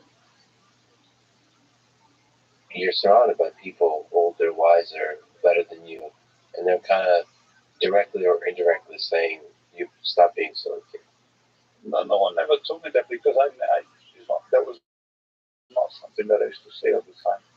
I maybe said this very, very few times. I just want, maybe that's the secret. Of course, I mean, if you start shouting, then you just be silly. Then it's not what you really want. Then you're saying that for another reason. If you say it over and over again, because you shouldn't. I mean, that's why. Well, to push back, one of the reasons you might want to say it is to find the right people that believe in you. Yeah, but no, if you say over and over again, then you're just bragging. Sure. Because one thing is to say it, but the other one is to do it. So it's, you say it once or very few times, but now you have to do it. Saying it's not helping getting there. Was there sacrifices you had to make? Everything. Everything. That was my priority in life. Everything was secondary. Like social life, yeah. Career paths, yeah. Everything. And as from 14, 15, 16, as you get better and better and better and better, it was just becoming sharper, the focus on that thing. Yeah, it's just over and over again, over and over again. It's it's just training. And I mean, how many times I lost, I had no clue. So on the mat, you were getting beat up, getting smashed by everybody. People my age, I was chubby, I was physically weak. I mean, I'm tall, but physically, I'm not physically strong. I'm normally strong for my size, but physically, if you want to measure strength, I'm weak. Because, we can measure strength lifting weights. I'm weak. I don't lift. I lift weight same as people much larger. Everybody my weight lifts heavy weight. And the people that train with you often talk about how they're super strong. Yeah, because I generate a lot of strength. I can create. I put myself in the right angle, so then I can be strong. I'm not strong. And the only person who I listen to saying that is Compredo, one guy that I fought for Judo Medeiros. I fought him a few times. And he's the only one that I heard saying about me that's like, no, Rugby's not strong. He's not. He's technical and he can create strength, but he's not strong. He meant that as a compliment. Yeah, I think so. No, I think he was honest because I think he's the only one who could see that. Yes. So I think that's a compliment. That he's technically good. So you had an incredible match with him. Yeah. Is there insight you have about how you went from a person who was not very good, but had a dream, a confident dream, a vision, to somebody that was actually good? There's something to the practice sessions. Were you getting reps on the specific techniques? I've never done anything special because I'm in a gym training equally with everybody else. So I've never did anything on the side different than anybody else. So I was in this training exactly the same way as everybody else. Well, in terms of schedule, yes, but can you reverse engineer what was going through your mind? Because there's so many different ways to actually mentally approach the same exact training session. I'm gonna try to. Okay, so it's, in some part it's competitive. Yeah. Like at the core of it is I want to be better than these particular people. You're gonna keep beating me. I'm gonna keep coming back at you. And to do that, I have to solve problems and figure out how to do stuff. Yeah. You catch me once, I'm gonna keep on coming, trying to not get caught. At which point did you develop a game that was basically the famous white belt game of the very basics, the very fundamentals of jiu-jitsu, like saying, "I'm going to beat you." Never. There was never a conscious decision to try to have a base jiu-jitsu first. I think there's a big misconception there. My jiu-jitsu is not basic. It's not. You're right. It's not basic. It's not old school. I think people they just don't see that. It's extremely complex. In a way that is people they cannot call. I teach people. I can teach you the cross collar choke. But the one thing that people they don't realize is not the move. Is you need to practice the move until you learn. Is the practice over and over again. Like it took me years. When I say years, like years after I was a black belt, I was able to choke people out with the cross collar choke in the mouth effectively. Years after I won my black belt. So that's something that you learn first day, first week. So I can teach you. It makes no difference. You know this theory, but until you apply it, and it will help you. Of course, the more details you learn, the more tools you have to practice. But it's still very complex because it's not about the move itself. It's about how can you control the movement of the other person. He's resisting, he's blocking. You cannot predict what he'll do, and he's doing a whole bunch of moves to block you. Every single move you do, step on the way, because it's a it's a progression of move from beginning to end to fly the truth. It's a progression of move, and there's not one way to get that. There's many ways because how many ways can you block? You can put your arm at every single angle. You have both arms you can reach. So it's dealing with all that. That is the complexity of the position. But that goes for everything. Like every single move, my strong moves, I would say, it took me years developing them. Years. So it's and you're gonna tell me that's basic. So we'll try. But what the other person is defending, that's the thing because most of the things that I do, I've been doing them for years, and they know that I'm gonna do it, and I can still get it most of the time. That's the hardest. It's when they know what's coming and you can still do it. And you said that the way you're able to do that, you just have to do it right. Yeah. What do you learn by doing all the steps along the way? And just for people who don't know, cross collar choke from the mouth. So jiu-jitsu starts in a neutral place. There's people on their feet, and then you get to the ground somehow, and then there's the person on top and on bottom, and then there's a guard with the legs between the two people, and then you can get past the guard. As you get past the guard and you into side control and so on, you get more and more and more dominant positions. And so mount is considered to be one of the most dominant positions. It's when you're past their legs, sitting on top of their stomach, um, putting pressure on them. And cross collar choke is using their jacket to, how would you explain that?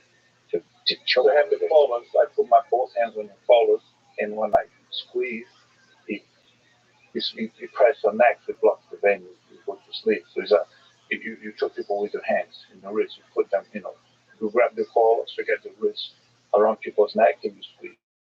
Yeah. The discovery of that is fascinating. I mean, it's interesting. It's like, you can imagine there's all kinds of ways to choke a human being. What animals do with their mouth, right? They put their jaws around and the fact that you can kind of discover this methodology of the right kind of positioning, and then it becomes an art form. Like, why this? Why not this, right? Or why not this or something? Like, to figure all that out. We practice, that will come easy. Over time, you figure out what works and what not, and then more further and further details and subtleties start to emerge. Anyway, on that process of being able to beat some of the best people in the world, and the thing they know is coming, what's the difference between the white belt doing that and Padre Gracie doing that? It's the thing that's so hard to explain. What do you think you're picking up? Is it some tiny, tiny detail? It's many tiny details because it's the whole movement itself. It's the perception from beginning to end. Like every step of the movement, it's important to emphasize. So it's you miss one detail on the way, it collapses. So when sitting with the black belt has no control over the whole movement. He's thinking beginning and end. So he goes straight to your neck, regardless. He cannot read the other person. If if it's time to let go, if it's time to look for a neck, should I be pushing here before I get my hand in? Is this the right time to go deep, or should I deal with this first before this? And then for your possibilities, you're almost feeling your way down. I mean, would you be able to teach? Do you even know what you're doing? By the details. But it's hard to convert into words, probably. No, That's possible. then you don't know what you're doing. So what are some most important details that you could say? Maybe positioning of the hand, the gripping. Is it the positioning of your body, the posture? Is there something interesting like that? It's a combination. Because first you have to put your body in a vertical position that you don't require your hands to hold them out. So the choke is that's first, because if I cannot use my hands on the floor to stop you escaping. So if my body has to handle that. The way I position myself, I have to do it in a way that don't require my hands to bounce. Okay. Why is the mouse down? Doesn't make any sense, right? Like you're just sitting on top of this other person. That makes all sense. If you think what's okay, fine. Like you've never trained.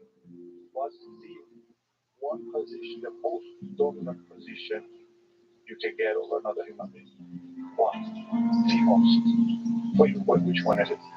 Like the most dominant position that you can get over another human being. So if we're just, because the way I think about it, I guess putting myself in like a 6, 7, 8-year-old self without knowing any martial arts, and I don't know the planet, yeah, it probably was not. It was what? Phil Schneider. But I worked 17 years for the United States government as a geologist and aerospace engineer as well as a structural engineer. And the most power for such elusive occupations. Come on your back. That's it. With Orson Knudsen, Bechtel, Page and Page, Aerospatiale, France, if we're at the same and a host of other PG&G and a host of other. Have you seen kids do that? Okay. But rather than bore you with all those statistics, I've got a real mixed bag here. Okay. I don't know why Different topics. It's I don't know. be a little bit like you're on brain train, overload, you just fuck your react. but It feels unstable. It feels unstable to hold that. start from the beginning. What you can do. Right? Like I said, I worked 17 years. Co-invented methods of shape charge blasting as well as laser rock deflagration, which means rock is literally melted or powdered by a special laser combination. You take the arms off, And then the it's tricky. residue of the rock Because when you try to, underneath I think what happens, think back to applied as a coating, as a liquid coating, like instant agate. you do like something. Imagine a hunk of agate, I think you which need is hard to solve. like hitting me with one again. From But of course. I love it. here we have another topic. This is an area where I worked. I worked 11 years of the 17 years of room waiting. S4, F2, in the Nellis Air Force Base area. In fact, room link is, I'll show you in the picture right here. I was thinking about military people. Right here. I feel like they try to do stuff. The other day I watched my 9-year-old daughter. Place. There's a whole bunch of A people lot of rumors and other kinds of things have come out of there. Lots of people have stood on the outside for years and wondered what's been flying there. There's all kinds of things that fly. Let me give you a brief overview. Starts in ancient history land here. Back in 1909, the U.S. cavalry was engaged in catching some banditos that crossed over the Mexican border into what so tragic consequences to Mexico. And they went into a cave or a hideout and were going to kill several bandits. But when they found out, they couldn't explain. And they were called horseshoe craft at that time, or horseshoe ships. They were utilizing some of these, what they call demons, gray demons, little gray guys all around the place. That was in 1909. In 1933, our government was heavily engaged with the Europeans, mostly the French and the English, and researchers dealing with aerial phenomena. And once again, term flying saucer or flying disc didn't come about until much later.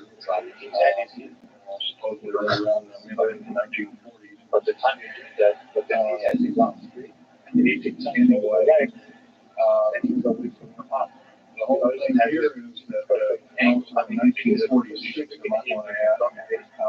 But he's not. We were engaged in atomic bombs and everything, and this is kind of alike. And of course, the area of Bikini Atoll. That was some of the pictures right here on the white board, showing the actual language of the U.S. Army and U.S. Navy archives. Anyway, competition for first. Ship 14 was 1946. Some of them called two fighters, and they were fully known about. Maybe as early as 1935 or 36 by our U.S. Navy. And there was a shallow underwater base at Bikini Island, and that was probably the one reason why a number of atomic bombs were exploded in that area rather than other areas which they could have been even more remote out in the South Pacific. The Operation Crossroads. Well, the thing is also anyway, this all led us to later on, about 6 years later, 1954. During the Eisenhower administration, we led to an interesting treaty called the Created 1954 Treaty. It was the Alien Human Treaty. And supposedly the aliens would come in and exchange technology. They'd want to take an occasional human being and be at a cow. Accurate those were supposedly to be kept and all this kind of stuff. Of course, eventually all that broke down, and aliens are notorious for being liars, even greater liars than so-called we humans are. Alien treaties are often it seems like a more difficult the pieces of paper skill that is really kind of worthless to apply to pressure. Anyway, my work as a geologist in building underground military bases, some of which are over 2 miles underground. And I think when you look at Al tonight, if you have a chance to listen to him, Al's actually been on some of the high-speed monorail subway cars, if you want to call them, that link these bases together. Some of them are capable of riding on the cushion of air about 3/4 of an inch off the rail, better part of Mach 2. And he's actually been on one of these trains. I've only been in one, and I'll work on 13 deep underground military bases. That's when you get Notorious was the one that went around the southeast and southwestern side of those Mexico. Los Alamos built some hermetically sealed rooms that were very deep, going down over miles. We also built additions onto Green Lake. It has 2 sport complexes. They're a total of 9 underground. They're called domes. Like you can learn a lot from this stuff. DNB stands for Deep Underground Military Base. And our deep underground dome 2, for instance, is a submarine base, and I have to build a few of those too, which are driving stuff down in shells along certain islands. Strategic locations. All this is hardly in an hour's time. I can only squeeze all this in. So I'll be kind of rambling here if you bear with me. The main topic of this discussion here is to link up basically what's going on with these deep underground military bases, what they're being used for, what both by our federal government, which is slowly being phased out by the United Nations government, as well as the New World, in quote, the New World Order, which is even higher entity, and who these higher entities are taking their orders from. And try and link up basically what's going on. A lot of it gets kept in the dark. We've been given, maybe most recently over there, photographs alien hands can also turn. You also have to make a very brief statement about that. And my whole mind. Photographs understand that computer green alphas as therefore are retouched. Is there a target to get they're not real. The real photograph of the chart or the alien times I get my first hand in. These are like the find some autopsy over here that's given to me by a friend by the name of Skip Plumback in Seattle. Since now they're working as a principal doctor in Germany. Because the second jihadist at the time I have to know the secret had some of the autopsy. If I cannot get it, I understand. I want to along with other people. I need that person. Anyway, and it's deeper than everything. So you just can't believe everything. And that goes for me. You gotta get out there and do your own. Like I would say, you might don't put your spectacles on, you put your skepticals on. The moment that I position myself, just try it. If we can have a show of hands here, how many people have heard about my body position where I'm collapsed without weight and all? And how many people have heard about the black helicopters and the other kinds of flying saucer type equipment like Groom Lake and other places? So that they're good. Because, well, this obviously is a nice enlightened audience. Most of you have probably seen what a black helicopter is. Where's the way up? Or maybe even gotten glimpses of sample and some stealth, as they're often called, the way out. Or B-2 bomber or some of these other and our state of now being touted as the new technology. Tried to once again change new technology.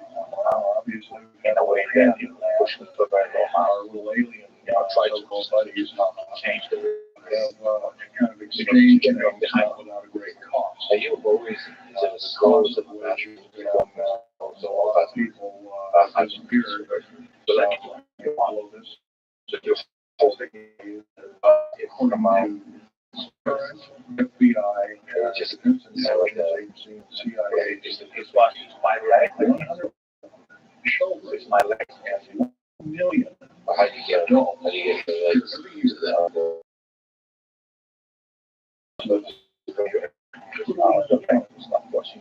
These people going? Your legs for help. Maybe you'll get one of us in this room or somebody. That means I encountered such an individual.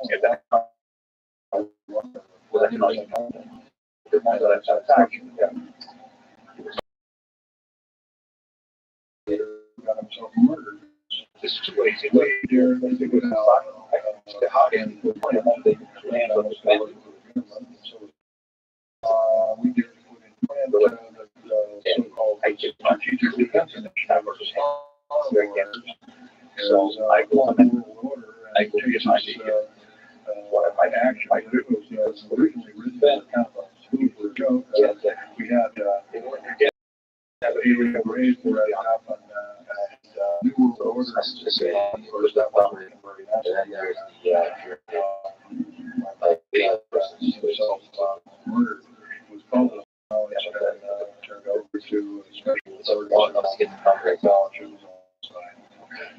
But when I'm there, if I get this, look at that, it's my house. I'm there. Now you have all my clones. I'm very close to the wall. I tried to bridge. People had to touch them. It was and captured. This is only for my body collapsed. I didn't find this actual place with my eye. I understand that. I explained that to everybody. Total shock. So I don't completely got a problem without. But I tried to get people. so that pursuit takes many things over. Anyway, he was captured by the French. Doing the simple thing. The U.S. It's not so simple. He was their Navy. And he was a master machinist. That's to me these some other instrument. What is that? And the master machinist, There's like doctor, part of the aerospace medicine group wondering if they see was instrumental like the position of the power detailed position something like that. They'll be very basic because there's a lot of power in aircraft carriers and other ships. I just It's some movie sites that there's some in or places. Okay, grid bed that they've now employed. It's just some things like flying saucers. so that's so the We need input and then sometimes other armed forces. I go also like Training other ones to fly, identify, or now identify or I get also fly the sausage. We've actually I'll have to change lots of several different types that I have to warm out but then I'm so in the process to convert that to something that generalizes beyond position how to get as a geologist and engineer got me to see a lot of things in the world. I've been in over 70 countries. just out of how Also for NATO, I carry a level 3 security. that's true. That's A hard book I wanted to only go out to a handful of civilians.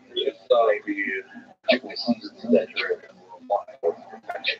There's a lot of What I thought I was doing the nation, they don't actually as well as the world, I thought I was keeping that in the art stuff. I grew up well, it didn't work out. you can practice it. And I was looking at that. These are now being employed as strategic or in case there's martial law and this trouble right now are military officers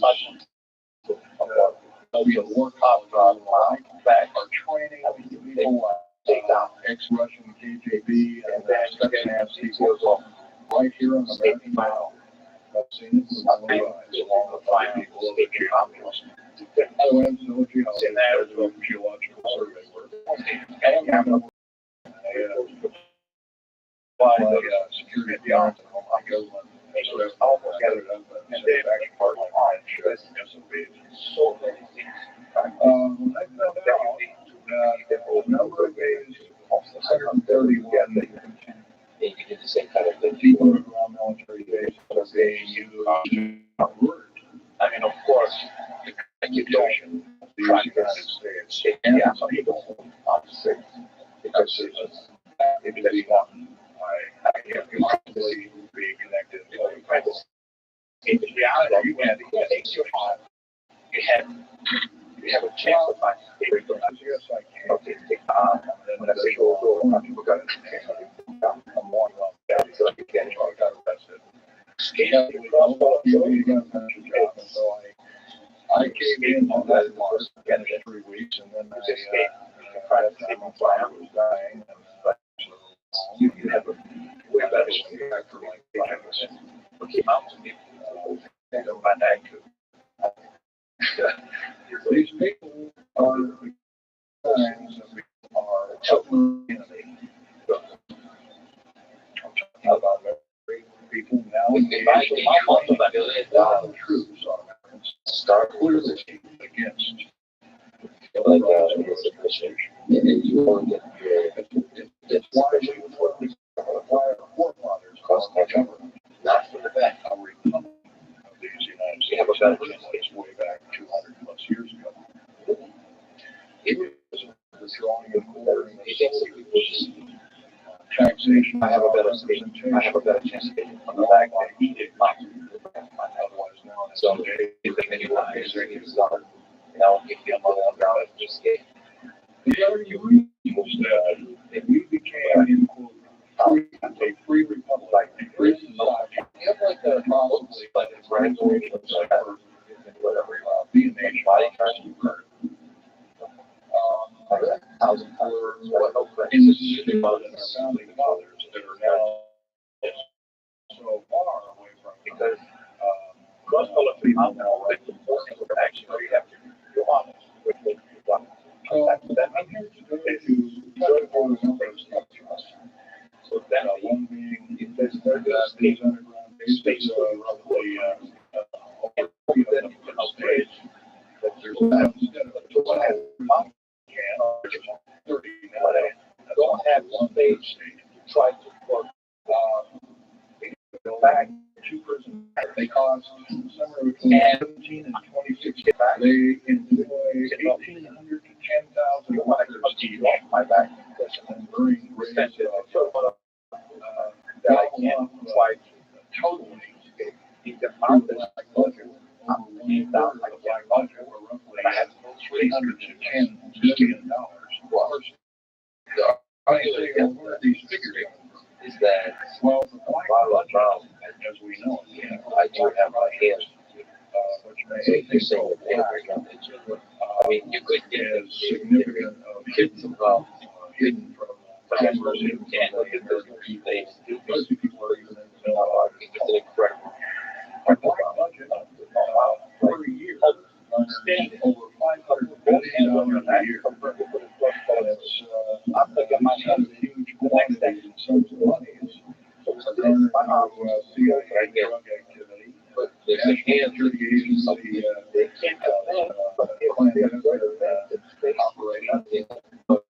By the way, the argument in Russia is about, or the argument for back into those refining by the way, you might want to ask them. There's always this was kind of interesting new methods. You can try over here on the whiteboard. The periodic table. 140 elements of this. Now in our high school today, I was in a high school about a week ago. 100 periodic table had 105 elements. Somewhere, will that be wrong? Yes. The government has made itself an entity, and made a taxable body, an entity, and it was and doesn't even account anybody, because not even the so-called New World Order. They just doing everything willy-nilly. There's nobody checking it. You don't have to worry about this. The center functions in wire, and if my finds out, was trying to put either nicely or not so nicely. You don't need I'm like a little school. We're to gain a grip on our country. We're to take our country back. Besides you, what do you think is the greatest? Ask our public officials if they cannot tell us the truth, and we will impeach them, or there will be a judgment. I'll have to decision. Those are very stiff language. Already is fully myself that myself is quite able. This may be the only way out. Has states, but also we're founding fathers, George Washington, Patrick Henry, and he's head of the items that I came out with said that you don't want to phase out of the box. They're talking about a runaway government. You don't want to allow your government to become like England.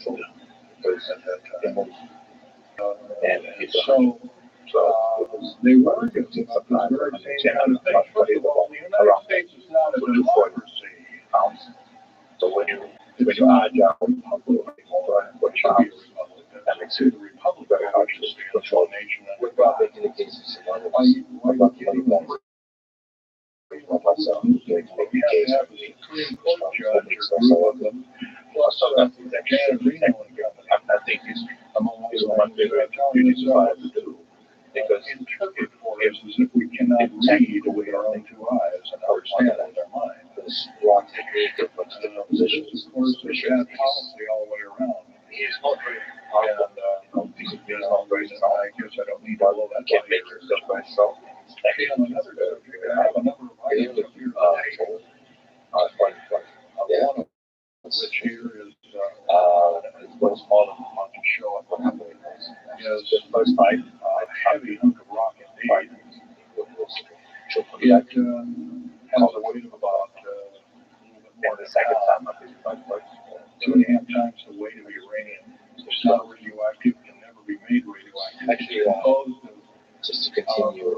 Rare earth clays, and how to know alien element, non-alien element. This is a fair versus high conversation. Statistics of the kind that has a chance to crash our desert's backyard, so to speak. Oh, look at that, Andre. What do you know? Looking at Hunter Grace's statistics for most successful submission. Choke in the back. Small quantities in the skins. So how do you play that? Because people painting when I'm out. They turn the back and put them out. Here's another thing. Look, people is once you level casually, you got a lot of your major masters. And you should say that you submit most of your opponents, so you can rarely put up with submission. Other alien Joke from back to make it mostly extremely a low-cost joke. our bars Joke from back, low-cost joke, has our bar, which 5 bars, 2 negatives right now. Okay. so he's also in that summary. This is a black budget project. Each one of those summaries costs you $208 million. Cost of this, you can't get it one with the titanium because which is made of this. These are both against people. 10,000. You just tax them as against the now. We've got when they find the as of and I get data like right it has now. to be on that. We've got 106 They don't think you just like bother them. You gotta get it right away. You want to get 7,000 feet in because you need to report him behind the head. fantastic summary. Actually, that Has 11 nuclear and you hope they mount someone on every time they go mount it, they purify, they get out. So hoping that By the way, these are usual nuclear multi-ventilation. still very small, probably no bigger than the podium. And then, but then they have to Weighing less than 3,000 pounds, putting out as much as there's a girl, three aircraft carriers enterprise planes. But the Phoenix class submarines are getting this metal. We're getting metal. It's being stockpiled in strategic locations. Supposedly, stored while it's being mined on the moon, and I have no way of proving that one way or another. I think we're probably getting it from Russia, or refining it in outer space, or shuttling basically a shuttle. Secret shuttle. One a week. So coming back. They've got little laboratories up there. Space station. Remember what you're being told. It's a smattering of the truth.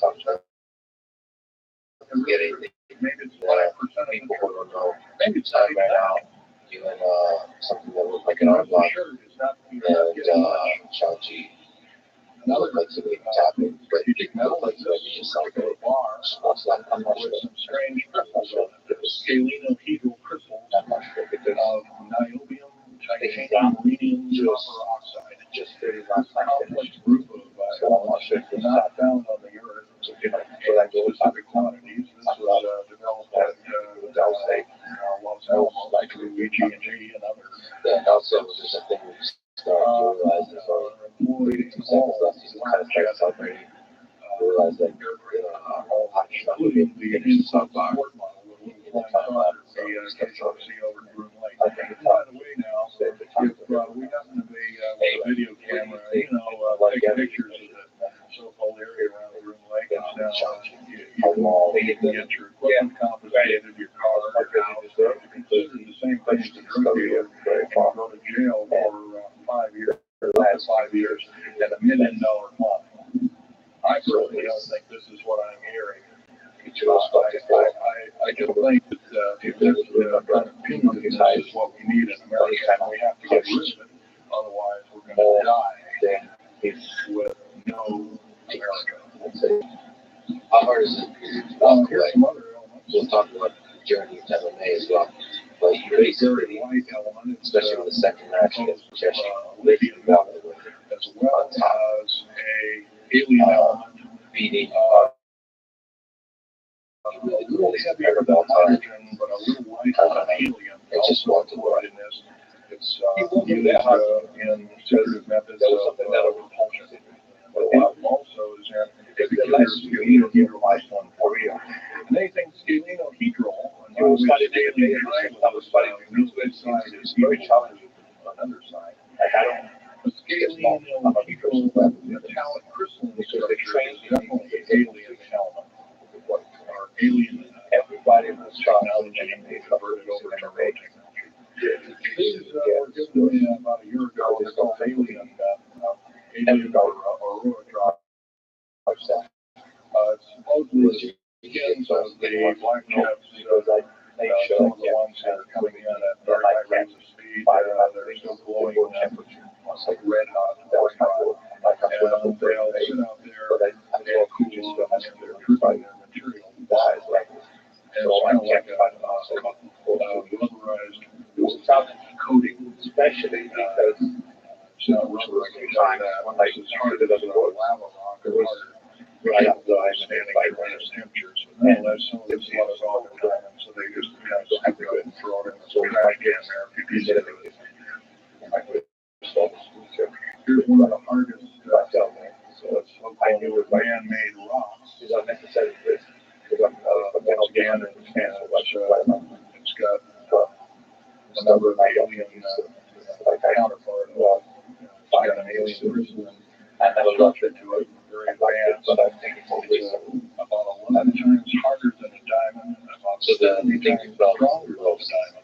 It's the standing temperatures in excess of 10,000 Fahrenheit. World Championship. It is employed as very thin coatings or windows in hypersonic aircraft that exceed Mach 5. Here's an heading artifact. Right here in this hunk of rock, which by the way was a 100,000-year-old shipping ship. I've been more serious for the is an implant of looks like a fossil, but it's not. It's an imprint of a small mechanical part of exactly 360 rotor blades. This rock is 220 million years old. Everyone panics. They are panicking. Making the shock 220 million years old. They'll stop panicking and relax. Here we have the actual piece of magnetized or similar to a line. It's even been detected by a bird at one time, and that's still in there. So it's inside turned agate. It is the same agate or chemical structure as the church found at Hiroshima and Nagasaki after the A bombing in World War II, where grasses and flowers, petals of flowers and other kinds of things were instantly petrified, turned to agate. It is the same identical crystalline structure, however, this piece is like 20 million years old. It's like the original green coating. Yeah, basically changed working conditions. Likewise, there's a garlic plant off somewhere between 20 and 35 million years. It's got that same big agate coating. We just don't have that. And here, I have to have some pieces of the drywall skin on my body from the like this. It's easy to avoid. It was given me when I was 14 years old. My father was visiting one of his friends on board, and the Navy archives as well. She was in the Royal Navy as MMA. Gee, Dad, can I have one? Can I answer that? Johnny said, no, go ahead and put some comments. Get anything you can from him. You have to respond. This is what we do. Johnny, do you think I can have a piece of this? No, you can't have that. Oh, you want to get it. He won't have it very long anyway. Well, I've had it all this time. It's kind of a funny thing. They were able to break the skin of that crab, by the way, by dropping it into a pan of liquid nitrogen and hitting it with a mechanical or hydraulic hammer. It shattered in little bits. And it was later analyzed. I see. So, like, I just went actually technically speaking. So all these artifacts are fine. Particular California is being once again, that you can. The main part of this talk is where it's down. We get very little spin off to where any of this is leading to. You can get a new computer or maybe a court watch or some little thing kind of like giving the Indian the keys just a couple hundred years ago. Well, we're getting these little spin-offs. But the black budget still rolls on, garnering up over $1 trillion every 2 years. It's somewhere between 1.023 trillion and 1.31 trillion dollars every 2 years. Every year it goes by and the black budget is unaccounted for. It's just hurting our country. That's how part of that too is change. First of all, if there was something like a nuclear war or the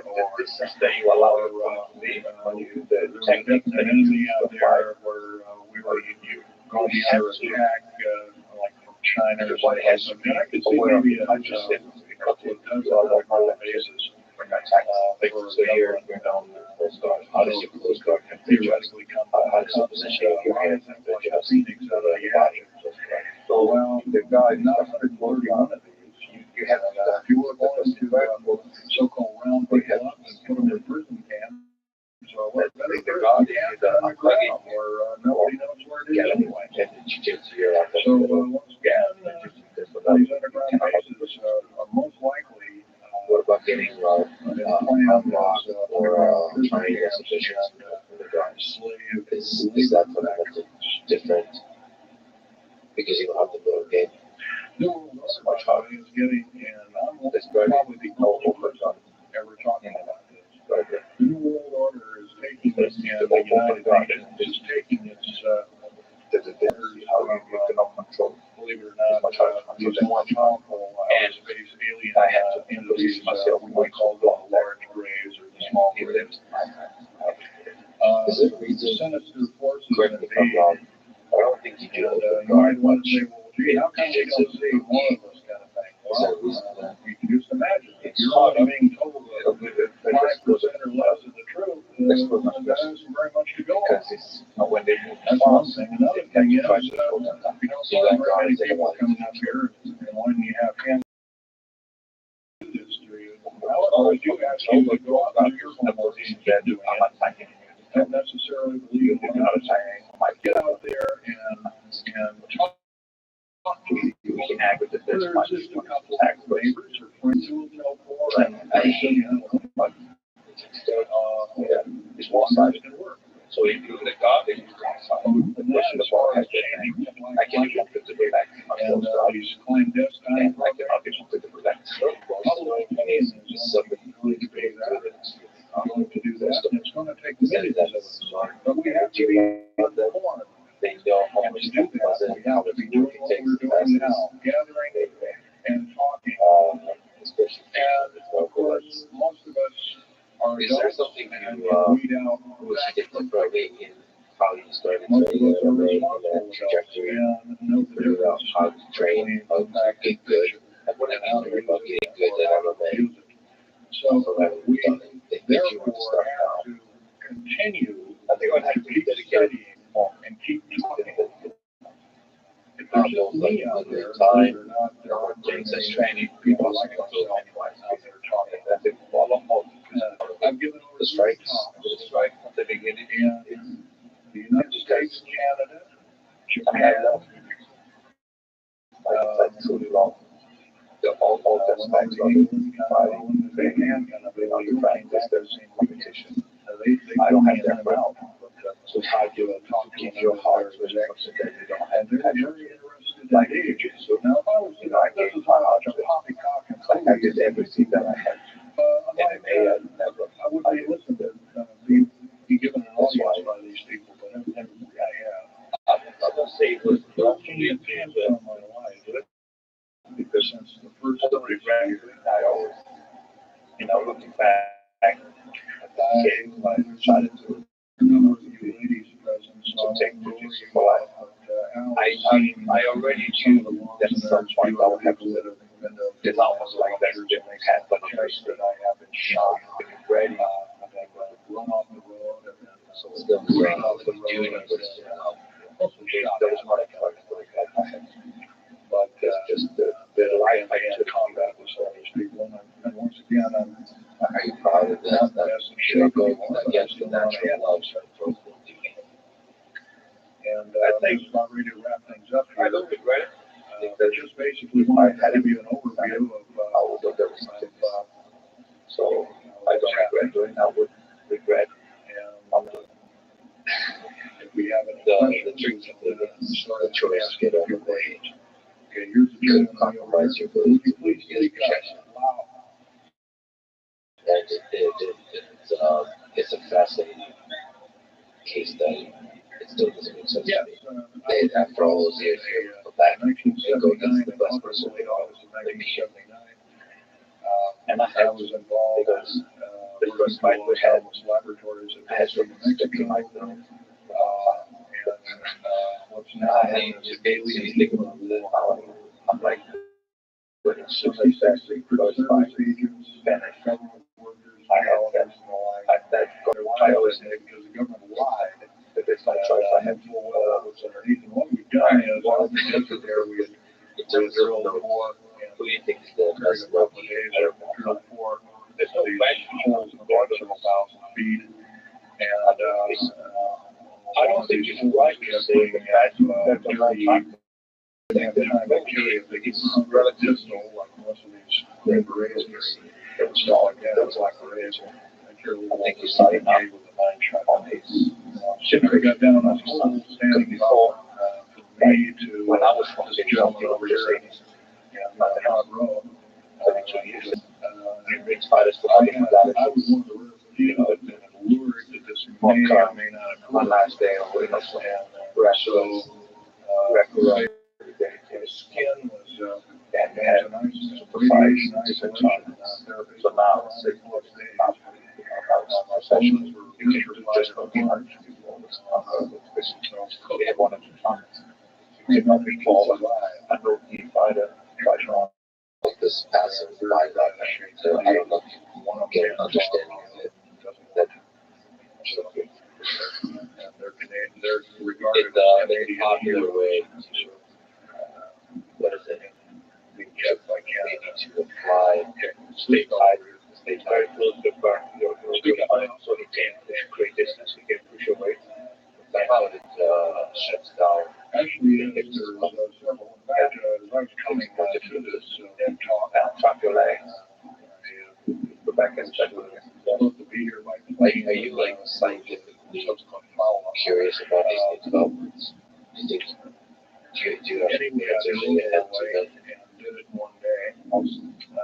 But as I was coming The over, body lock is one of them, obviously, full box. near Cheyenne, And I just was a full box. military Like, airport control. building a so-called new in quote that. There's others. John is moving. right up in Cheyenne. And I was here 3 months ago. I wasn't there. That's that. So I was About in wrestling, Colorado, yes, there's about jiu-jitsu, 400 all of them. places, lumping in Denver. That's very interesting. You know, I call it Your big thought. spaceport or whatever you want to call it. Unlike start wrestling, it's not No wonder you're lugging systematic scientific exploration wrestling. There are 8 levels underneath the airport, tarmac there, in quote tarmac or There's a lot of academic fights. yeah, so those bags could be there. Not much For a damn long time. Well, I can imagine, if this was only turned to agate 30 or more million years ago, those bags could very well be the same way. So yeah, there's an hour of them. And I wish I had a map to see. In fact, subsequent talks I'll have a map. This came around the head. On the overhead, all the latitudes, So I think a lot of elevations, and I can't do that. So it would be, jails and I didn't bring it back. Go back to the attack the way because if you look back, with the atomic, when they were created, all the rules and everything else was to simulate area five with no connection. But I'll have yes, I mean, as far as being an inner Earth, however, Al Feeling has been on these tunnel trains, more part of Montana, going from coast to coast an hour and a half. And then the jet plane that we got, including the SST, I don't find any other balance the same. I say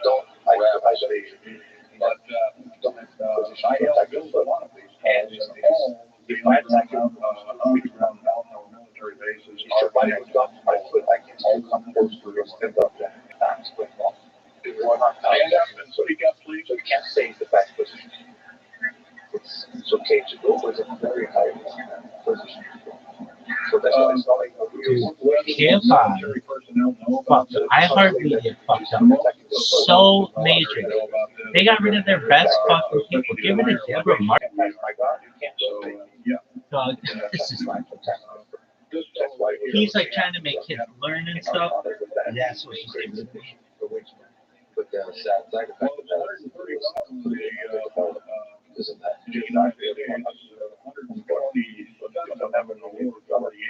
but now it's a torment that we're fighting in Canada, killing those nobody Mexico, just not longer seen as they are the Shabbat.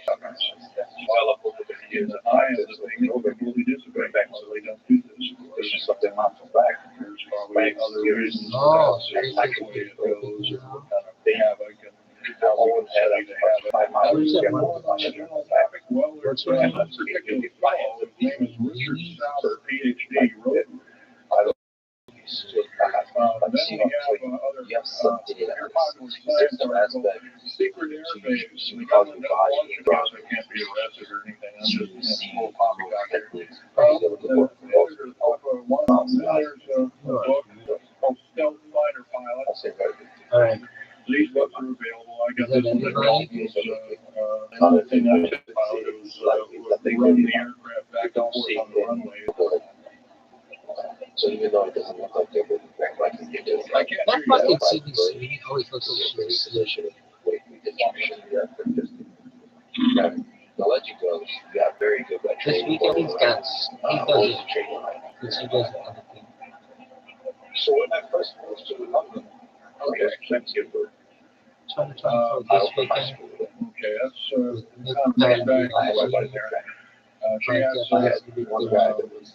so he doesn't fucking know. Get a precious metals and all these thing will be outlawed. It was have a radio, communicating.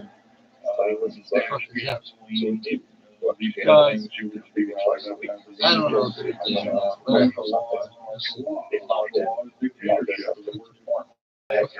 I like Disney a lot. We're a Disney family, but we're not like that over there. These are bitches.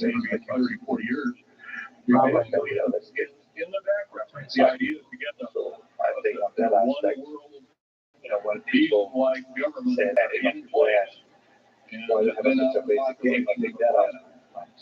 And then sharpen up all my skills because from then on, when I whether it is, I don't know, some people were already mentioned by all that may be, but all I can tell you is to face to face with one of these sinister characters.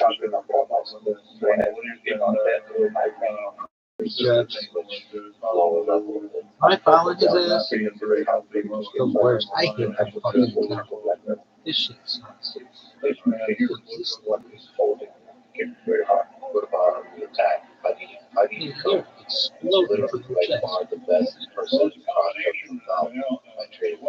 Technology is used to build these underground bases. They have lasers that See, a lot of people listen to that. That makes no sense. How do you explain how does that make any sense? Because like a lot of the black belt, and I guess the black belt 20 wide, 20 feet high. Because oh yeah, talking about drilling and boring machines, very slow, quarter of a mile. Most of that went out in World War II. World War I, and World War II, how drilling material. I worked on public engineering projects, and we do better at grinding up road beds and laying them down at the rate of 4 miles a day. Hopefully that has the highest level of work. I hate that. Why'd you get rid of Steve Jobs? Why did they get rid of Marjorie?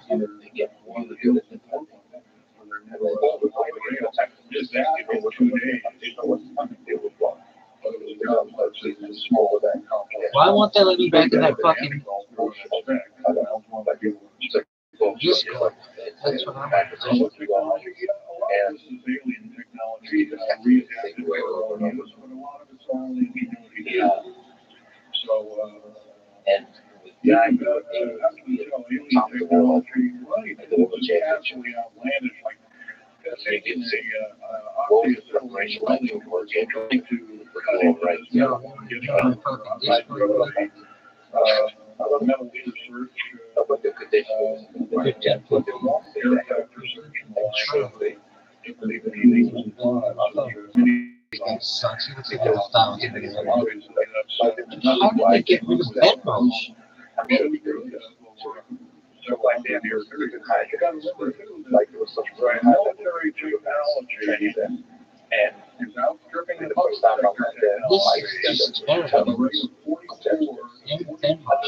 Years but it's different. So technology for like calendar years.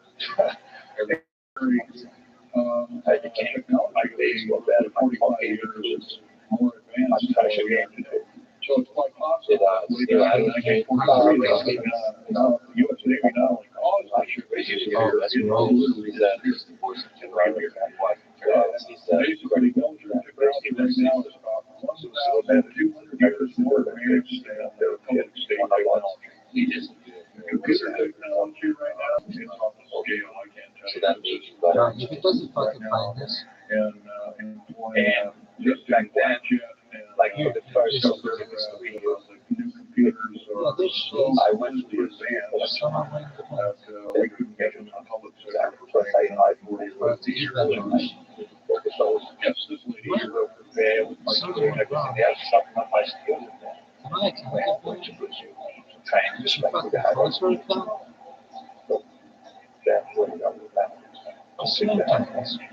what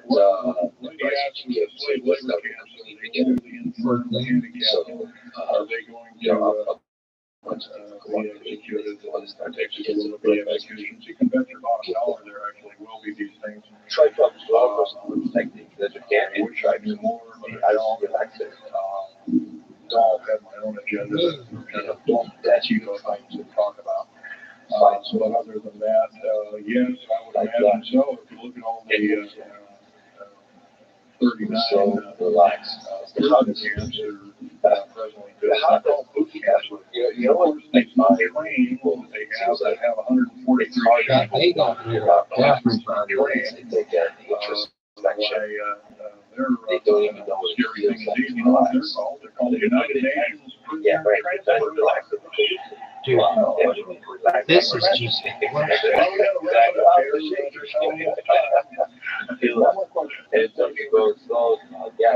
corporate money sucks. What is your real fucking radio? The show sucks. Everything sucks. Get me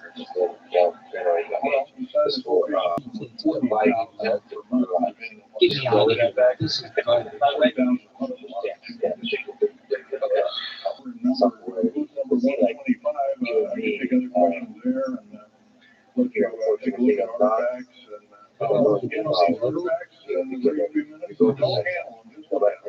It actually takes a couple seconds to relax.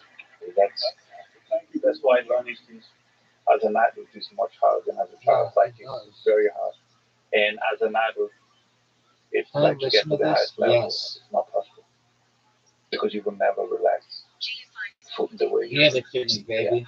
Relax, lower it, become like water. For over half a century, there have been rumors of secret facilities and bases deep below the surface of sprawling North American There's advice landscape. you can give to an adult, so This like week, somebody that has a job, we examine how the most infamous of these alleged like how to sites. progress, I I mean, Modern 5, day 7 mystery, days which a lies week deep. because you're going to get injured.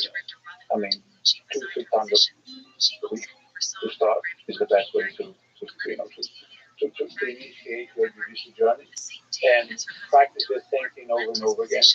When they don't work, it's just because you're not doing well, not because you have to learn something else. you see some value in sticking a set of techniques that seem really easy to draw your heart in. Like for example, if I give you an example, You could say body mechanics, whatever, it doesn't matter.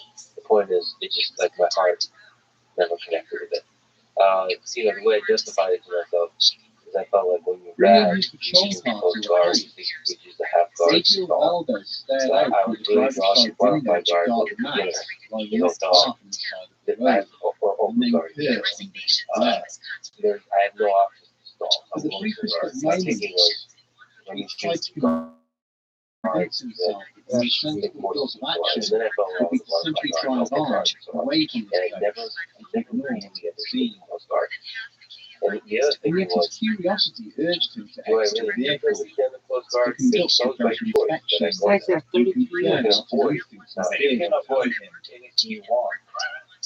With a And heavy you don't have charge, to do anything. the patrolman used his That's right. radio to Yeah. inform the dispatcher of his That means location you have one vehicle before per day. opening the That's driver's side it's a door question. and How making his valuable way is it? Agreed. across the scrub.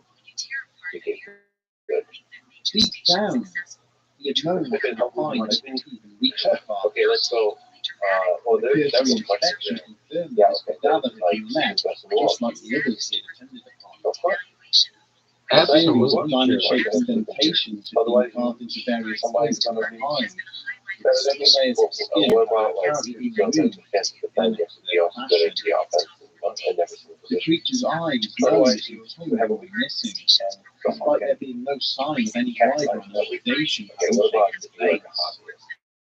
Then you don't have to. It was almost certain that the reconstruction Dude, they got it a of the fucking I mean, it's not bad. as well as a I'm not number looking of bad. other Mark keys Twain's and organs, Golden all Light. removed I mean, from what presented it as doesn't matter how clean steps far of you animal. get, as long as you enjoy it, just train As as he much as you stood can. regarding the lack of any tracks or disturbed foliage on the ground surrounding the animal's corpse, How would you Valdez now became aware of the low rumble of the an guy that approaching trains for vehicle. your day?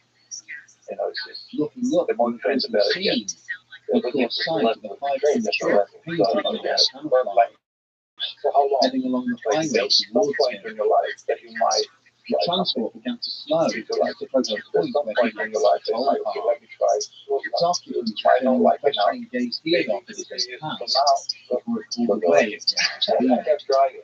Bob Pittman sucks. As he It's watched very the dust difficult cloud to get thrown anyone over its to passing get dissipate. it's hard to get the Valdez drive found and himself beyond experiencing the in whole jiu-jitsu of at a emotion, respectable place and confusion, not have a small good degree of coast guard. fear, Coast guard is but most I of agree. it he got anger, necessary directed towards those he claimed I'll as the say creature. because it's not To the deaths of all the slain animals he had found in recent months, and the wider full stop of their slaughter had been used to perpetuate a lie fabricated for the limitation is purpose of the coast guard a lot.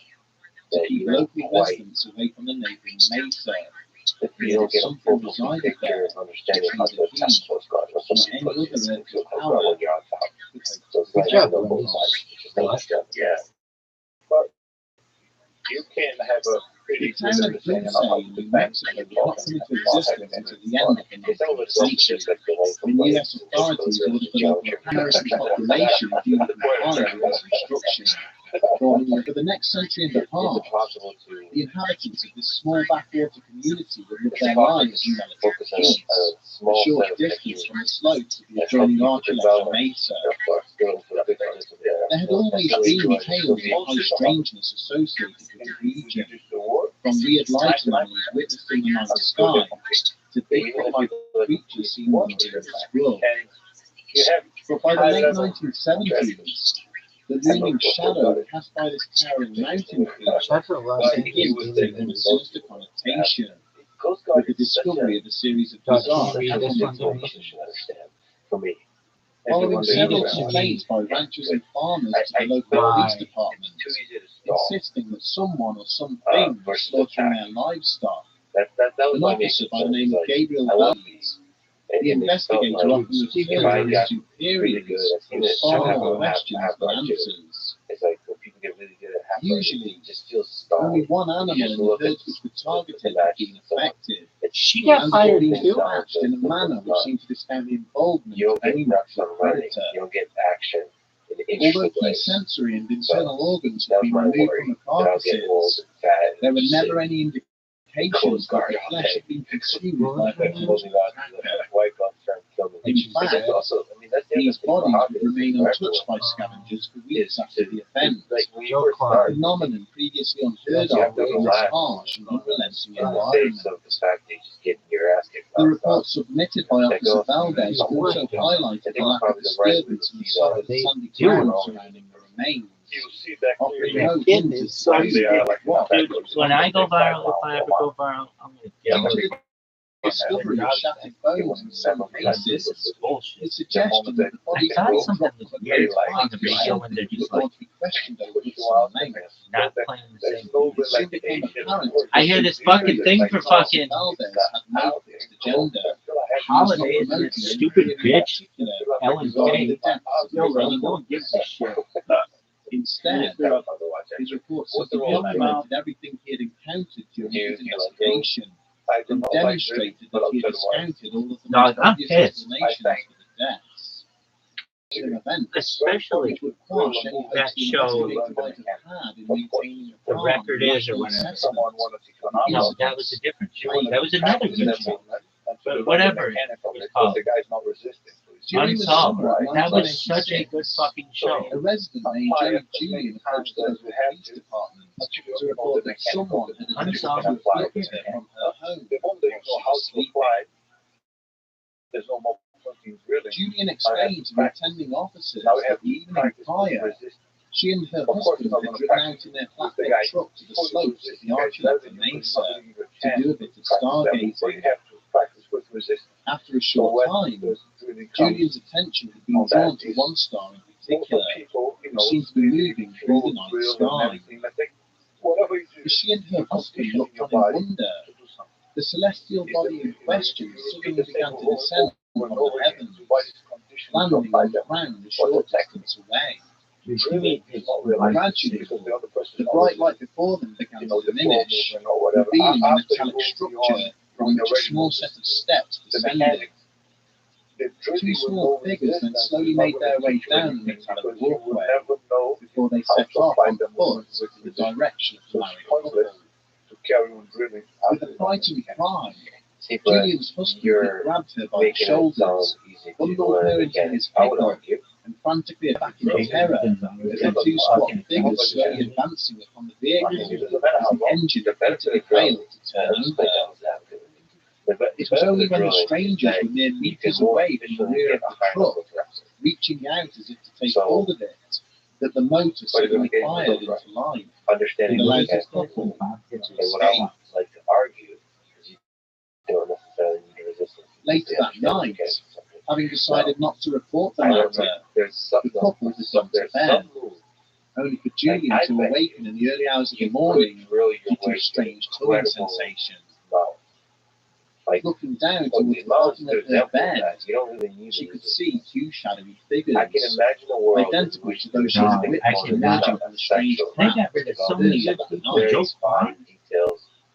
Suddenly realizing she could feel her sheets being pulled off the bed to expose her lower body, Julian attempted to scream. They got fucking fired. This quiet whimper, however, I didn't think she was all that. Actually, I did. I thought she was very good. which of the two figures She was all over the place.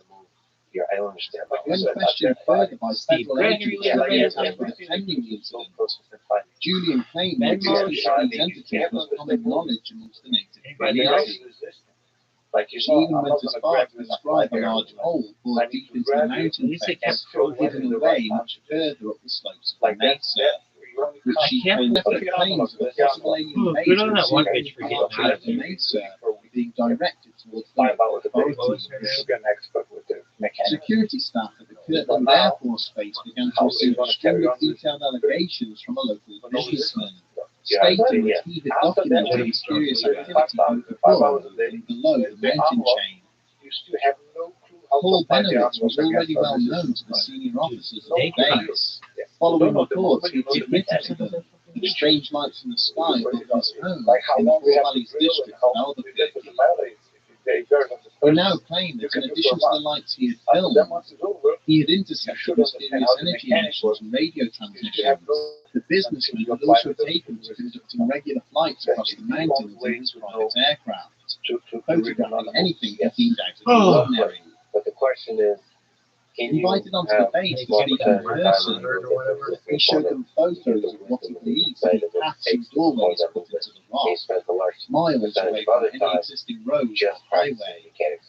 He drew maps of alleged air vents and access points, and cited interviews he conducted with the owners of mutilated paths. The locals who claimed to have been abducted in the vicinity of Mesa. But the more detailed the impassioned venomous chose to add to this ad hoc briefing, the less credibility he extended to his audience.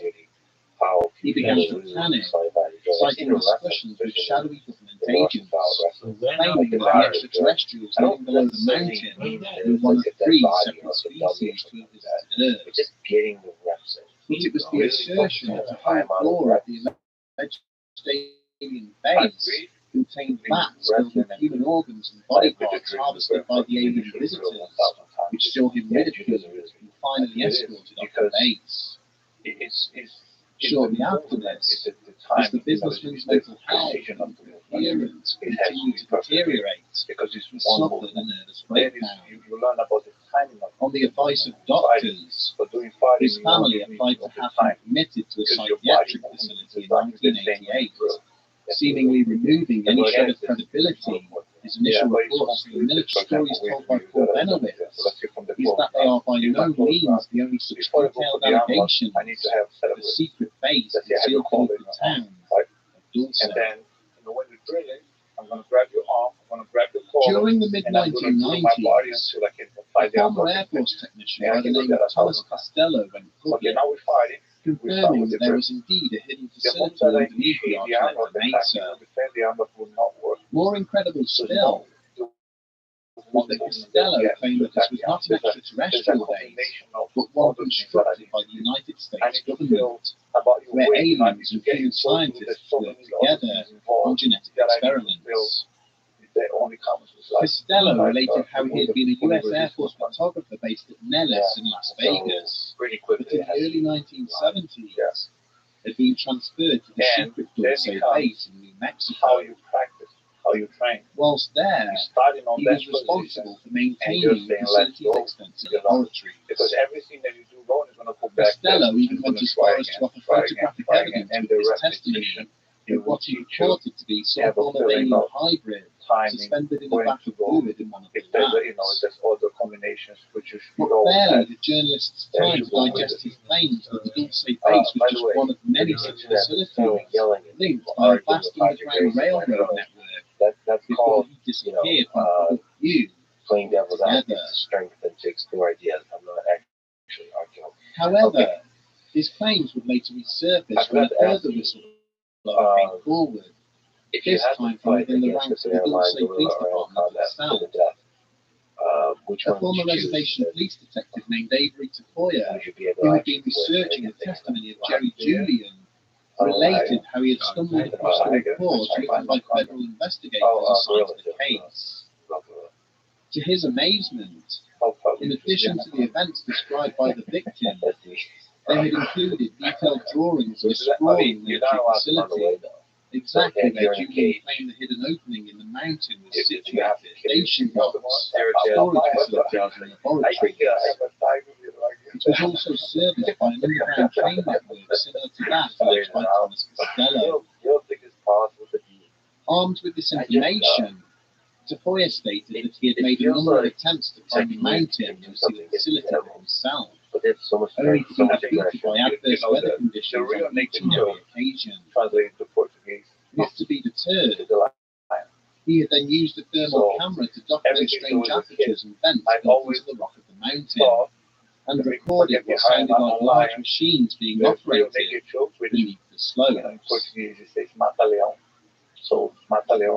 Over the years, the United States military has gone to great lengths in denying that Dulce base exists, or that it's part of a network of hidden underground facilities.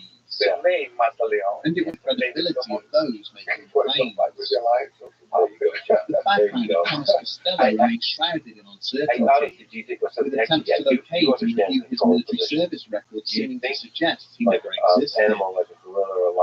Photographs associated with his testimony were proven to be forgeries, and no formal interview with him It's just can't sustain that. It's reliant on just in a body. Members of the intelligence community also come forward and admitted to deliberately feeding false information for benefits. I think It is alleged that having become comfortable with his obsession and surveillance of the secure Manzano weapons storage complex, the Air Force invented the fictional Dulce base in order to distract the businessmen. They even claimed to have placed machinery and fake air vents on the outside of Mesa for his photograph in order to convince him that the base existed there and draw him away from genuine facilities of Mesa, extraterrestrial or alien. He cited secretive nuclear testing in and around New Mexico during the 1960s, claiming samples had secretly been removed from local cattle to test for radiation poisoning.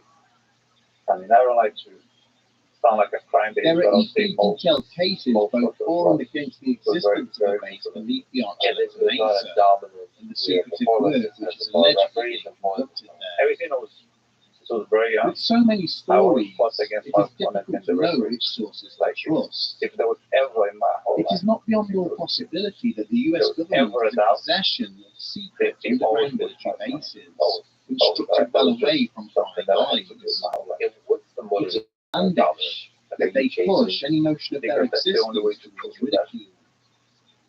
However, throughout this episode, we have deliberately avoided the most detailed and impassioned evidence for such an underground structure at Dulce. How many titles I have. That of a man who claimed he was a former worker of the secretive site and had survived a horrifying battle unfolding between human and extraterrestrial forces.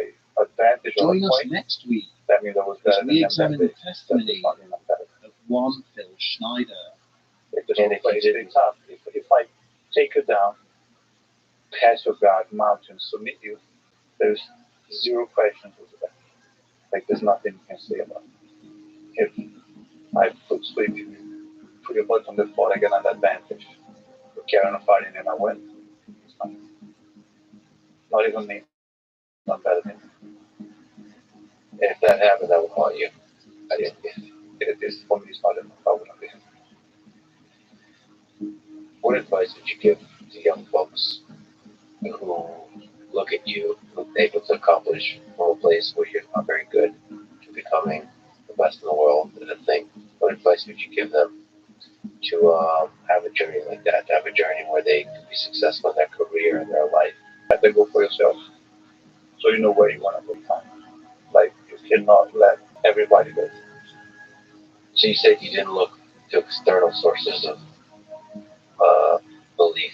You just believe in yourself. Is there something to that where you have to try to like be your own source of belief, flame the fire within yourself? Was that something difficult to do? But that was just very natural for me.